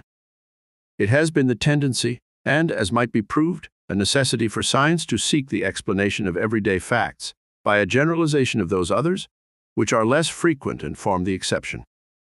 Thus does the eruption of the volcano manifest the heat which is continually at work in the interior of the earth, and to which the latter owes much of her configuration. 2. Thus does the lightning reveal a subtle power constantly busy to produce changes in the inorganic world, and as dead languages now seldom heard were once ruling among the nations, so does a giant tooth in Siberia, or a fossil in the depth of the earth, not only bear record of the evolution of past ages, but thereby explains to us the origin of the hills and valleys which we inhabit today. 3. In this way, a generalization of facts which are rare, strange, or form the exception has been the magnetic needle guiding to all the discoveries of inductive science. 4. This method is founded upon reason and experience, and thereby destroyed superstition, precedent, and conventionality. 5. It is more than 200 years since Bacon recommended this method of study, to which the civilized nations owe the greater part of their prosperity and the more valuable part of their knowledge, purging the mind from narrow prejudices, denominating theories more effectually than by the keenest irony, calling the attention of men from heaven to earth more successfully by surprising experiments than by the most forcible demonstrations of their ignorance, educating the inventive faculties more powerfully by the near prospect of useful discoveries thrown open to all, than by talk of bringing to light the innate laws of our mind. 6. The method of Bacon has seized the spirit and aim of the great philosophers of Greece and carried them into effect by the new means of observation which another age offered, thus gradually revealing a wondrous field of knowledge in the infinite space of astronomy, in the microscopic egg of embryology, and the dim age of geology, disclosing an order of the pulse which the logic of Aristotle could never have unveiled, and analyzing into formerly unknown elements the material combinations which no dialectic of the scholastics could force apart. 7. It has lengthened life. It has mitigated pain. It has extinguished diseases. It has increased the fertility of the soil. It has given new securities to the mariner. It has spanned great rivers with bridges of form unknown to our fathers. It has guided the thunderbolt from heaven to earth. It has lighted up night with the splendor of day. It has extended the range of human vision. It has multiplied the power of the human muscles. It has accelerated motion. It has annihilated distance. It has facilitated intercourse, correspondence, all friendly offices, all dispatch of business. It has enabled men to descend into the depths of the sea, to soar into the air, to penetrate securely into the noxious recesses of the earth. 8. This, then, is the true nature and scope of induction. But the greater the success which men have achieved in the inductive science, the more does the whole tenor of their teachings and example impress us with the necessity of observing carefully, patiently, accurately, with all the instruments and resources at our command, the individual facts before venturing upon a statement of general laws. 9. We ascertain the bearing of the spark drawn from the electric machine under every variety of circumstances, that we thus may be emboldened with Franklin to address in the form of a kite the question to the cloud about the nature of the lightning. We assure ourselves with the exactness of a Galileo of the manner in which bodies fall, that with Newton we may dare to ask the moon about the force that fastens it to the earth. 10. In short, by the value we set upon truth, by our hope in a steady and universal progress, by our resolve not to permit a tyrannical prejudice to neglect or mutilate unwelcome facts, we rear the superstructure of science upon the broad and unchangeable basis, of full attention paid to the most isolated as well as the most frequent phenomena. 11. An ever-increasing material may be collected by observation, But the accumulated facts differ in their value to assist the explanation of nature. And as we esteem most highly those useful qualities of men, which are of the rarest occurrence, so does natural philosophy sift the facts and attach a preeminent importance to that striking class, which cannot be accounted for by the usual and daily observation of life. 12. If then we find that certain persons seem to possess unusual power, what are we to conclude? Firstly, we may say, it is not so, which is simply an acknowledgement of our lack of information, because every honest investigator admits that there are many strange and heretofore unaccountable phenomena constantly occurring. Those, however, who become acquainted with the creative power of thought will no longer consider them unaccountable. 13.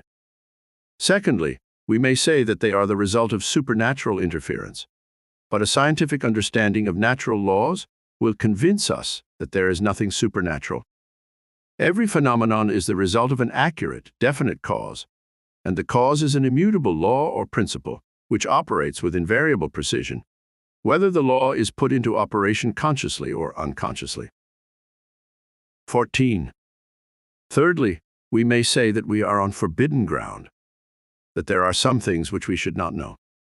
This objection was used against every advance in human knowledge. Every individual who ever advanced a new idea, whether a Columbus, a Darwin, a Galileo, a Watt, a Fulton, a Stevenson, a Faraday, or an Emerson, was subjected to ridicule or persecution. Hence, this objection should receive no serious consideration. On the contrary, we should carefully consider every fact which is brought to our attention. By doing this, we will more readily ascertain the law upon which it is based. 15. It will be found that the creative power of thought will explain every possible condition or experience, whether physical, mental, or spiritual. 16. Thought will bring about conditions in correspondence with the predominant mental attitude. Therefore, as fear is a powerful form of thought, if we fear disaster, disaster will be the certain result of our thinking. It is this form of thought which frequently sweeps away the result of many years of toil and effort. 17. If we think of some form of material wealth, we may secure it. By concentrated thought, the required conditions will be brought about and the proper effort put forth, which will result in bringing about the circumstances necessary to realize our desires. But we often find that when we secure the things we thought we wanted, they do not have the effect we expected. That is, the satisfaction is only temporary, or possibly is the reverse of what we expected. 18. What, then, is the proper method of procedure? What are we to think in order to secure what we really desire? What you and I desire, what we all desire, what everyone is seeking, is happiness and harmony. If we can be truly happy, we shall have everything the world can give. If we are happy ourselves, we can make others happy. 19. But we cannot be happy unless we have health, strength, congenial friends, pleasant environment, sufficient supply, not only to take care of our necessities, but to provide for those comforts and luxuries to which we are entitled. 20. The old orthodox way of thinking was to be a worm, to be satisfied with our portion whatever it is. But the modern idea is to know that we are entitled to the best of everything, that the Father and I are one, and that the Father is the universal mind, the Creator, the original substance from which all things proceed. 21. Now, admitting that this is all true in theory, and it has been taught for 2,000 years, and is the essence of every system of philosophy or religion, how are we to make it practical in our lives? How are we to get the actual, tangible results here and now? 22. In the first place, we must put our knowledge into practice. Nothing can be accomplished in any other way.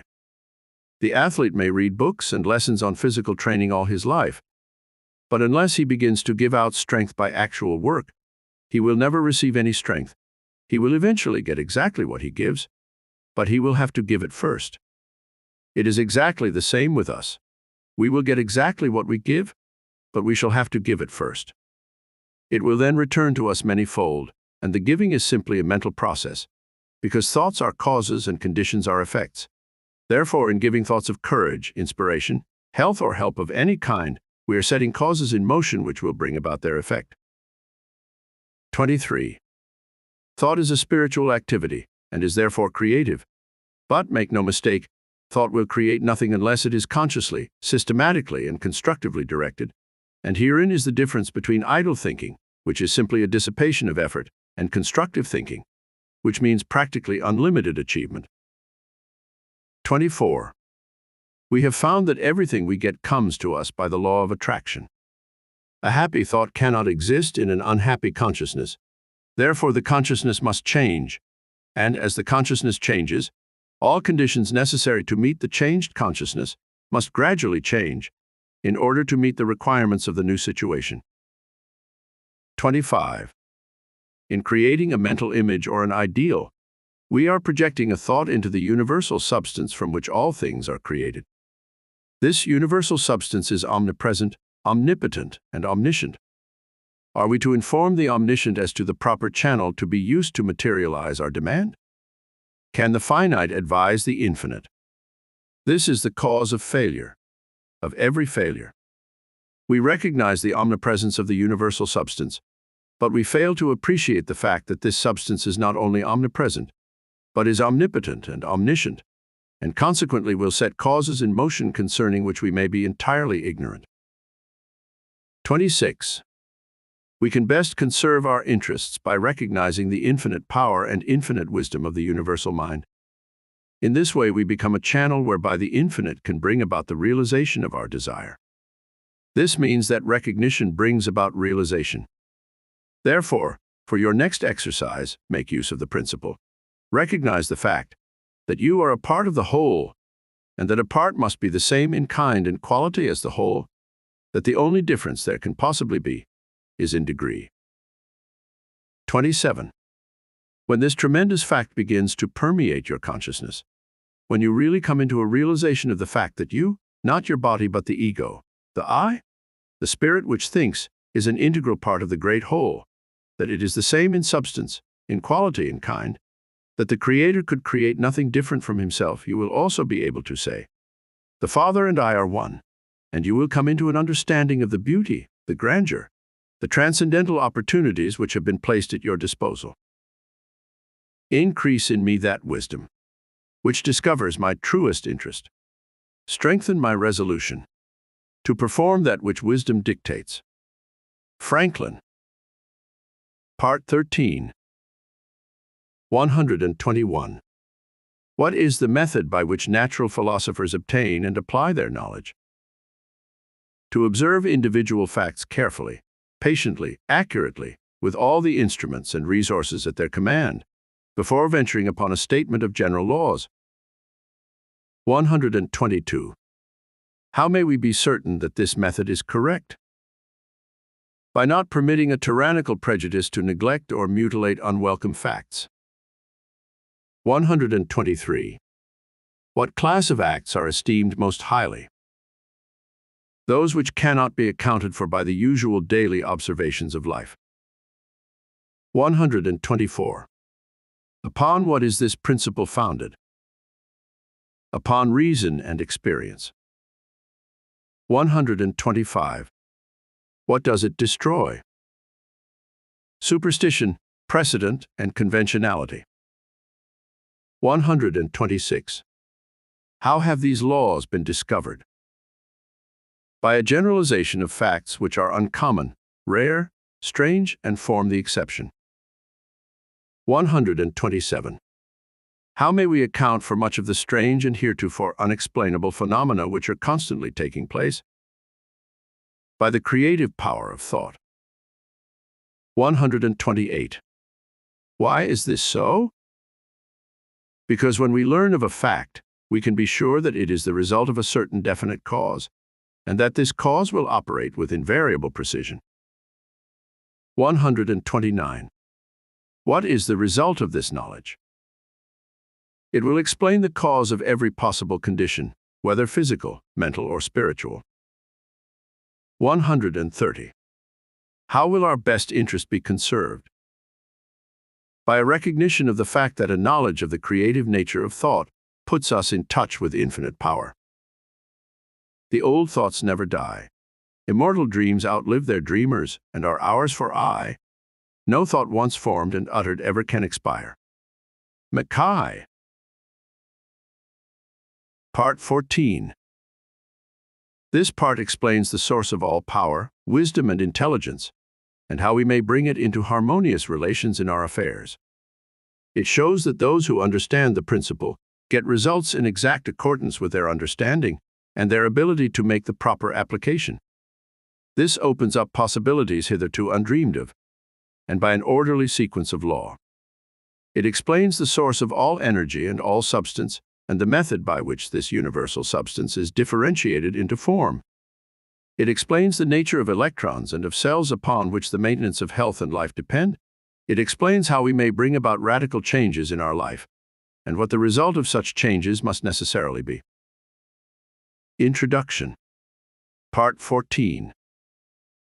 You have found from your study thus far that thought is a spiritual activity and is therefore endowed with creative power.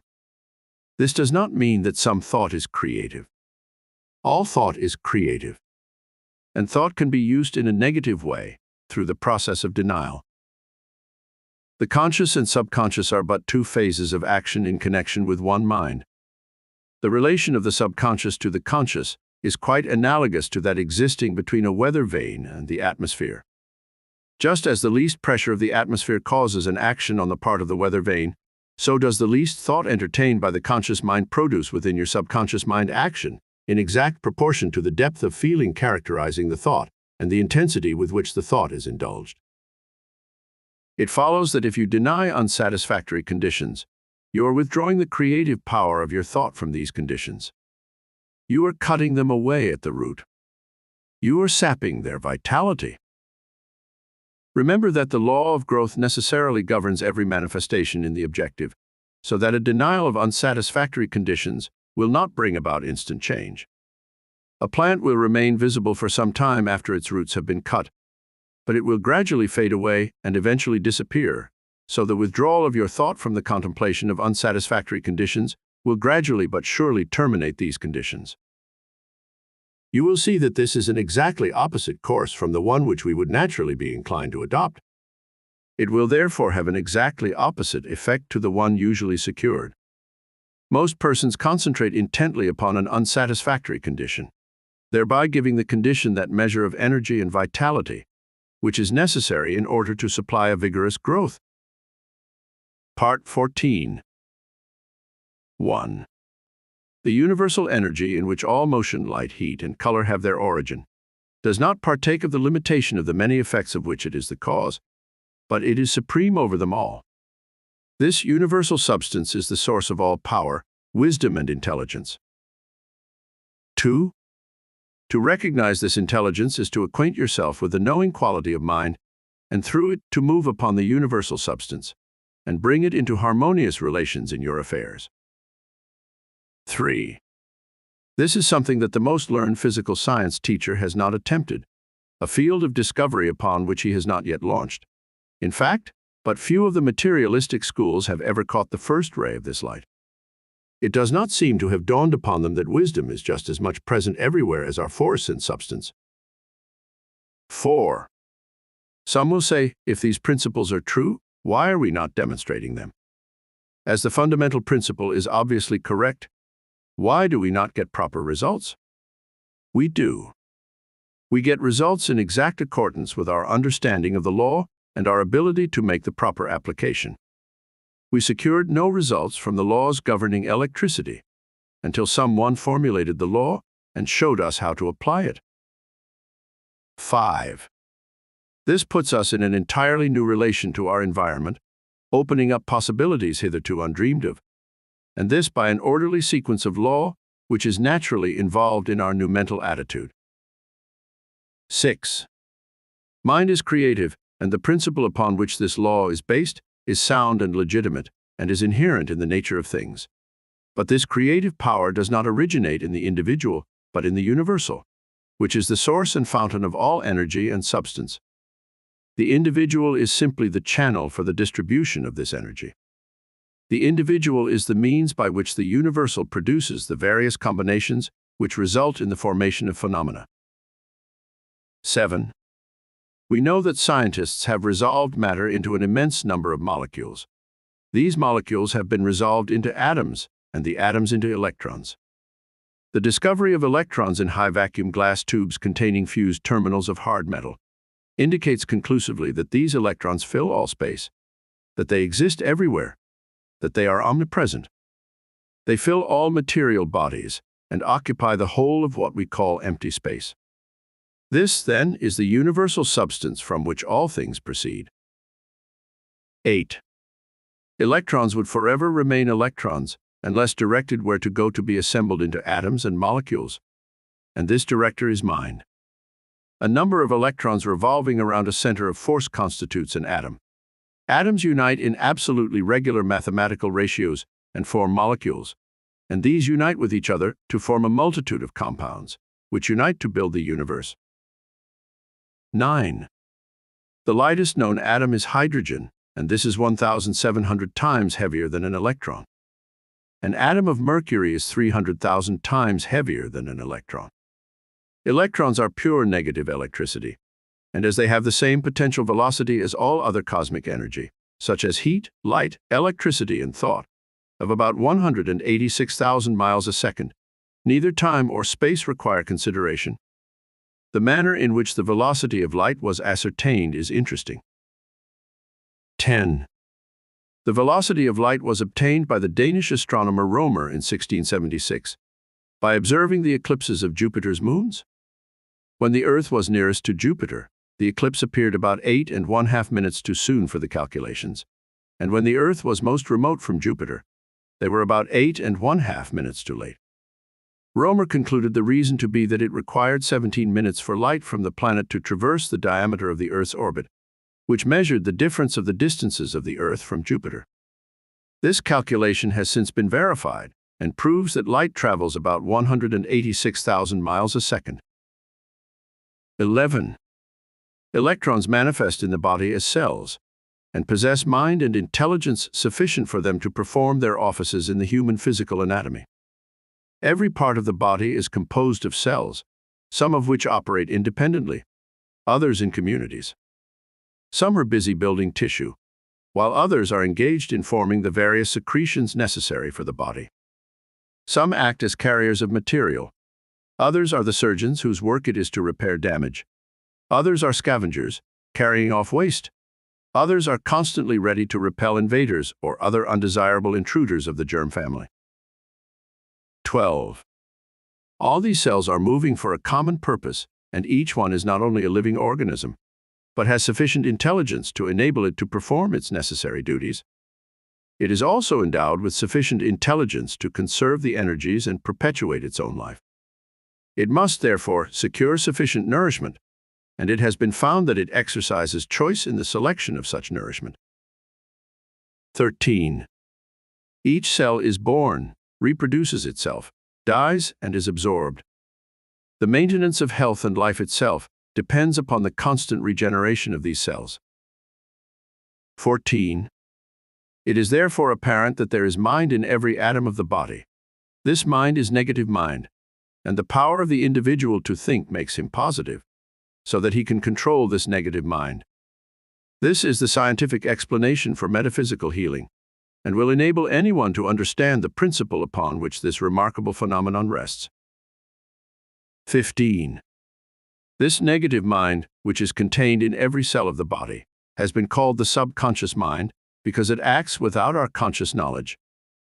We have found that this subconscious mind is responsive to the will of the conscious mind. 16. All things have their origin in mind, and appearances are the result of thought, so that we see that things in themselves have no origin, permanency, or reality. Since they are produced by thought, they can be erased by thought. 17. In mental, as in natural science, experiments are being made, and each discovery lifts man one step higher toward his possible goal. We find that every man is the reflection of the thought he has entertained during his lifetime. This is stamped on his face, his form, his character, his environment. 18. Behind every effect there is a cause, and if we follow the trail to its starting point, we shall find the creative principle out of which it grew. Proofs of this are now so complete that this truth is generally accepted. 19. The objective world is controlled by an unseen and heretofore unexplainable power. We have heretofore personalized this power and called it God. We have now, however, learned to look upon it as the permeating essence or principle of all that exists, the infinite or universal mind. 20. The universal mind, being infinite and omnipotent, has unlimited resources at its command, and when we remember that it is also omnipresent, we cannot escape the conclusion that we must be an expression or manifestation of that mind. 21. A recognition and understanding of the resources of the subconscious mind will indicate that the only difference between the subconscious and the universal is one of degree. They differ only as a drop of water differs from the ocean. They are the same in kind and quality. The difference is one of degree only. 22. Can you appreciate the value of this all-important fact? Do you realize that a recognition of this tremendous fact places you in touch with omnipotence? The subconscious mind being the connecting link between the universal mind and the conscious mind, is it not evident that the conscious mind can consciously suggest thoughts which the subconscious mind will put into action, and as the subconscious is one with the universal, is it not evident that no limit can be placed upon its activities? 23. A scientific understanding of this principle will explain the wonderful results which are secured through the power of prayer. The results which are secured in this way are not brought about by any special dispensations of providence, but on the contrary, they are the result of the operation of a perfectly natural law. There is, therefore, nothing either religious or mysterious about it. 24. Yet there are many who are not ready to enter into the discipline necessary to think correctly, even though it is evident that wrong thinking has brought failure. 25. Thought is the only reality. Conditions are but the outward manifestations. As the thought changes, all outward or material conditions must change in order to be in harmony with their creator, which is thought. 26. But the thought must be clear-cut, steady, fixed, definite, unchangeable. You cannot take one step forward and two steps backward. Neither can you spend 20 or 30 years of your life building up negative conditions as the result of negative thoughts and then expect to see them all melt away as the result of 15 or 20 minutes of right thinking. 27. If you enter into the discipline necessary to bring about a radical change in your life, you must do so deliberately, after giving the matter careful thought and full consideration, and then you must allow nothing to interfere with your decision. 28. This discipline, this change of thought, this mental attitude will not only bring you the material things which are necessary for your highest and best welfare, but will bring health and harmonious conditions generally. 29. If you wish harmonious conditions in your life, you must develop an harmonious mental attitude. 30. Your world without will be a reflection of your world within. 31.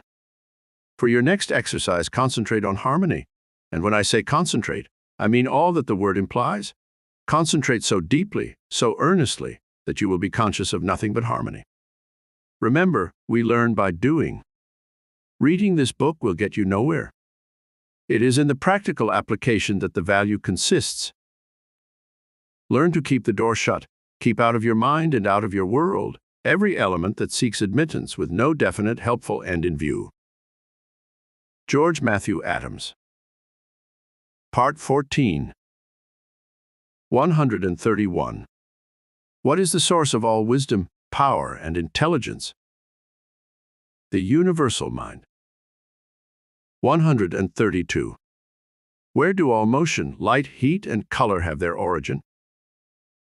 In the universal energy, which is one manifestation of the universal mind. 133. Where does the creative power of thought originate? In the universal mind. 134. What is thought? Mind in motion. 135.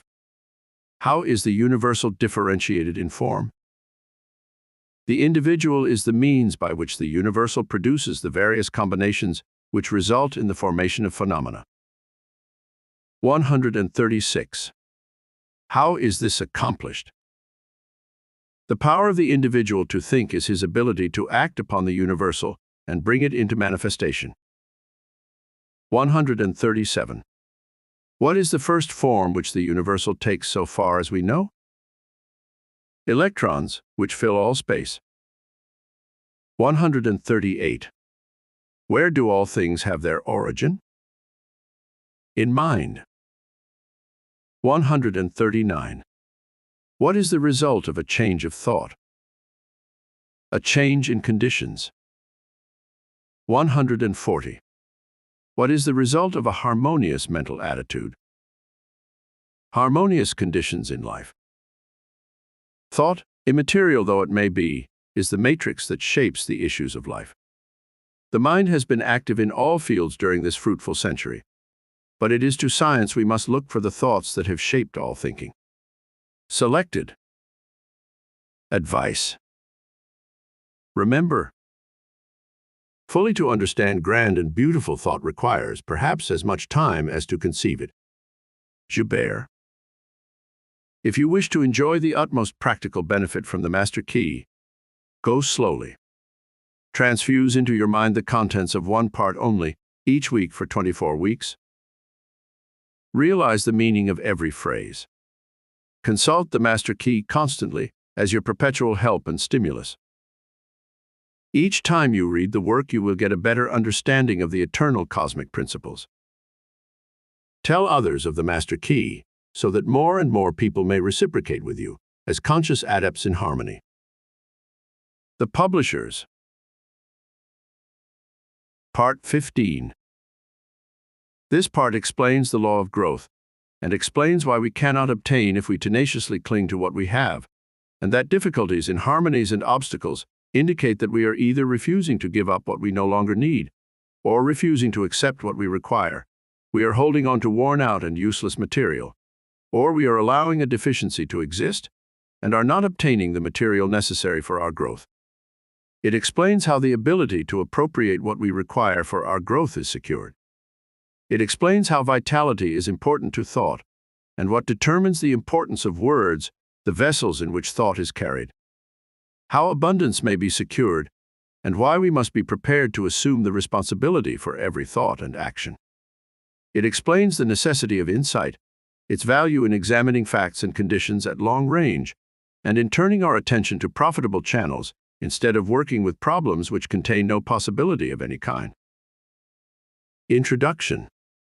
Part 15. Experiments with parasites found on plants indicate that even the lowest order of life is enabled to take advantage of natural law.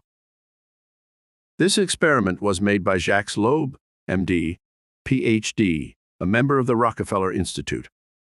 In order to obtain the material, potted rose bushes are brought into a room and placed in front of a closed window.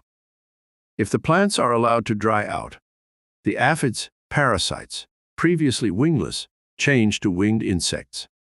After the metamorphosis, the animals leave the plants, fly to the window, and then creep upward on the glass.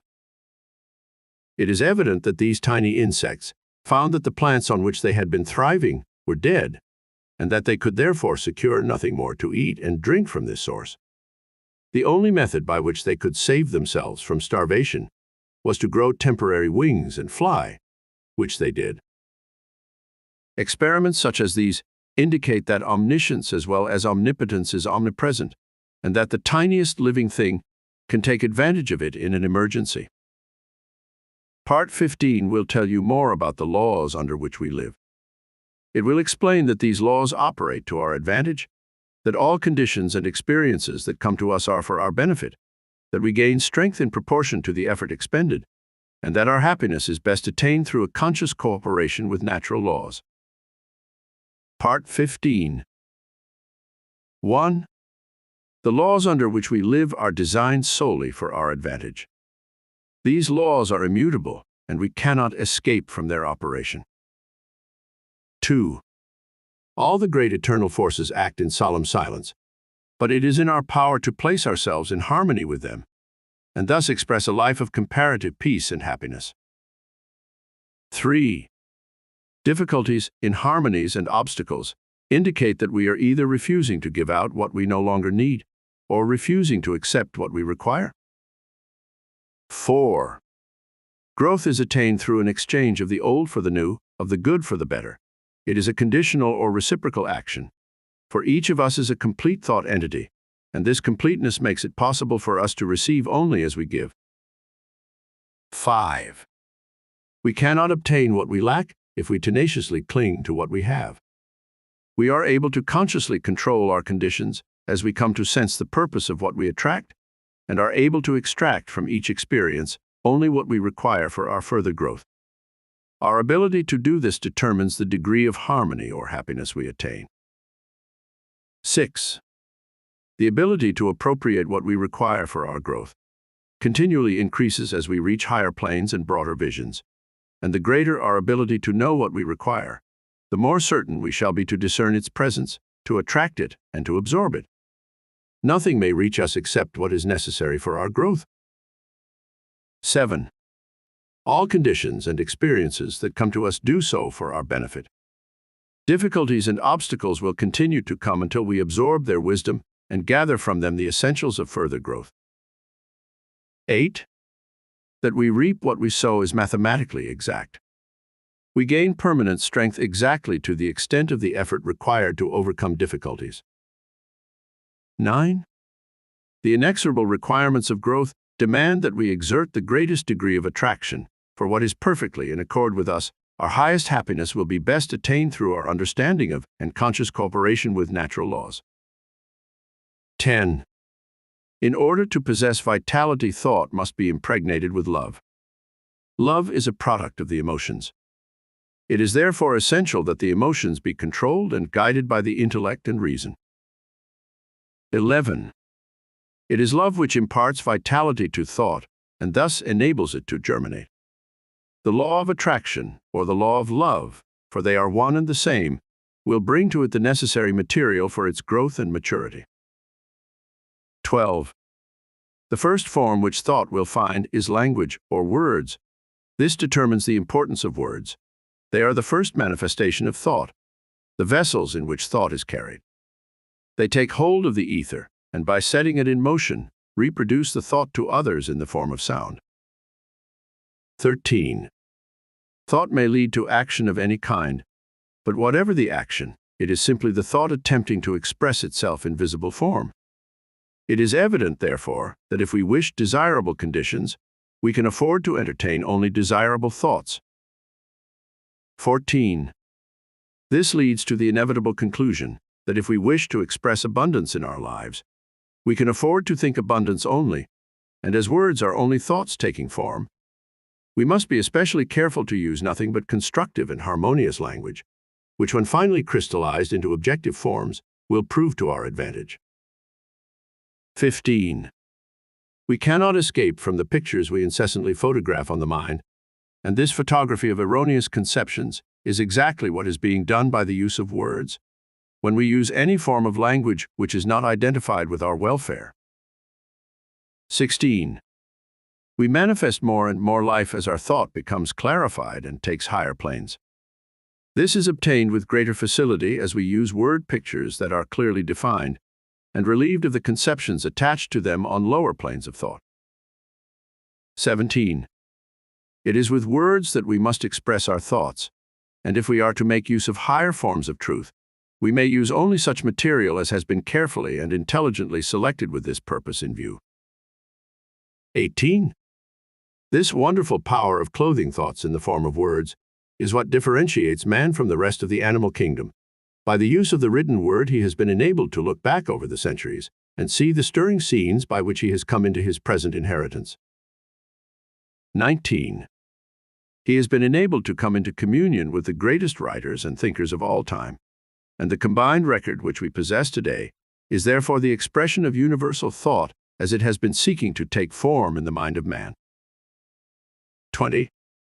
We know that the universal thought has for its goal the creation of form, and we know that the individual thought is likewise forever attempting to express itself in form, and we know that the word is a thought form, and a sentence is a combination of thought forms. Therefore, If we wish our ideal to be beautiful or strong, we must see that the words out of which this temple will eventually be created are exact, that they are put together carefully, because accuracy in building words and sentences is the highest form of architecture in civilization and is a passport to success. 21.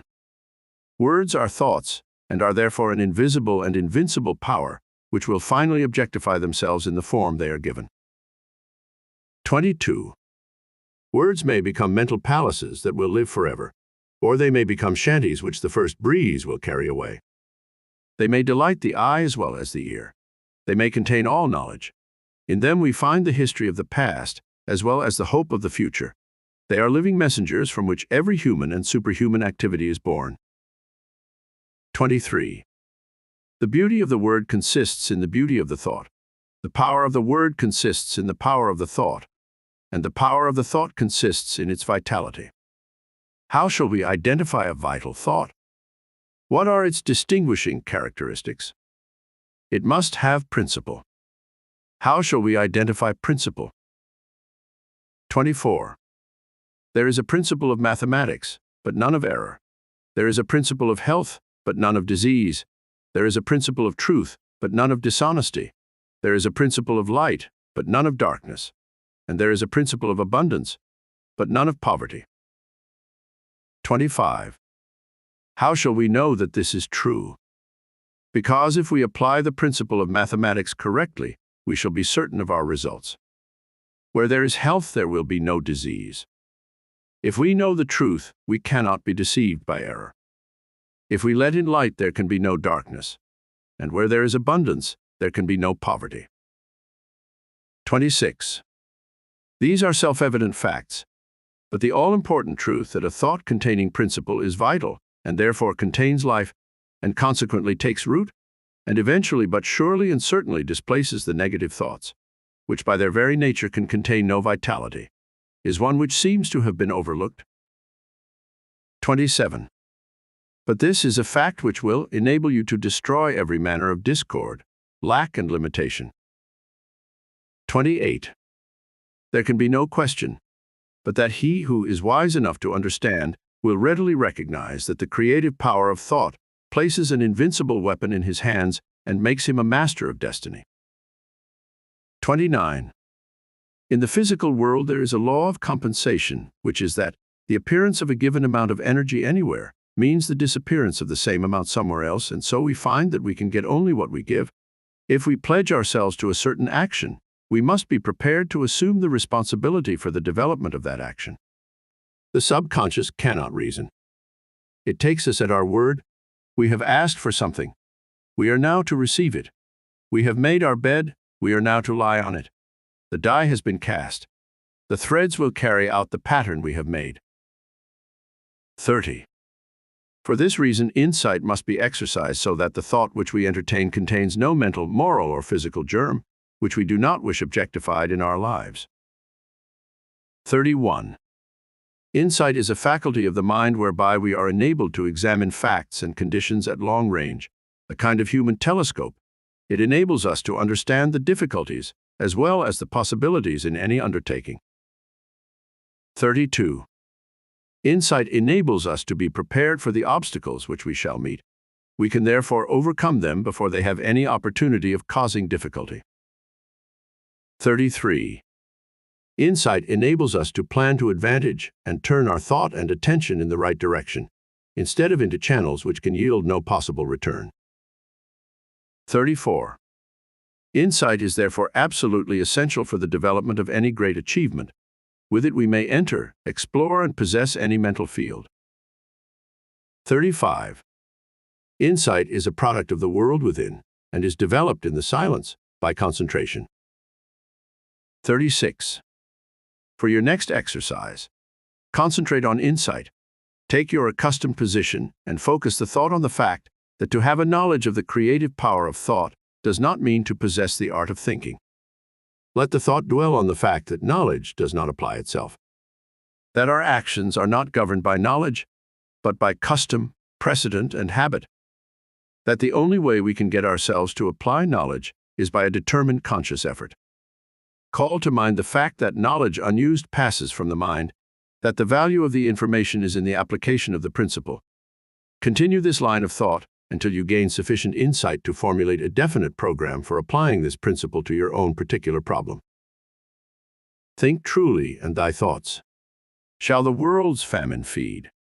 Speak truly, and each word of thine shall be a fruitful seed. Live truly, and thy life shall be a great and noble creed. Horatio Bonar. Part 15. 141. What determines the degree of harmony which we attain? Our ability to appropriate what we require for our growth from each experience. 142. What do difficulties and obstacles indicate? That they are necessary for our wisdom and spiritual growth. 143. How may these difficulties be avoided? By a conscious understanding of and cooperation with natural laws. 144. What is the principle by which thought manifests itself in form? The law of attraction. 145. How is the necessary material secured by which the growth, development, and maturity of the idea take form? The law of love, which is the creative principle of the universe, imparts vitality to the thought, and the law of attraction brings the necessary substance by the law of growth. 146. How are desirable conditions secured? By entertaining desirable thoughts only. 147. How are undesirable conditions brought about? By thinking, discussing, and visualizing conditions of lack, limitation, disease, inharmony, and discord of every kind. This mental photography of erroneous conceptions is taken up by the subconscious, and the law of attraction will inevitably crystallize it into objective form. That we reap what we sow is scientifically exact. 148. How can we overcome every kind of fear, lack, limitation, poverty, and discord? By substituting principle for error. 149. How may we recognize principle? By a conscious realization of the fact that truth invariably destroys error. We do not have to laboriously shovel the darkness out. All that is necessary is to turn on the light. The same principle applies to every form of negative thought. 150. What is the value of insight? It enables us to understand the value of making application of the knowledge which we gain. Many seem to think that knowledge will automatically apply itself, which is by no means true. Part 16. This part explains the nature of wealth. It shows how it is created and upon what it depends. It shows why success is contingent upon an ideal higher than the mere accumulation of riches. It shows that success depends upon creative ability and explains the necessary condition for attainment. It explains why premature wealth is but the forerunner of humiliation and disaster. It explains the methods by which we may take our fate out of the hands of chance and consciously make for ourselves the conditions which we desire. It tells how we may compel success by the utilization of scientific and exact methods, and it explains that while we have the ability to create harmonious and constructive conditions, we also have the ability to create inharmonious and destructive conditions. And unfortunately, through ignorance of the law, this is what many are doing. Introduction. Part 16. The vibratory activities of the planetary universe are governed by a law of periodicity. Everything that lives has periods of birth, growth, fruition, and decline. These periods are governed by the septimal law. The law of sevens governs the days of the week, the phases of the moon, the harmonies of sound, light, heat, electricity, magnetism, atomic structure. It governs the life of individuals and of nations, and it dominates the activities of the commercial world. Life is growth, and growth is change. Each 7 years period takes us into a new cycle. The first 7 years is the period of infancy. The next 7 the period of childhood, representing the beginning of individual responsibility. The next 7 represents the period of adolescence. The 4th period marks the attainment of full growth. The 5th period is the constructive period, when men begin to acquire property, possessions, a home and family. The next, from 35 to 42, is a period of reactions and changes, and this in turn is followed by a period of reconstruction, adjustment and recuperation, so as to be ready for a new cycle of 7s, beginning with the 50th year. There are many who think that the world is just about to pass out of the 6th period, that it will soon enter into the 7th period, the period of readjustment, reconstruction and harmony, the period which is frequently referred to as the millennium. Those familiar with these cycles will not be disturbed when things seem to go wrong, but can apply the principle outlined in the Master Key, with the full assurance that a higher law will invariably control all other laws, and that through an understanding and conscious operation of spiritual laws, we can convert every seeming difficulty into a blessing. Part 16. 1. Wealth is a product of labor. Capital is an effect, not a cause. A servant, not a master. A means, not an end. 2. The most commonly accepted definition of wealth is that it consists of all useful and agreeable things which possess exchange value. It is this exchange value which is the predominant characteristic of wealth. 3. When we consider the small addition made by wealth to the happiness of the possessor, we find that the true value consists not in its utility, but in its exchange value. 4. This exchange value makes it a medium for securing the things of real value, whereby our ideals may be realized. 5. Wealth should then never be desired as an end, but simply as a means of accomplishing an end. Success is contingent upon a higher ideal than the mere accumulation of riches, and he who aspires to such success must formulate an ideal for which he is willing to strive. 6. With such an ideal in mind, the ways and means can and will be provided, but the mistake must not be made of substituting the means for the end. There must be a definite fixed purpose, an ideal. 7. Prentice Mulford said, "The man of success is the man possessed of the greatest spiritual understanding, and every great fortune comes of superior and truly spiritual power."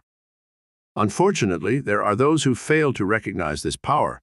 They forget that Andrew Carnegie's mother had to help support the family when they went to America, that Harriman's father was a poor clergyman with a salary of only $200 a year, that Sir Thomas Lipton started with only 1 shilling.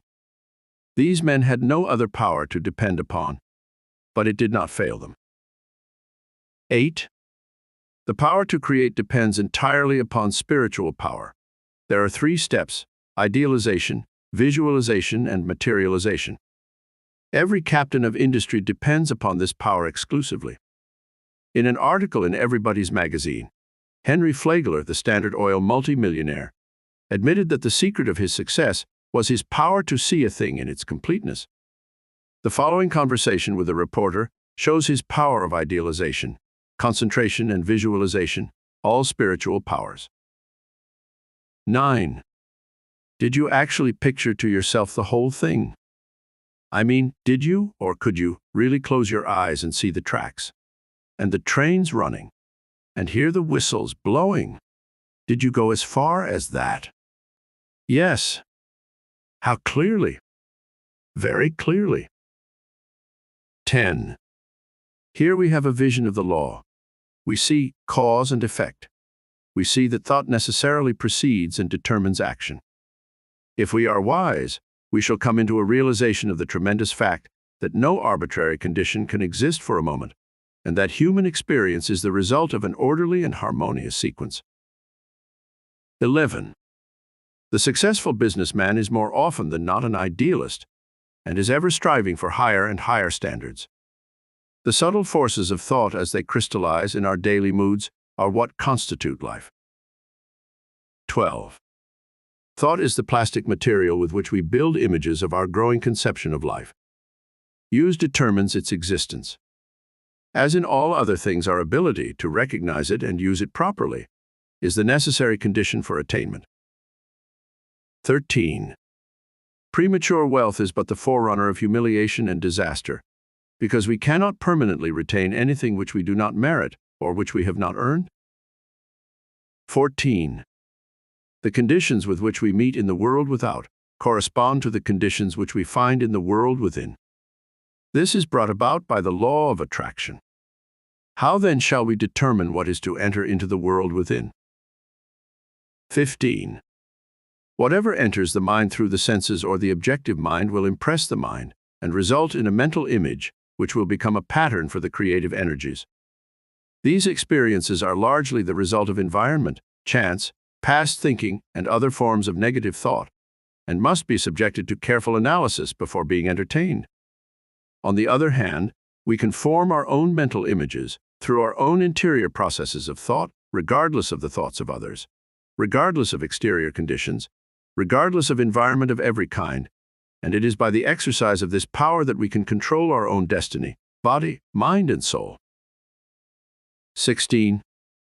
It is by the exercise of this power that we take our fate out of the hands of chance and consciously make for ourselves the experiences which we desire, because when we consciously realize a condition, that condition will eventually manifest in our lives.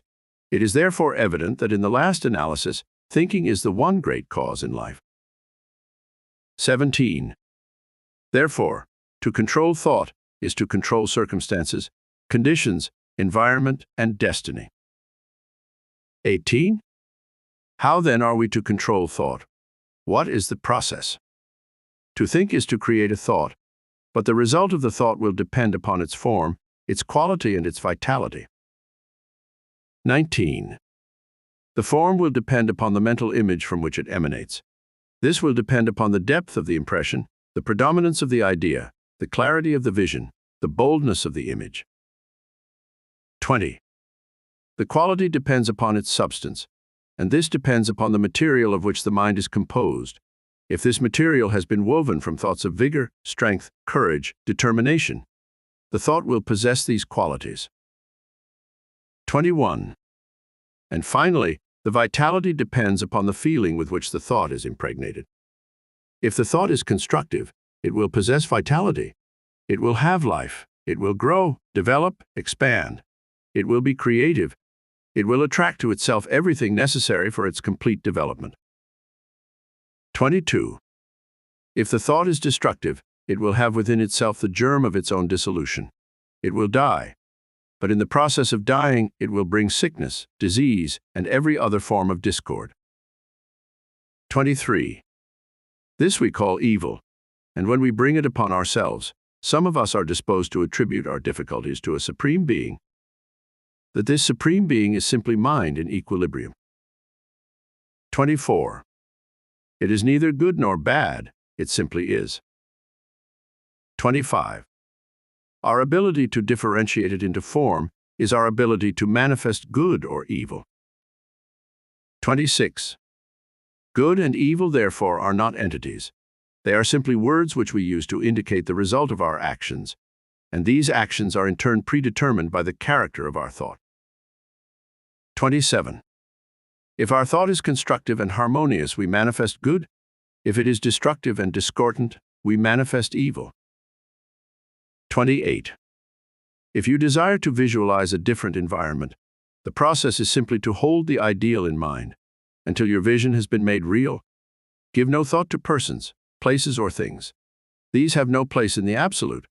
The environment you desire will contain everything necessary. The right persons and the right things will come at the right time and in the right place. 29. It is sometimes not plain how character, ability, attainment, achievement, environment, and destiny can be controlled through the power of visualization, but this is an exact scientific fact. 30. You will readily see that what we think determines the quality of mind, and that the quality of mind in turn determines our ability and mental capacity, and you can readily understand that the improvement in our ability will naturally be followed by increase in attainment and a greater control of circumstances.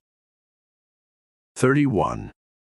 It will thus be seen that natural laws work in a perfectly natural and harmonious manner.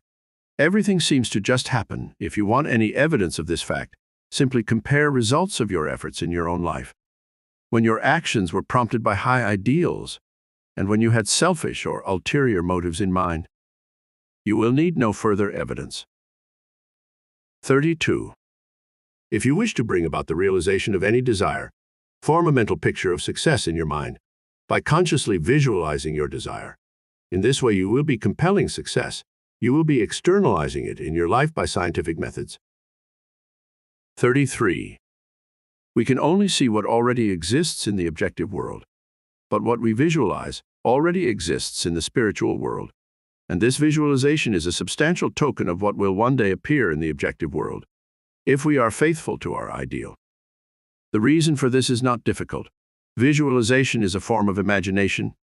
This process of thinking forms impressions on the mind, and these impressions in turn form concepts and ideals, and they in turn are the plans from which the master architect will weave the future.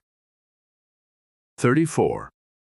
The psychologists have come to the conclusion that there is but one sense, the sense of feeling, and that all other senses are but modifications of this one sense. This being true, we know why feeling is the very fountainhead of power, why the emotions so easily overcome the intellect, and why we must put feeling into our thought if we wish results. Thought and feeling are the irresistible combination. 35. Visualization must, of course, be directed by the will. We are to visualize exactly what we want. We must be careful not to let the imagination run riot. Imagination is a good servant but a poor master, and unless it is controlled, it may easily lead us into all kinds of speculations and conclusions, which have no basis or foundation of fact whatever. Every kind of plausible opinion is liable to be accepted without any analytical examination, and the inevitable result is mental chaos. 36. We must therefore construct only such mental images as are known to be scientifically true. Subject every idea to a searching analysis, and accept nothing which is not scientifically exact. When you do this, you will attempt nothing but what you know you can carry out, and success will crown your efforts. This is what businessmen call far-sightedness. It is much the same as insight, and is one of the great secrets of success in all important undertakings. 37. For your next exercise, try to bring yourself to a realization of the important fact that harmony and happiness are states of consciousness and do not depend upon the possession of things. That things are effects and come as a consequence of correct mental states. So that if we desire material possession of any kind, our chief concern should be to acquire the mental attitude which will bring about the result desired. This mental attitude is brought about by a realization of our spiritual nature and our unity with the universal mind, which is the substance of all things. This realization will bring about everything which is necessary for our complete enjoyment. This is scientific or correct thinking. When we succeed in bringing about this mental attitude, it is comparatively easy to realize our desire as an already accomplished fact. When we can do this, we shall have found the truth, which makes us free from every lack or limitation of any kind. A man might frame and let loose a star to roll in its orbit, and yet not have done so memorable a thing before God as he who lets a golden orb thought to roll through the generations of time. H. W. Beecher. Part 16. 151. Upon what does wealth depend? Upon an understanding of the creative nature of thought. 152. Upon what does its true value consist? Upon its exchange value.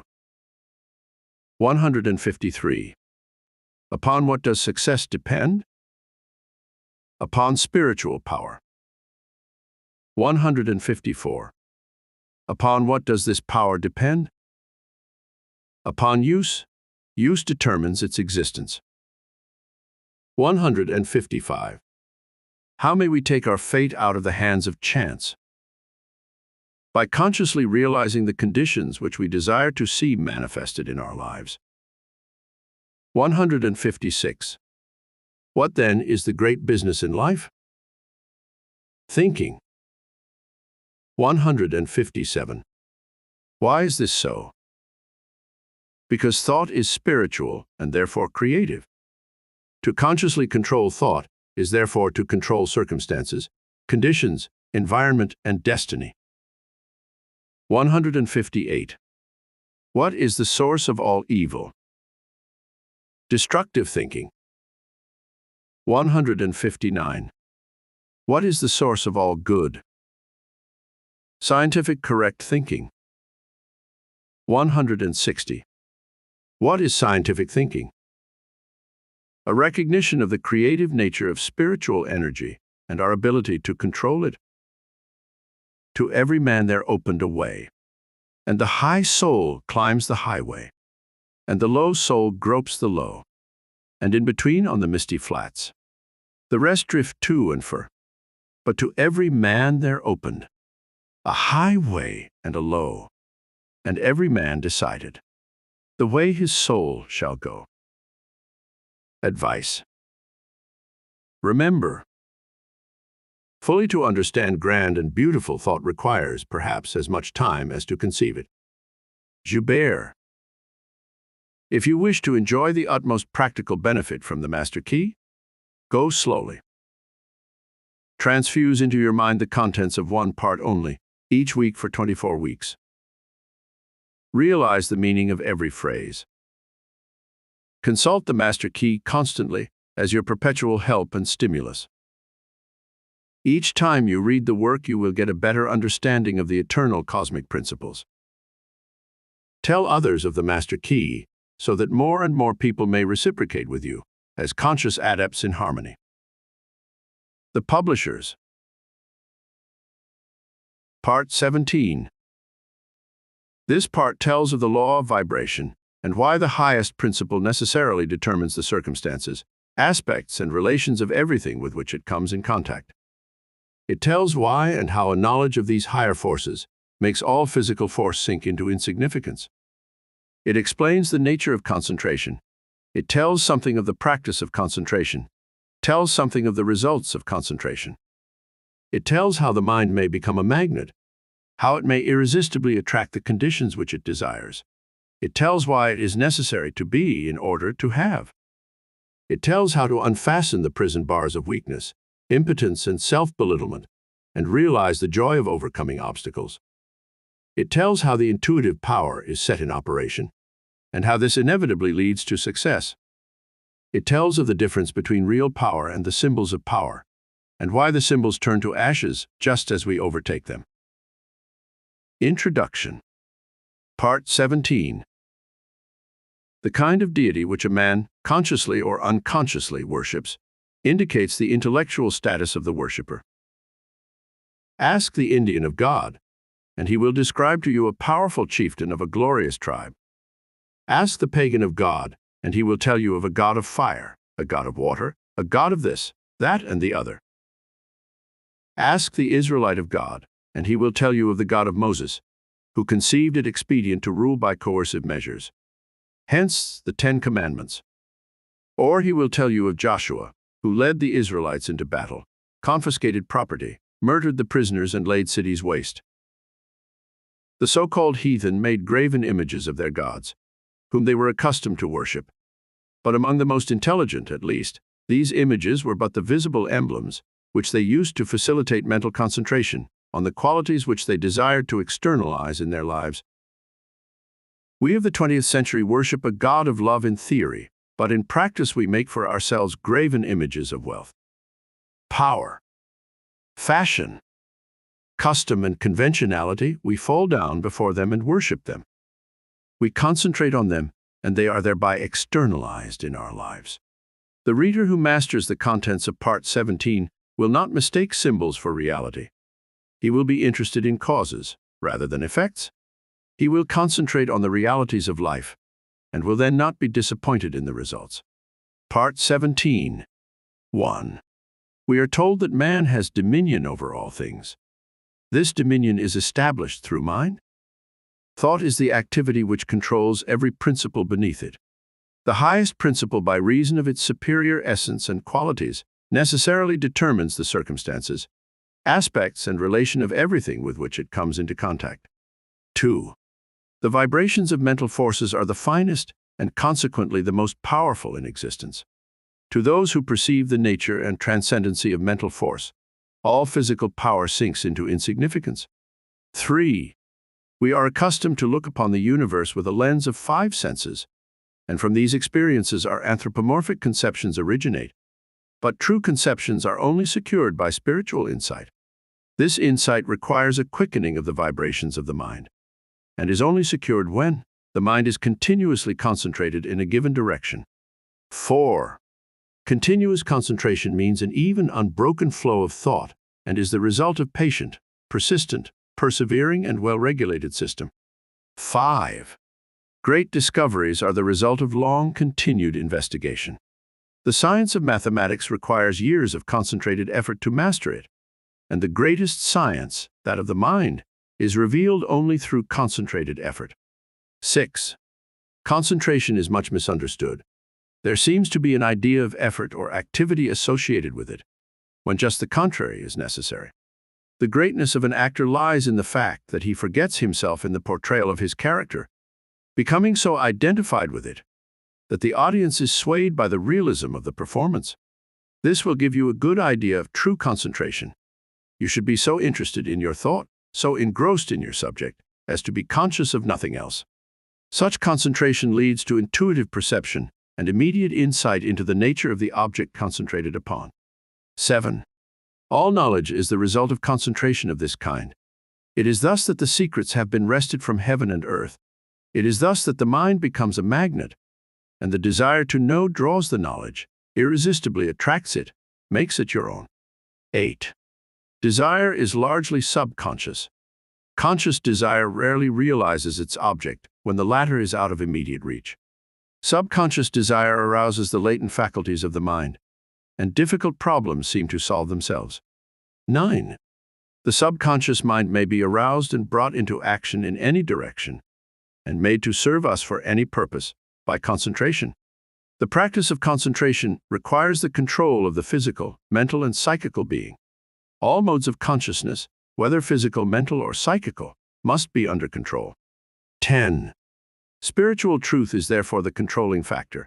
It is this which will enable you to grow out of limited attainment and reach a point where you will be able to translate modes of thought into character and consciousness. 11. Concentration does not mean mere thinking of thoughts, but the transmutation of these thoughts into practical values. The average person has no conception of the meaning of concentration. There is always the cry to have, but never the cry to be. People fail to understand that they cannot have one without the other, that they must first find the kingdom before they can have the things added. Momentary enthusiasm is of no value. It is only by unbounded self-confidence that the goal is reached. 12. The mind may place the ideal a little too high and fall short of the mark. It may attempt to soar on untrained wings and, instead of flying, fall to earth. But that is no reason for not making another attempt. 13. Weakness is the only barrier to mental attainment. Attribute your weakness to physical limitations or mental uncertainties, and try again. Ease and perfection are gained by repetition. 14.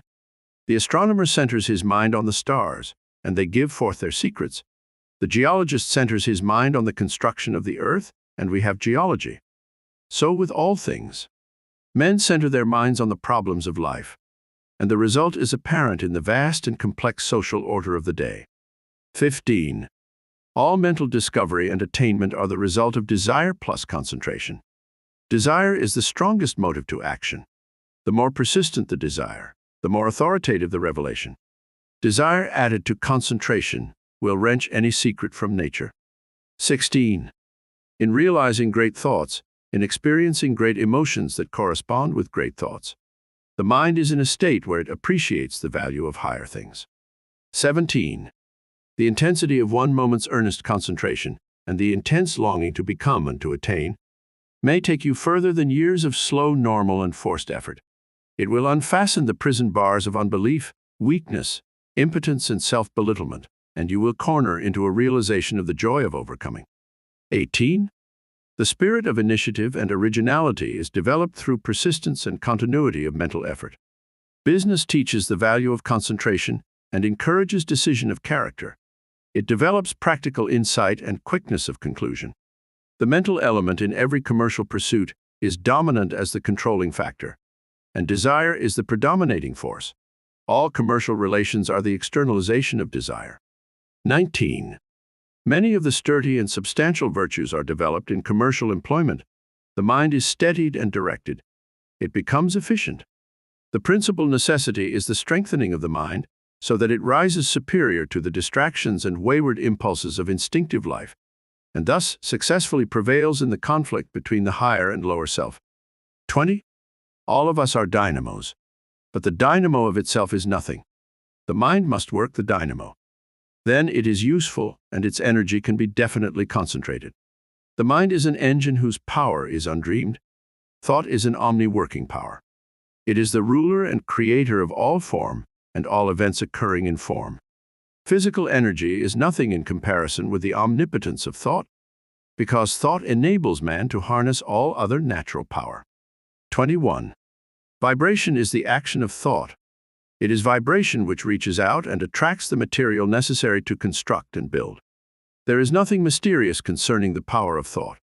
Concentration simply implies that consciousness can be focalized to the point where it becomes identified with the object of its attention. As food absorbed is the essence of the body, so the mind absorbs the object of its attention, gives it life and being. 22.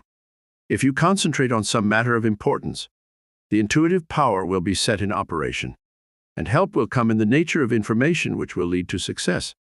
23. Intuition arrives at conclusions without the aid of experience or memory. Intuition often solves problems that are beyond the grasp of the reasoning power. Intuition often comes with a suddenness that is startling. It reveals the truth for which we are searching, so directly that it seems to come from a higher power. Intuition can be cultivated and developed. In order to do this, it must be recognized and appreciated. If the intuitive visitor is given a royal welcome when he comes, he will come again. The more cordial the welcome, the more frequent his visits will become. But if he is ignored or neglected, he will make his visits few and far apart. 24. Intuition usually comes in the silence. Great minds seek solitude frequently. It is here that all the larger problems of life are worked out. For this reason, every businessman who can afford it has a private office where he will not be disturbed. If you cannot afford a private office, you can at least find somewhere where you can be alone a few minutes each day to train the thought along lines which will enable you to develop that invincible power which is necessary to achieve. 25. Remember that fundamentally the subconscious is omnipotent. There is no limit to the things that can be done when it is given the power to act. Your degree of success is determined by the nature of your desire. If the nature of your desire is in harmony with natural law or the universal mind, it will gradually emancipate the mind and give you invincible courage. 26. Every obstacle conquered, every victory gained, will give you more faith in your power, and you will have greater ability to win. Your strength is determined by your mental attitude. If this attitude is one of success and is permanently held with an unswerving purpose, you will attract to yourself from the invisible domain the things you silently demand. 27. By keeping the thought in mind, it will gradually take tangible form. A definite purpose sets causes in motion, which go out in the invisible world and find the material necessary to serve your purpose. 28. You may be pursuing the symbols of power instead of power itself. You may be pursuing fame instead of honor, riches instead of wealth, position instead of service. In either event, you will find that they turn to ashes just as you overtake them. 29. Premature wealth or position cannot be retained because it has not been earned. We get only what we give, and those who try to get without giving always find that the law of compensation is relentlessly bringing about an exact equilibrium. 30. The race has hitherto been for money and other mere symbols of power, but with an understanding of the true source of power, we can afford to ignore the symbols. The man with a large bank account finds it unnecessary to load his pockets down with gold. So with the man who has found the true source of power. He is no longer interested in its shams or pretensions. 31. Thought ordinarily leads outwardly in evolutionary directions, but it can be turned within where it will take hold of the basic principles of things, the heart of things, the spirit of things. When you get to the heart of things, it is comparatively easy to understand and command them. 32. This is because the spirit of a thing is the thing itself, the vital part of it, the real substance. The form is simply the outward manifestation of the spiritual activity within. 33. For your next exercise, concentrate as nearly as possible in accordance with the method outlined in this part. Let there be no conscious effort or activity associated with your purpose.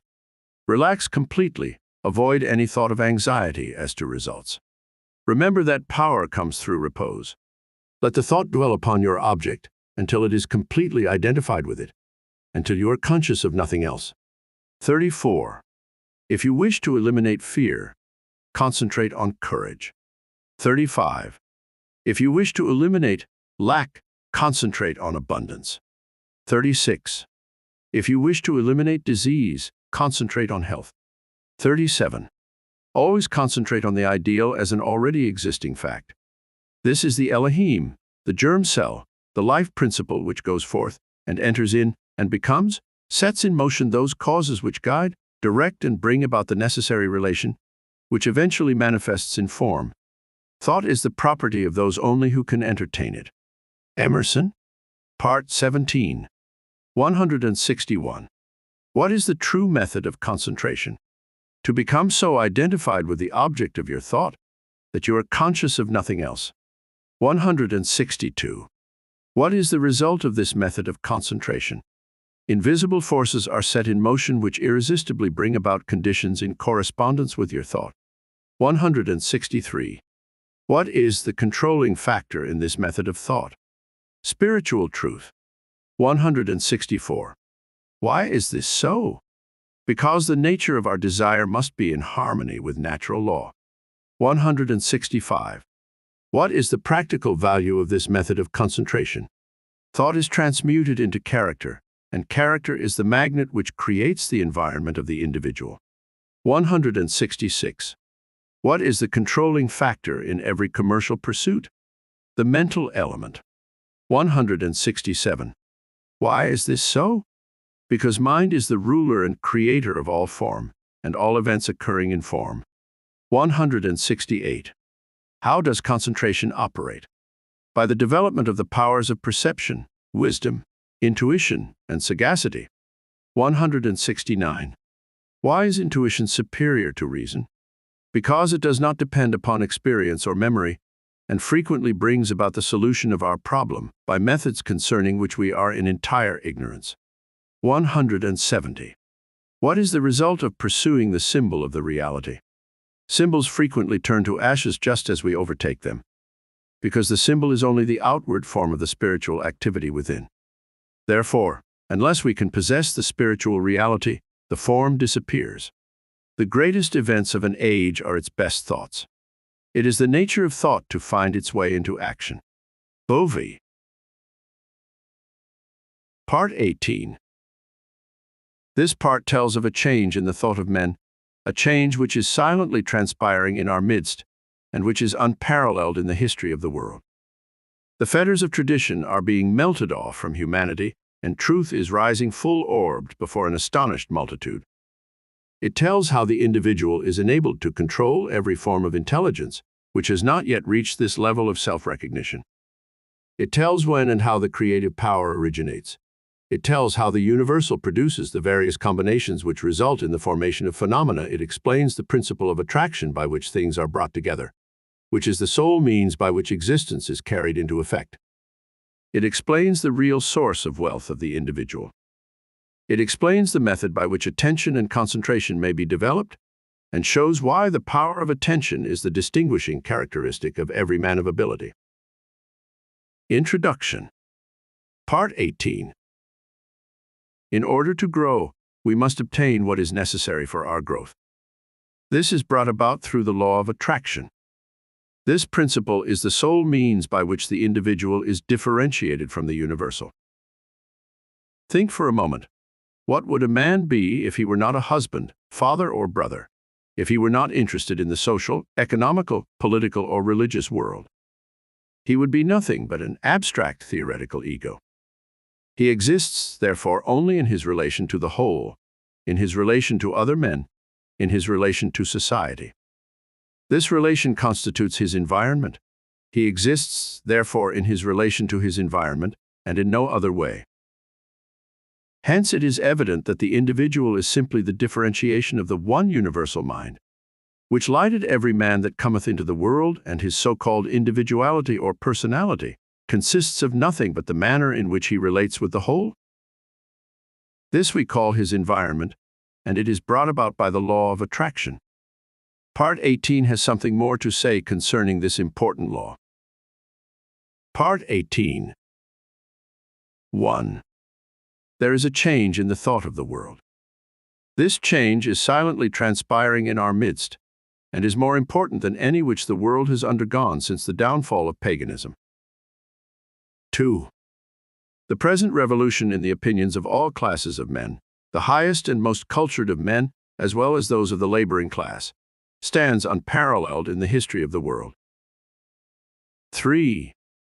Science has of late made such vast discoveries, has revealed such an infinity of resources, has unveiled such enormous possibilities and such unsuspected forces, that scientific men more and more hesitate to affirm certain theories as established and indubitable, or to deny other theories as absurd or impossible.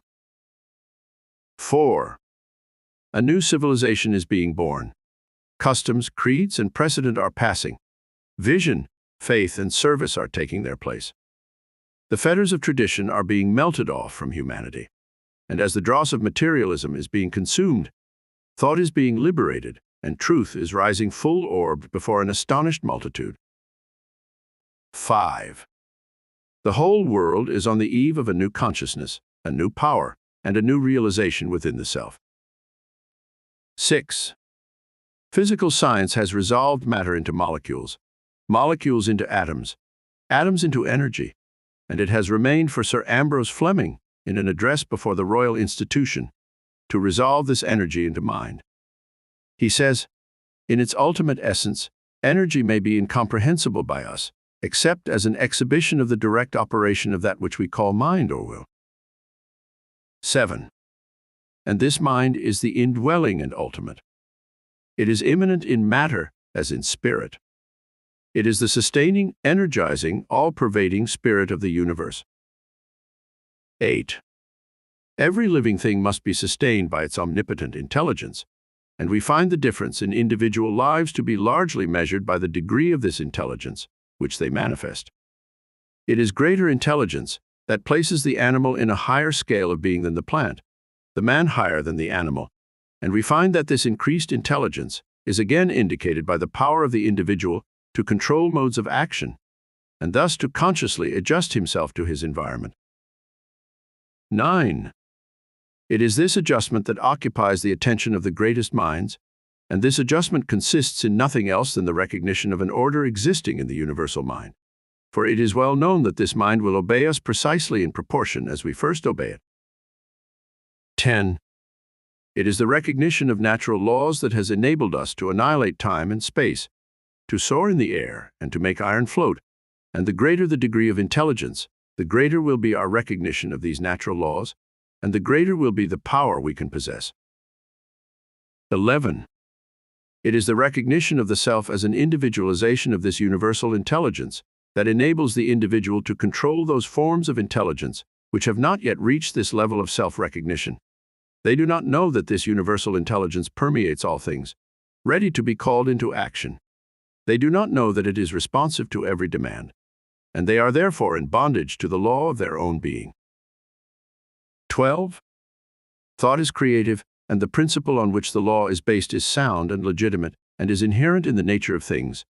But this creative power does not originate in the individual, but in the universal, which is the source and foundation of all energy and substance. The individual is simply the channel for the distribution of this energy. 13. The individual is simply a means by which the universal produces various combinations, which result in the formation of phenomena. These depend upon the law of vibration, whereby various rates of rapidity of motion in the primary substance form new substances only in certain exact numerical ratios. 14. Thought is the invisible link by which the individual comes into communication with the universal, the finite with the infinite, the seen with the unseen. Thought is the magic by which the human being is transformed into a being who thinks and knows and feels and acts. 15. As the proper apparatus has enabled the eye to discover worlds without number millions of miles away, so with the proper understanding, man has been enabled to communicate with the universal mind, the source of all power. 16. The understanding which is usually developed is about as valuable as a telephone box without wires or an exchange. In fact, it is usually nothing more than a belief, which means nothing at all. The Indians believe something, and so do the savages of the Cannibal Islands, but that proves nothing. 17. The only belief which is of any value to anyone is a belief that has been put to a test and demonstrated to be a fact. It is then no longer a belief, but has become a living faith or the truth. 18. And this truth has been put to the test by hundreds of thousands of people and has been found to be the truth exactly in proportion to the usefulness of the apparatus which they used. 19. A man would not expect to locate stars hundreds of millions of miles away without a sufficiently strong telescope, and for this reason, science is continually engaged in building larger and more powerful telescopes and is continually rewarded by additional knowledge of the heavenly bodies. 20.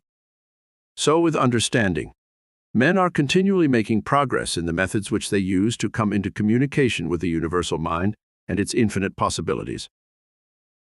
21. The universal mind manifests itself in the objective through the principle of attraction that each atom has for every other atom in infinite degrees of intensity. 22. It is by this principle of combining and attracting that things are brought together. This principle is of universal application and is the sole means whereby the purpose of existence is carried into effect. 23. The expression of growth is met in a most beautiful manner through the instrumentality of this universal principle. 24. In order to grow, we must obtain what is essential for our growth. But as we are at all times a complete thought entity, this completeness makes it possible for us to receive only as we give. Growth is therefore conditioned on reciprocal action, and we find that on the mental plane that mental vibrations respond only to the extent of their vibratory harmony. 25. It is clear, therefore, that thoughts of abundance will respond only to similar thoughts. The wealth of the individual is seen to be what he inherently is. Affluence within is found to be the secret of attraction for affluence without. The ability to produce is found to be the real source of wealth of the individual. It is for this reason that he who has his heart in his work is certain to meet with unbounded success. He will give and continually give, and the more he gives, the more he will receive. 26. What do the great financiers of the city and Wall Street, the captains of industry, the statesmen, the great company lawyers, the inventors, the physicians, the authors, what do each of these contribute to the sum of human happiness but the power of their thought? 27. Thought is the energy by which the law of attraction is brought into operation, which eventually manifests in abundance. 28. The universal mind is static mind, or substance in equilibrium. It is differentiated into form by our power to think. Thought is the dynamic phase of mind. 29. Power depends upon consciousness of power. Unless we use it, we shall lose it, and unless we are conscious of it, we cannot use it. 30. The use of this power depends upon attention. The degree of attention determines our capacity for the acquirement of knowledge, which is another name for power. 31. Attention has been held to be the distinguishing mark of genius. The cultivation of attention depends upon practice. 32. The incentive of attention is interest. The greater the interest, the greater the attention. The greater the attention, the greater the interest. Action and reaction begin by paying attention. Before long you will have aroused interest. This interest will attract more attention, and this attention will produce more interest, and so on. This practice will enable you to cultivate the power of attention. 33. Now concentrate upon your power to create.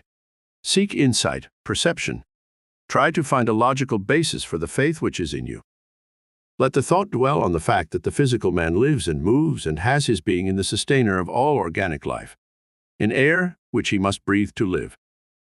Then let the thought rest on the fact that the spiritual man also lives and moves and has his being in a similar but subtler energy upon which he must depend for life, and that as in the physical world, no life assumes form until after a seed is sown, and no higher fruit than that of the parent stock can be produced, so in the spiritual world no effect can be produced until the seed is sown, and the fruit will depend upon the nature of the seed, so that the results which you secure depend upon your perception of law in the mighty domain of causation, which knowledge is the highest evolution of human consciousness.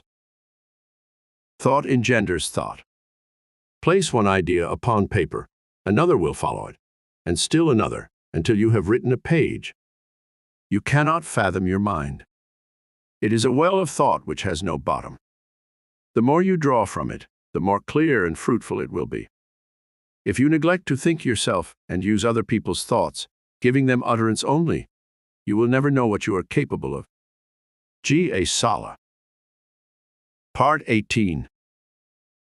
171. How is the difference in individual lives measured? By the degree of intelligence which they manifest. 172. What is the law by which the individual may control other forms of intelligence? A recognition of the self as an individualization of the universal intelligence. 173. Where does the creative power originate? In the universal. 174. How does the universal create form? By means of the individual. 175. What is the connecting link between the individual and the universal? Thought. 176. What is the principle by which the means of existence is carried into effect? The law of love. 177. How is this principle brought into expression? By the law of growth. 178. Upon what condition does the law of growth depend? Upon reciprocal action. The individual is complete at all times, and this makes it possible to receive only as we give. 179. What is it that we give? Thought. 180. What do we receive? Thought, which is substance in equilibrium, and which is constantly being differentiated in form by what we think. The happiness of your life depends upon the quality of your thoughts. Therefore, guard accordingly, and take care that you entertain no notions unsuitable to virtue and reasonable nature. Marcus Antonius. Advice. Remember, fully to understand grand and beautiful thought requires, perhaps, as much time as to conceive it. Joubert. If you wish to enjoy the utmost practical benefit from the master key, go slowly. Transfuse into your mind the contents of one part only, each week for 24 weeks. Realize the meaning of every phrase. Consult the master key constantly as your perpetual help and stimulus. Each time you read the work, you will get a better understanding of the eternal cosmic principles. Tell others of the master key so that more and more people may reciprocate with you as conscious adepts in harmony. The publishers. Part 19. This part tells of the search for truth, which is another name for ultimate cause. If we can find the truth, we shall have found the cause for every effect, and having found the cause, we shall be in a position to control the effect. It explains that all things are finally resolvable into one thing, and that as they are thus translatable, they must ever be in relation, and can never be in opposition to one another. It explains that a knowledge of this primary substance is power. It explains that a knowledge of cause and effect is power, that wealth is the offspring of power, that events and conditions are significant only as they affect power, and finally that all things represent certain forms and decrees of power. It tells of a certain form of power which can control every other power, why it is superior, and how we may make use of this superior power. Introduction. Part 19. Fear is a powerful form of thought. It paralyzes the nerve centers, thus affecting the circulation of the blood. This, in turn, paralyzes the muscular system, so that fear affects the entire being, body, brain, and nerve, physical, mental, and muscular. Of course, the way to overcome fear is to become conscious of power. What is this mysterious vital force which we call power? We do not know. Neither do we know what electricity is. But we do know that by conforming to the requirements of the law by which electricity is governed, it will be our obedient servant, that it will light our homes, our cities, run our machinery, and serve us in many useful capacities. And so it is with vital force. Although we do not know what it is, and possibly may never know, we do know that it is a primary force which manifests through living bodies, and that by complying with the laws and principles by which it is governed, we can open ourselves to a more abundant inflow of this vital energy, and thus express the highest possible degree of mental, moral, and spiritual efficiency. Part 19, which follows, tells of a very simple way of developing this vital force. If you put into practice the information outlined in this part, you will soon develop the sense of power, which has ever been the distinguishing mark of genius. Part 19. 1. The search for truth is no longer a haphazard adventure, but it is a systematic process and is logical in its operation.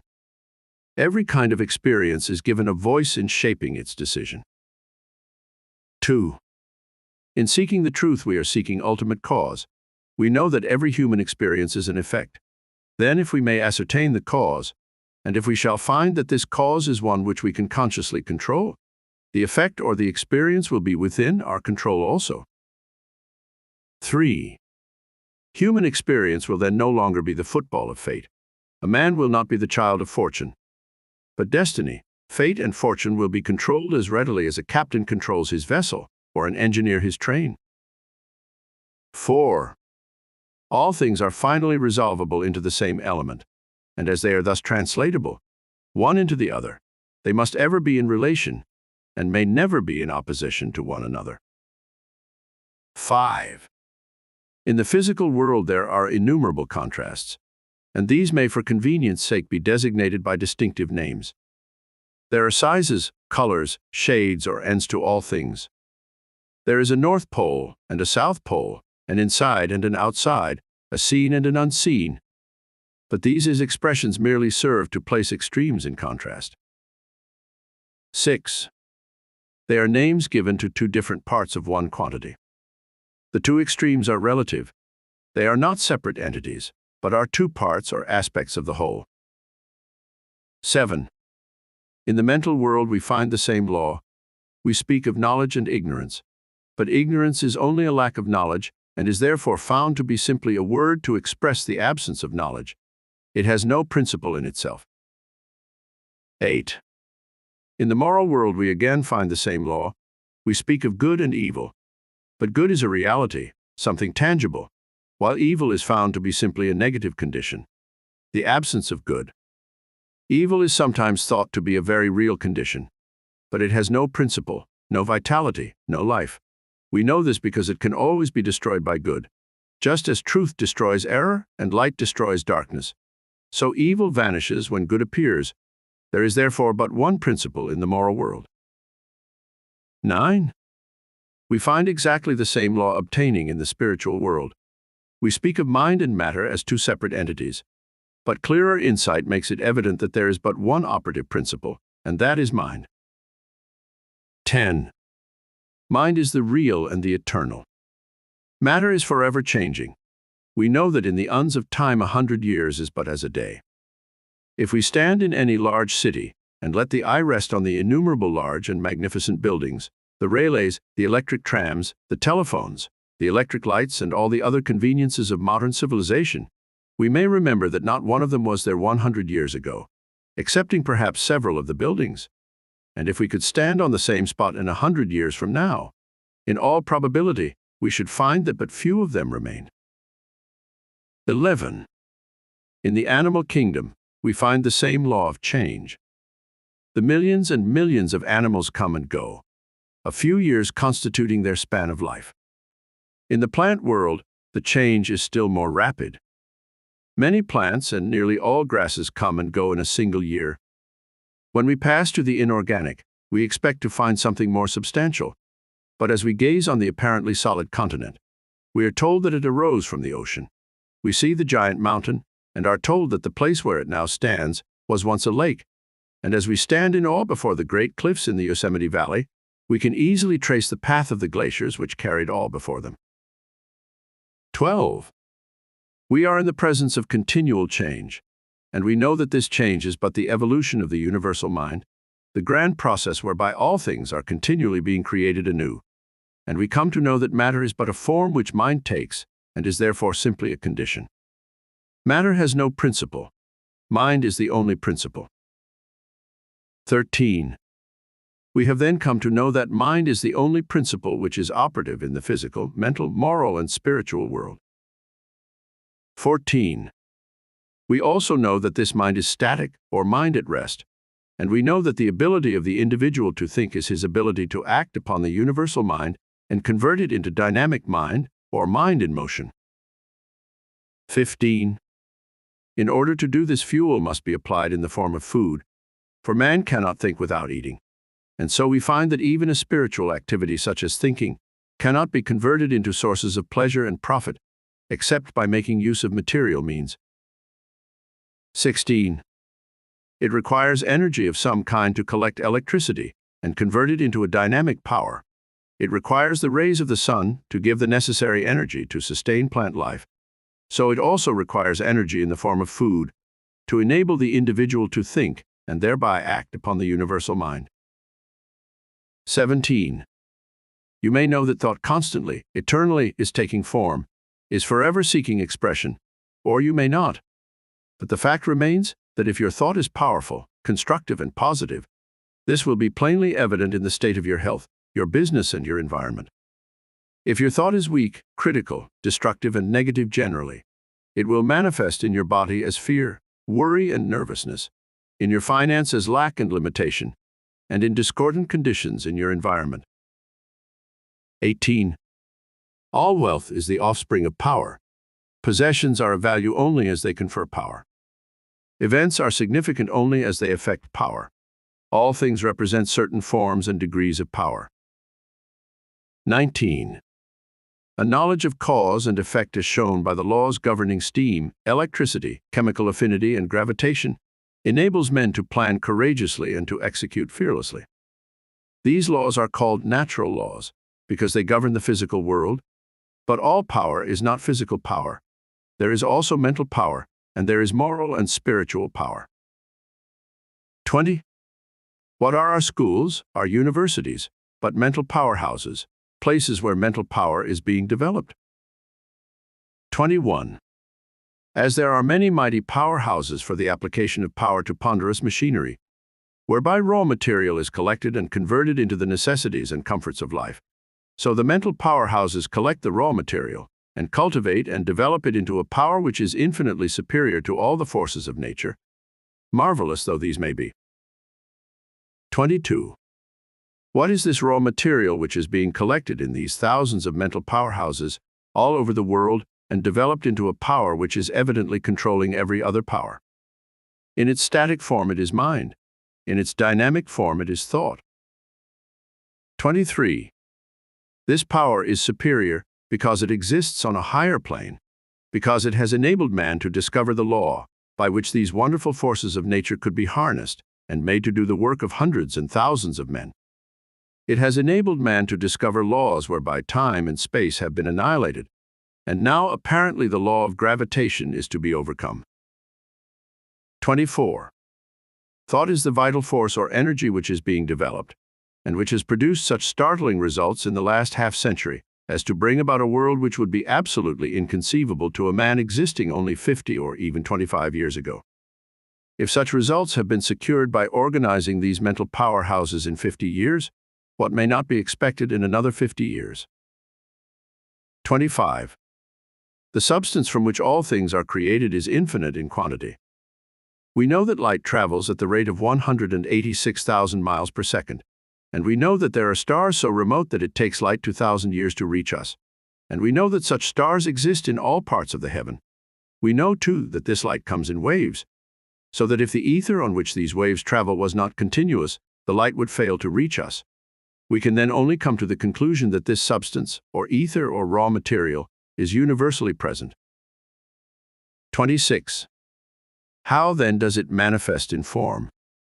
In electrical science, a battery is formed by connecting the opposite poles of zinc and copper, which causes a current to flow from one to the other and so provides energy.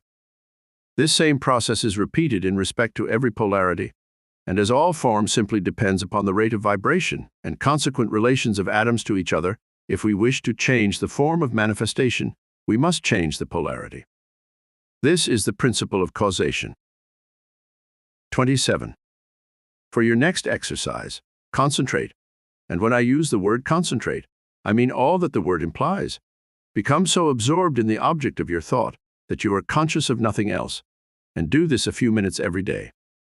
You take the necessary time to eat in order that the body may be nourished. Why not take the time to assimilate your mental food? 28. Let the thought rest on the fact that appearances are deceptive. The earth is not flat, neither is it stationary. The sky is not a dome. The sun does not move. The stars are not small specks of light, and matter which was once supposed to be fixed has been found to be in a state of perpetual flux. 29.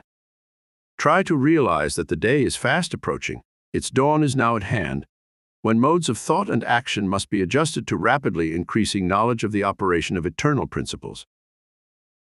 Nothing is comparable to the pleasure of an active and prevailing thought, a thought prevailing over the difficulty and obscurity of the object, and refreshing the soul with new discoveries and images of things, and thereby extending the bounds of apprehension, and as it were enlarging the territory of reason. South. Part 19. 181. How are extremes placed in contrast? They are designated by distinctive names, such as inside and outside, top and bottom, light and dark, good and bad. 182. Are these separate entities? No, they are parts or aspects of one whole. 183. What is the one creative principle in the physical, mental, and spiritual world? The universal mind, or the eternal energy from which all things proceed. 184. How are we related to this creative principle? By our ability to think. 185. How does this creative principle become operative? Thought is the seed which results in action, and action results in form. 186. Upon what does form depend? Upon the rate of vibration. 187. How may the rate of vibration be changed? By mental action. 188. Upon what does mental action depend? Upon polarity, action and reaction, between the individual and the universal. 189. Does the creative energy originate in the individual or the universal? In the universal, but the universal can manifest only through the individual. 190. Why is the individual necessary? Because the universal is static and requires energy to start it in motion. This is furnished by food, which is converted into energy, which in turn enables the individual to think. When the individual stops eating, he stops thinking. Then he no longer acts upon the universal. There is consequently no longer any action or reaction. The universal is then only pure mind in static form mind at rest. There is no thought in my mind, but it quickly tends to convert itself into a power and organizes a huge instrumentality of means. Emerson. Part 20. This part tells what the true business of life is and the result. It shows that we can obtain no results as long as we remain oblivious to the only power there is, an understanding of the principles, forces, methods, and combinations of mind, and its relation to the universal mind. It explains that the universal can act only through the individual. It shows that we are the channel for its activity, that it is within us, that we are it. We can, of course, fail to recognize it and so exclude it from our consciousness, but it will nevertheless be the basic fact of all existence. It tells of inspiration, the art of adjusting the individual mind to that of the universal, the art of becoming a channel for the flow of infinite wisdom. Introduction. Part 20.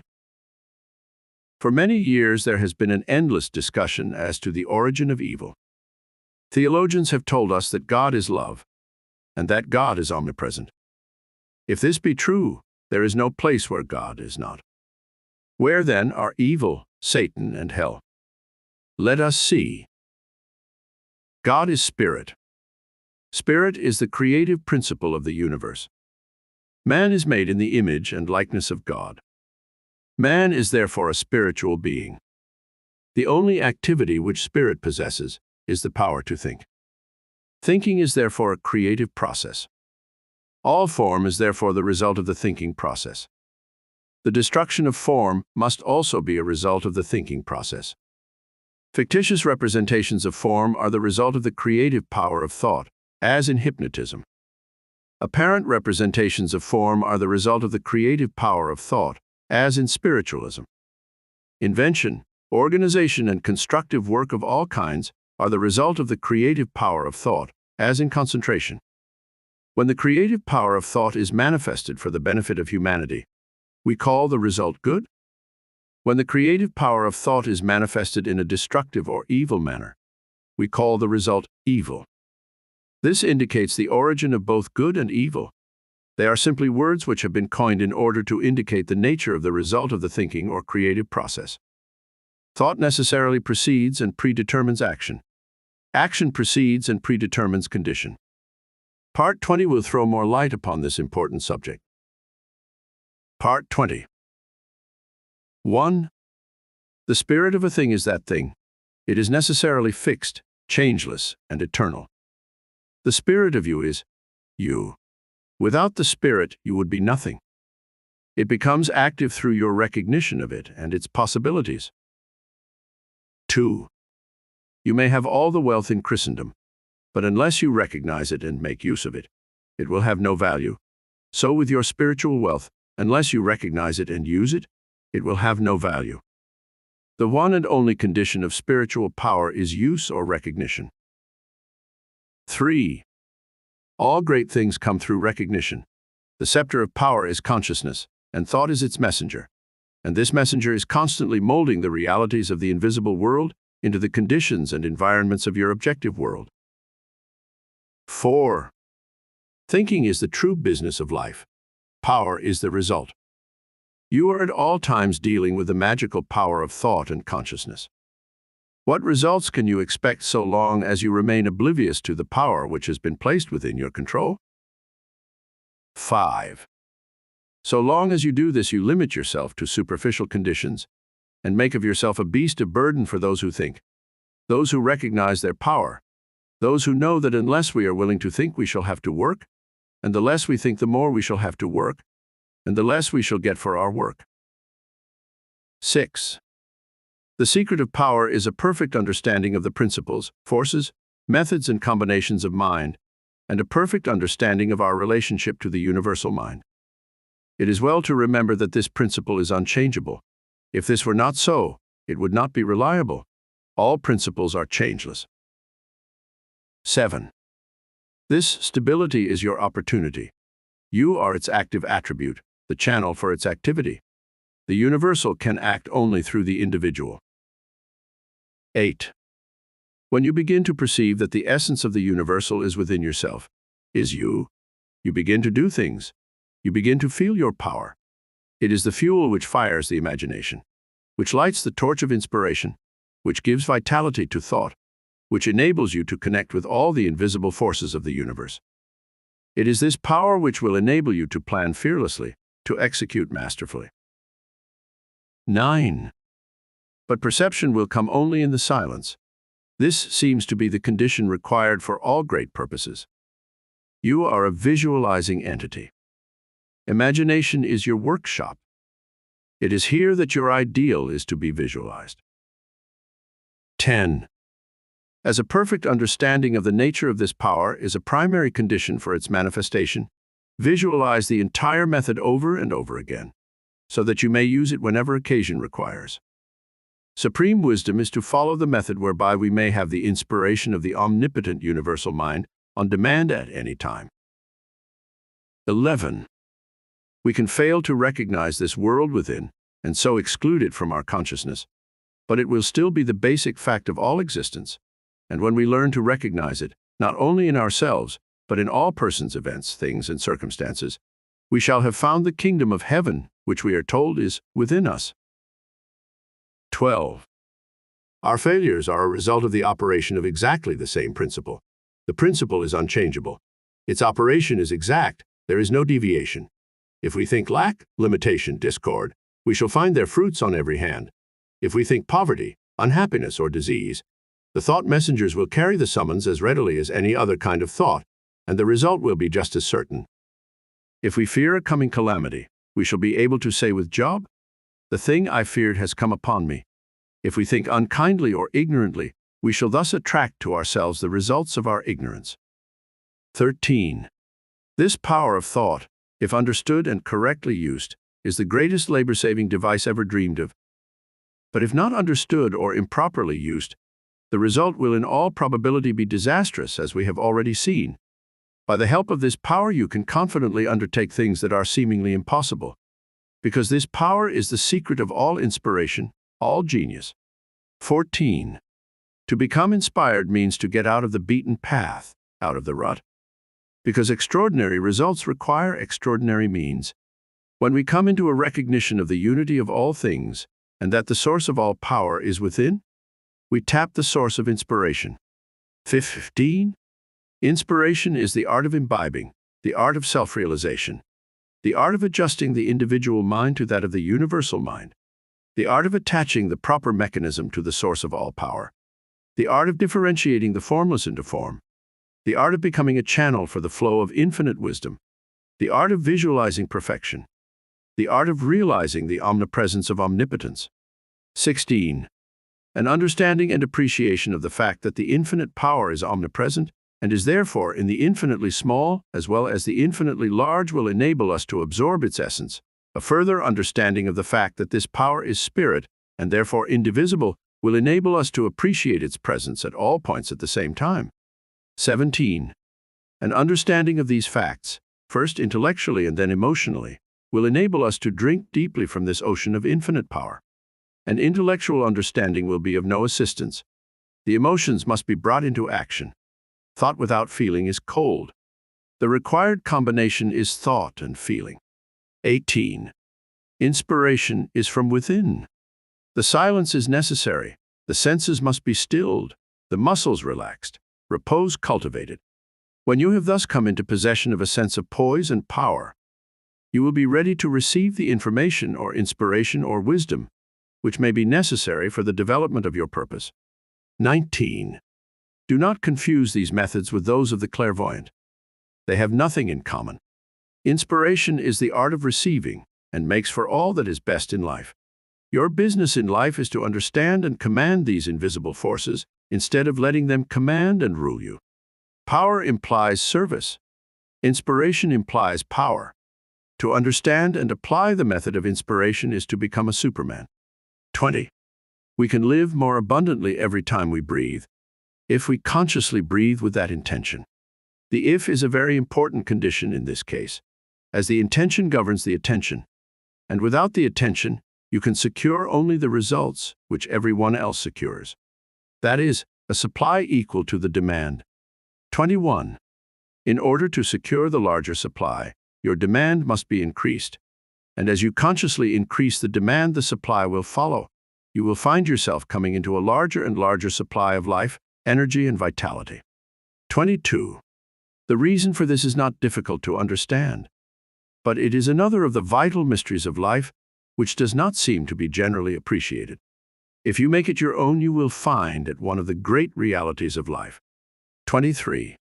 We are told that in Him we live and move and have our being, and we are told that He is a spirit, and again that He is love, so that every time we breathe this life, love, and spirit. This is pranic energy, or pranic ether. We could not exist a moment without it. It is the cosmic energy. It is the life of the solar plexus. 24. Every time we breathe, we fill our lungs with air and at the same time vitalize our body with this pranic ether, which is life itself, so that we have the opportunity of making a conscious connection with all life, all intelligence, and all substance. 25. A knowledge of your relation and oneness with this principle that governs the universe, and the simple method whereby you can consciously identify yourself with it, gives you a scientific understanding of a law whereby you may free yourself from disease, from lack or limitation of any kind. In fact, it enables you to breathe the breath of life into your own nostrils. 26. This breath of life is a superconscious reality. It is the essence of the I Am, it is pure being or universal substance, and our conscious unity with it enables us to localize it, and thus exercise the powers of this creative energy. 27. Thought is creative vibration, and the quality of the conditions created will depend upon the quality of our thought, because we cannot express powers which we do not possess. We must be before we can do, and we can do only to the extent to which we are. And so what we do will necessarily coincide with what we are, and what we are depends upon what we think. 28. Every time you think, you start a train of causation, which will create a condition in strict accordance with the quality of the thought which originated it. Thought which is in harmony with the universal mind will result in corresponding conditions. Thought which is destructive or discordant will produce corresponding results. You may use thought constructively or destructively, but the immutable law will not allow you to plant a thought of one kind and reap the fruit of another. You are free to use this marvelous creative power as you will, but you must take the consequences. 29. This is the danger from what is called willpower. There are those who seem to think that by force of will they can coerce this law, that they can sow seed of one kind, and by willpower make it bear fruit of another, but the fundamental principle of creative power is the universal, and therefore the idea of forcing a compliance with our wishes by the power of the individual will is an inverted conception, which may appear to succeed for a while, but is eventually doomed to failure, because it antagonizes the very power which it is seeking to use. 30. It is the individual attempting to coerce the universal, the finite in conflict with the infinite. Our permanent well-being will be best conserved by a conscious cooperation with the continuous forward movement of the great whole. 31. For your next exercise, go into the silence and concentrate on the fact that, in Him we live and move and have our being, is literally and scientifically exact. That you are because He is, that if He is omnipresent, He must be in you. That if He is all in all, you must be in Him. That He is spirit and you are made in His image and likeness, and that the only difference between His spirit and your spirit is one of degree, that a part must be the same in kind and quality as the whole. When you can realize this clearly, you will have found the secret of the creative power of thought. You will have found the origin of both good and evil. You will have found the secret of the wonderful power of concentration. You will have found the key to the solution of every problem, whether physical, financial, or environmental. Learning without thought is labor lost. Thought without learning is perilous. Thinkers are as scarce as gold, but he whose thoughts embrace all their subject, who pursues it uninterruptedly and fearless of consequences, is a diamond of enormous size. Lavater. Part 20. 191. Upon what condition does power depend? Upon recognition and use. 192. What is recognition? Consciousness. 193. How do we become conscious of power? By thinking. 194. What then is the true business of life? Correct scientific thinking. 195. What is correct scientific thinking? The ability to adjust our thought processes to the will of the universal. In other words, to cooperate with natural laws. 196. How is this accomplished? By securing a perfect understanding of the principles, forces, methods, and combinations of mind. 197. What is this universal mind? The basic fact of all existence.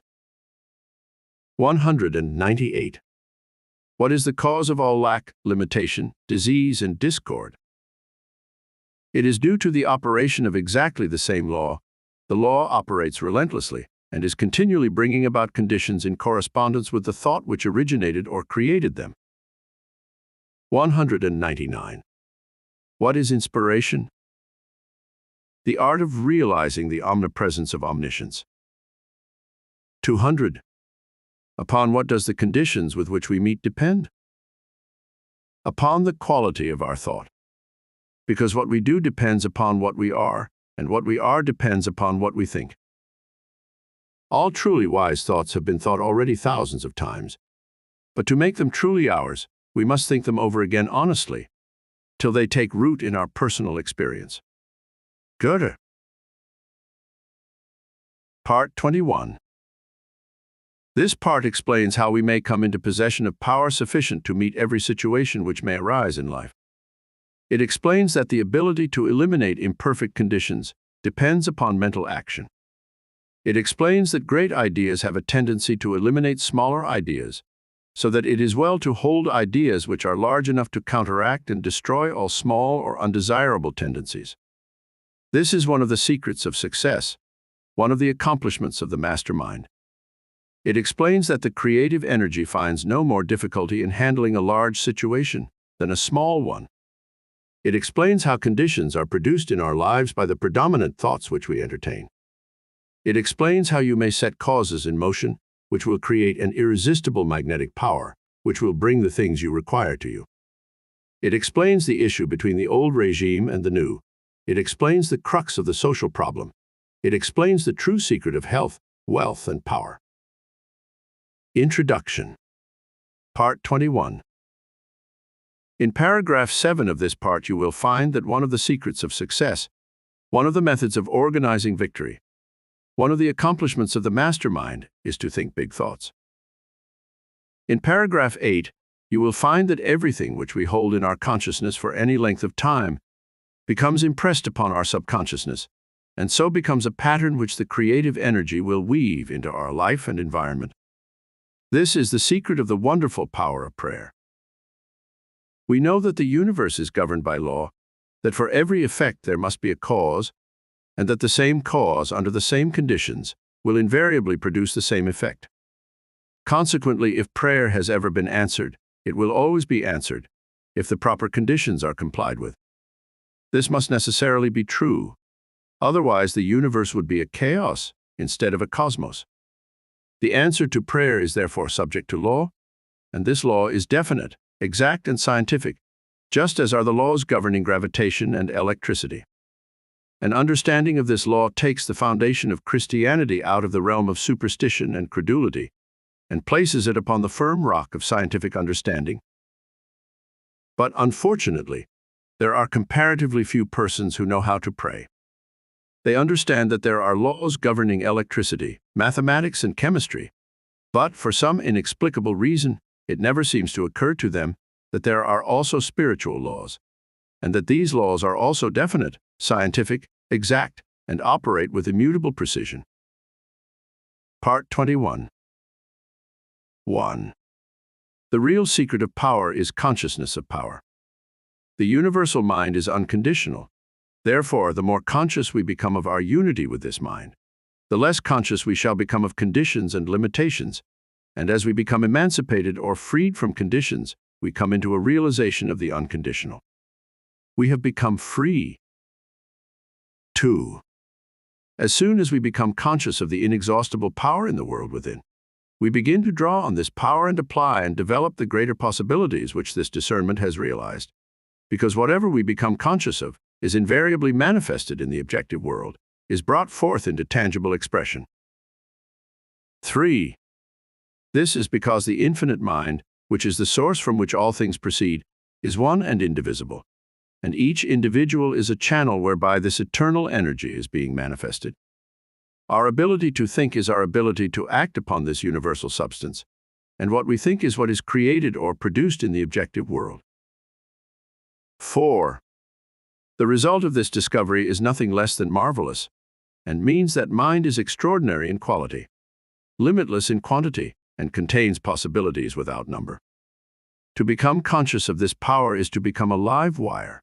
It has the same effect as placing an ordinary wire in contact with a wire that is charged. The universal is the live wire.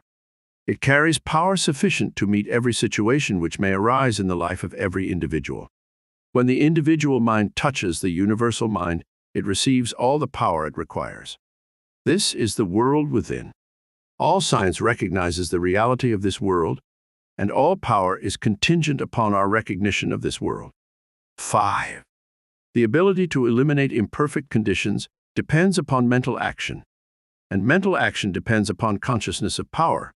Therefore, the more conscious we become of our unity with the source of all power, the greater will be our power to control and master every condition. 6. Large ideas have a tendency to eliminate all smaller ideas, so that it is well to hold ideas large enough to counteract and destroy all small or undesirable tendencies. This will remove innumerable petty and annoying obstacles from your path. You also become conscious of a larger world of thought, thereby increasing your mental capacity, as well as placing yourself in position to accomplish something of value. 7. This is one of the secrets of success, one of the methods of organizing victory, one of the accomplishments of the mastermind. He thinks big thoughts. The creative energies of mind find no more difficulty in handling large situations than small ones. Mind is just as much present in the infinitely large as in the infinitely small. 8. When we realize these facts concerning mind, we understand how we may bring to ourselves any condition by creating the corresponding conditions in our consciousness, because everything which is held for any length of time in the consciousness eventually becomes impressed upon the subconscious, and thus becomes a pattern which the creative energy will weave into the life and environment of the individual. 9. In this way, conditions are produced, and we find that our lives are simply the reflection of our predominant thoughts, our mental attitude. We see then that the science of correct thinking is the one science, that it includes all other sciences. 10. From this science we learn that every thought creates an impression in the brain, that these impressions create mental tendencies, and these tendencies create character, ability, and purpose, and that the combined action of character, ability, and purpose determines the experiences with which we shall meet in life. 11. These experiences come to us through the law of attraction. Through the action of this law, we meet in the world without the experiences which correspond to our world within. 12. The predominant thought or the mental attitude is the magnet, and the law is that like attracts like. Consequently, the mental attitude will invariably attract such conditions as correspond to its nature. 13. This mental attitude is our personality and is composed of the thoughts which we have been creating in our own mind. Therefore, if we wish a change in conditions, all that is necessary is to change our thought. This will in turn change our mental attitude, which will in turn change our personality, which will in turn change the persons, things, and conditions, or the experiences with which we meet in life. 14. It is, however, no easy matter to change the mental attitude, but by persistent effort it may be accomplished. The mental attitude is patterned after the mental pictures which have been photographed on the brain. If you do not like the pictures, destroy the negatives and create new pictures. This is the art of visualization. 15. As soon as you have done this, you will begin to attract new things, and the new things will correspond to the new pictures. To do this, impress on the mind a perfect picture of the desire which you wish to have objectified, and continue to hold the picture in mind until results are obtained. 16. If the desire is one which requires determination, ability, talent, courage, power, or any other spiritual power, these are necessary essentials for your picture. Build them in. They are the vital part of the picture. They are the feeling which combines with thought and creates the irresistible magnetic power which draws the things you require to you. They give your picture life, and life means growth. And as soon as it begins to grow, the result is practically assured. 17. Do not hesitate to aspire to the highest possible attainments in anything you may undertake. for the mind forces are ever ready to lend themselves to a purposeful will in the effort to crystallize its highest aspirations into acts, accomplishments, and events. 18. An illustration of how these mind forces operate is suggested by the method in which all our habits are formed. We do a thing, then do it again and again and again, until it becomes easy and perhaps almost automatic.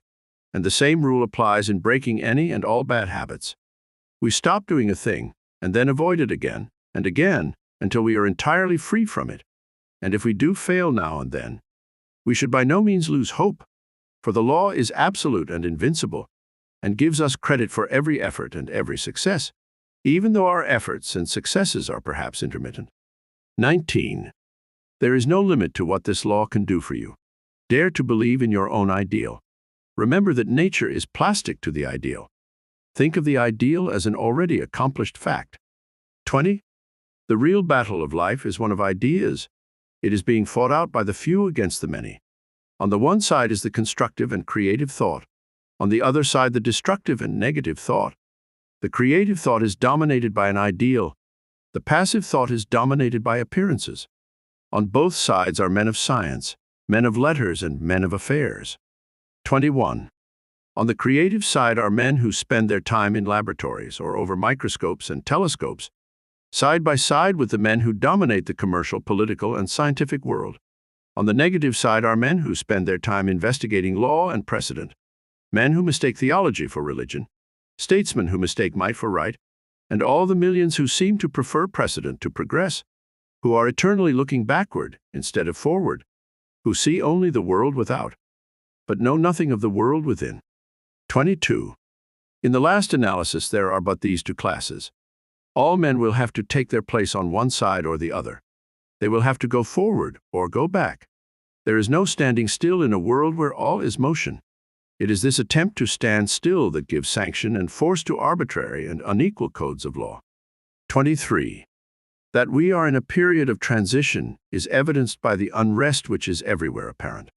The complaint of humanity is as a roll of heaven's artillery, commencing with low and threatening notes and increasing until the sound is sent from cloud to cloud and the lightning rends the air and earth. 24. The sentries who patrol the most advanced outposts of the industrial, political, and religious world are calling anxiously to each other. What of the night? The danger and insecurity of the position they occupy and attempt to hold is becoming more apparent every hour. The dawn of a new era necessarily declares that the existing order of things cannot much longer be. 25.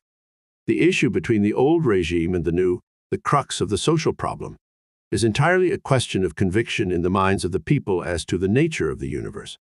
When they realize that the transcendent force of spirit or mind of the cosmos is within each individual, it will be possible to frame laws that shall consider the liberties and rights of the many instead of the privileges of the few. 26.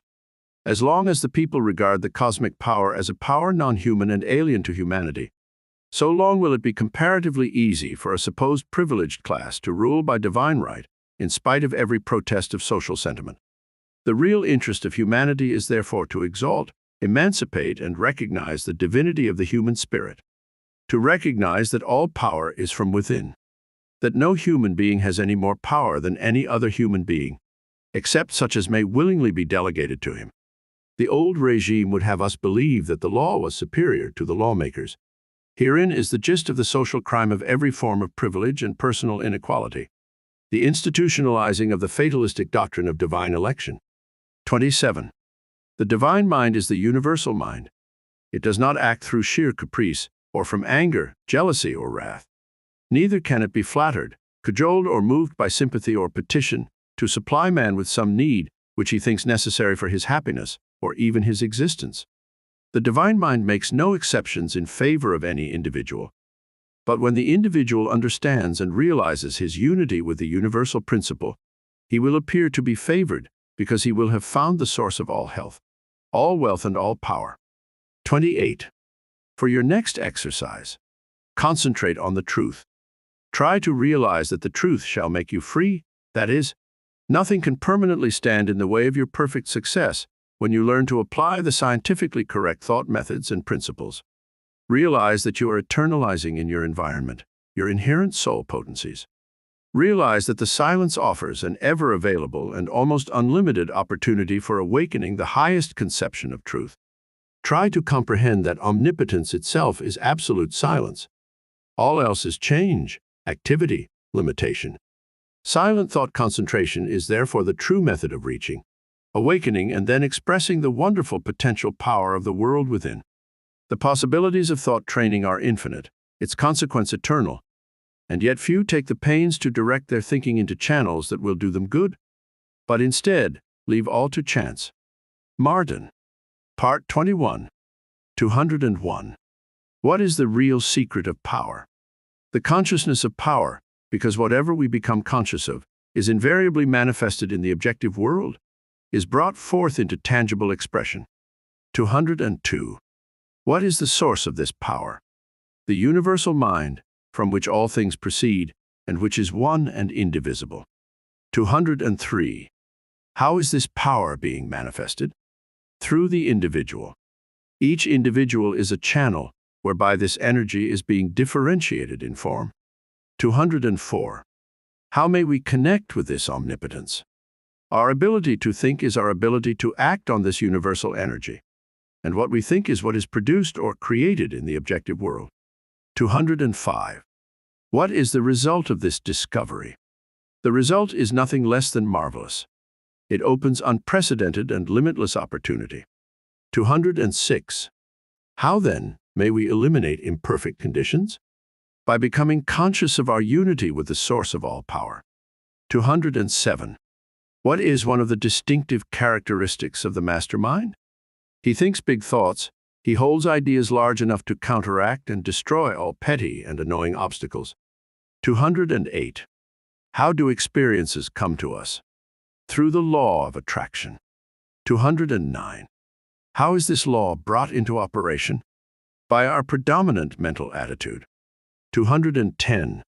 What is the issue between the old regime and the new? A question of conviction as to the nature of the universe. The old regime is trying to cling to the fatalistic doctrine of divine election. The new regime recognizes the divinity of the individual, the divinity of humanity. The power to think consecutively and deeply and clearly is an avowed and deadly enemy to mistakes and blunders, superstitions, unscientific theories, irrational beliefs, unbridled enthusiasm, fanaticism. Hattic.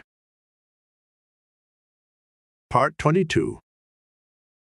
This part explains the cause of our present character, our present environment, our present ability, our present physical condition, and tells how we can make our future what we wish it to be. It explains how the vast panorama of nature is being constantly changed by simply changing the rate of vibration. It tells how the rate of vibration is being constantly changed in our bodies, usually unconsciously and often with detrimental and disastrous results.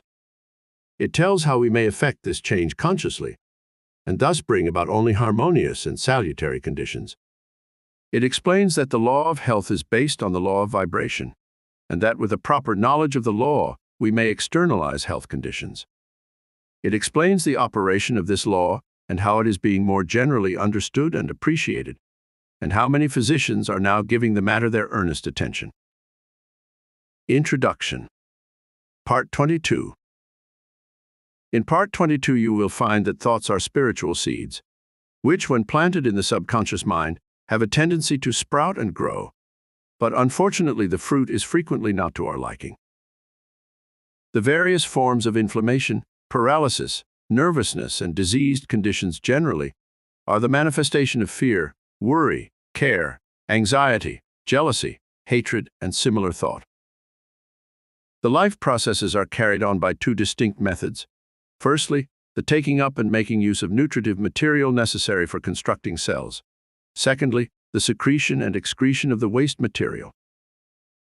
All life is based upon these constructive and destructive activities, and as food, water, and air are the only requisites necessary for the construction of cells, it would seem that the problem of prolonging life indefinitely would not be a very difficult one.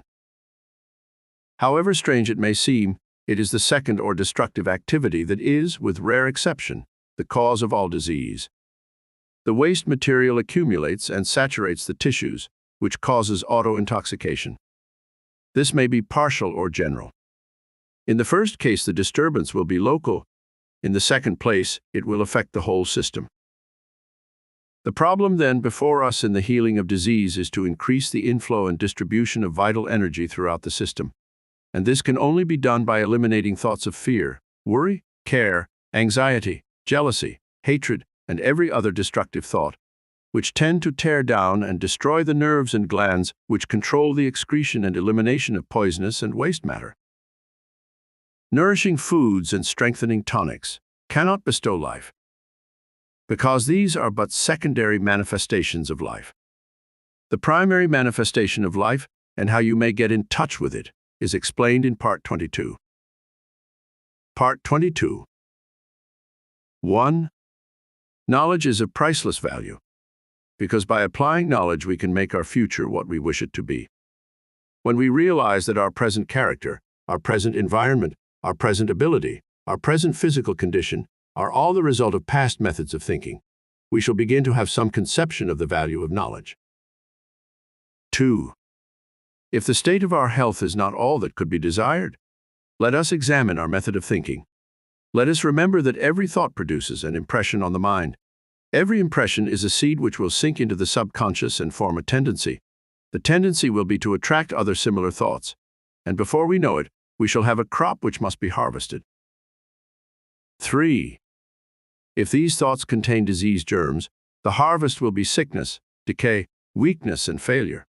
The question is, what are we thinking? What are we creating? What is the harvest to be? 4. If there is any physical condition which it is necessary to change, the law governing visualization will be found effective. Make a mental image of physical perfection. Hold it in the mind until it is absorbed by the consciousness. Many have eliminated chronic ailments in a few weeks by this method, and thousands have overcome and destroyed all manner of ordinary physical disturbances by this method in a few days, sometimes in a few minutes. 5. It is through the law of vibration that the mind exercises this control over the body. We know that every mental action is a vibration, and we know that all form is simply a mode of motion, a rate of vibration. Therefore, any given vibration immediately modifies every atom in the body, every life cell is affected, and an entire chemical change is made in every group of life cells. 6. Everything in the universe is what it is by virtue of its rate of vibration. Change the rate of vibration, and you change the nature, quality, and form. The vast panorama of nature, both visible and invisible, is being constantly changed by simply changing the rate of vibration. And as thought is a vibration, we can also exercise this power.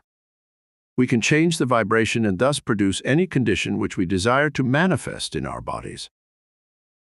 7. We are all using this power every minute.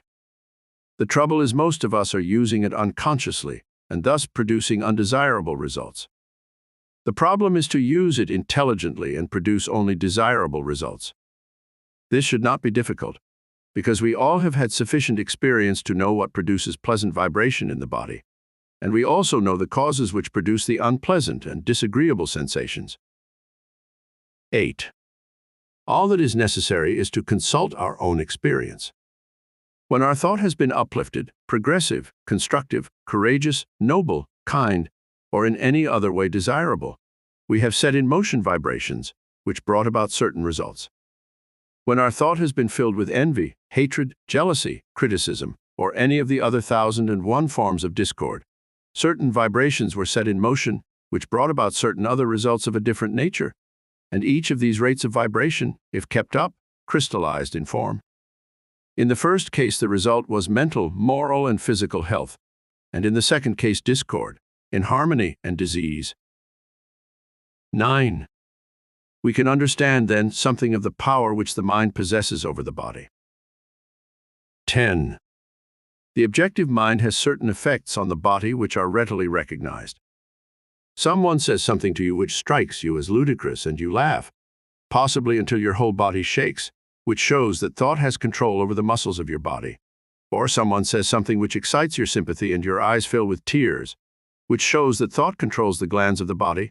Or someone says something which makes you angry and the blood mounts to your cheek, which shows that thought controls the circulation of your blood.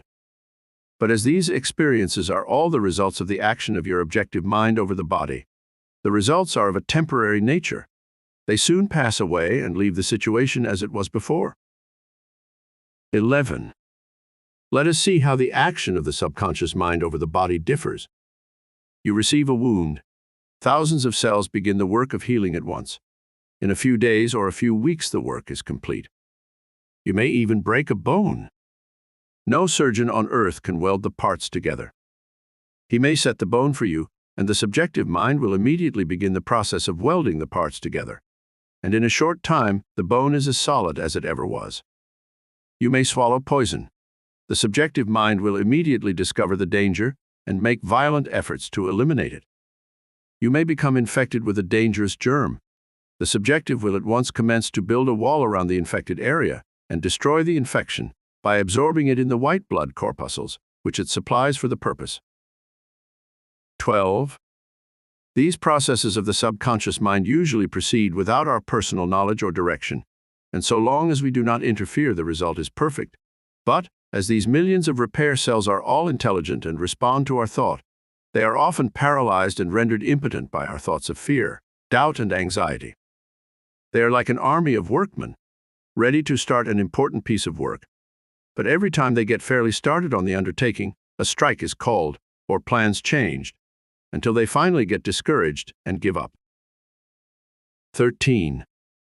The way to health is founded on the law of vibration, which is the basis of all science, and this law is brought into operation by the mind, the world within. It is a matter of individual effort and practice. Our world of power is within. If we are wise, we shall not waste time and effort in trying to deal with effects as we find them in the world without, which is only an external, a reflection. 14. We shall always find the cause in the world within. By changing the cause, we change the effect. 15.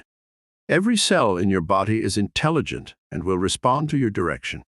The cells are all creators and will create the exact pattern which you give them. 16.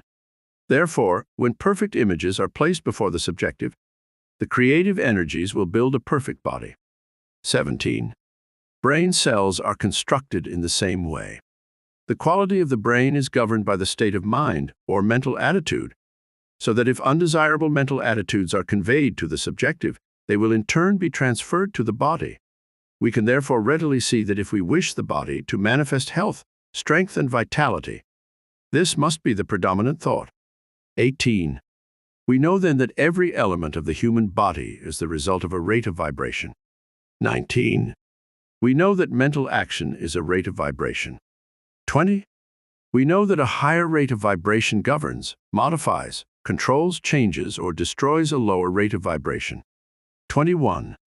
We know that the rate of vibration is governed by the character of brain cells. And finally, 22. We know how to create these brain cells. Therefore, 23. We know how to make any physical change in the body we desire. And having secured a working knowledge of the power of mind to this extent, we have come to know that there is practically no limitation which can be placed upon our ability to place ourselves in harmony with natural law, which is omnipotent. 24. This influence or control over the body by the mind is coming to be more and more generally understood, and many physicians are now giving the matter their earnest attention. Dr. Albert T. Schofield, who has written several important books on the subject, says, "The subject of mental therapeutics is still ignored in medical works generally. In our physiologies, no reference is made to the central controlling power that rules the body for its good, and the power of the mind over the body is seldom spoken of." 25. No doubt many physicians treat nervous diseases of functional origin wisely and well, but what we contend is that the knowledge they display was taught at no school, was learned from no book, but is intuitive and empirical. 26. This is not as it should be. The power of mental therapeutics should see the subject of careful, special, and scientific teaching in every medical school. We might pursue the subject of maltreatment or want of treatment further in detail and describe the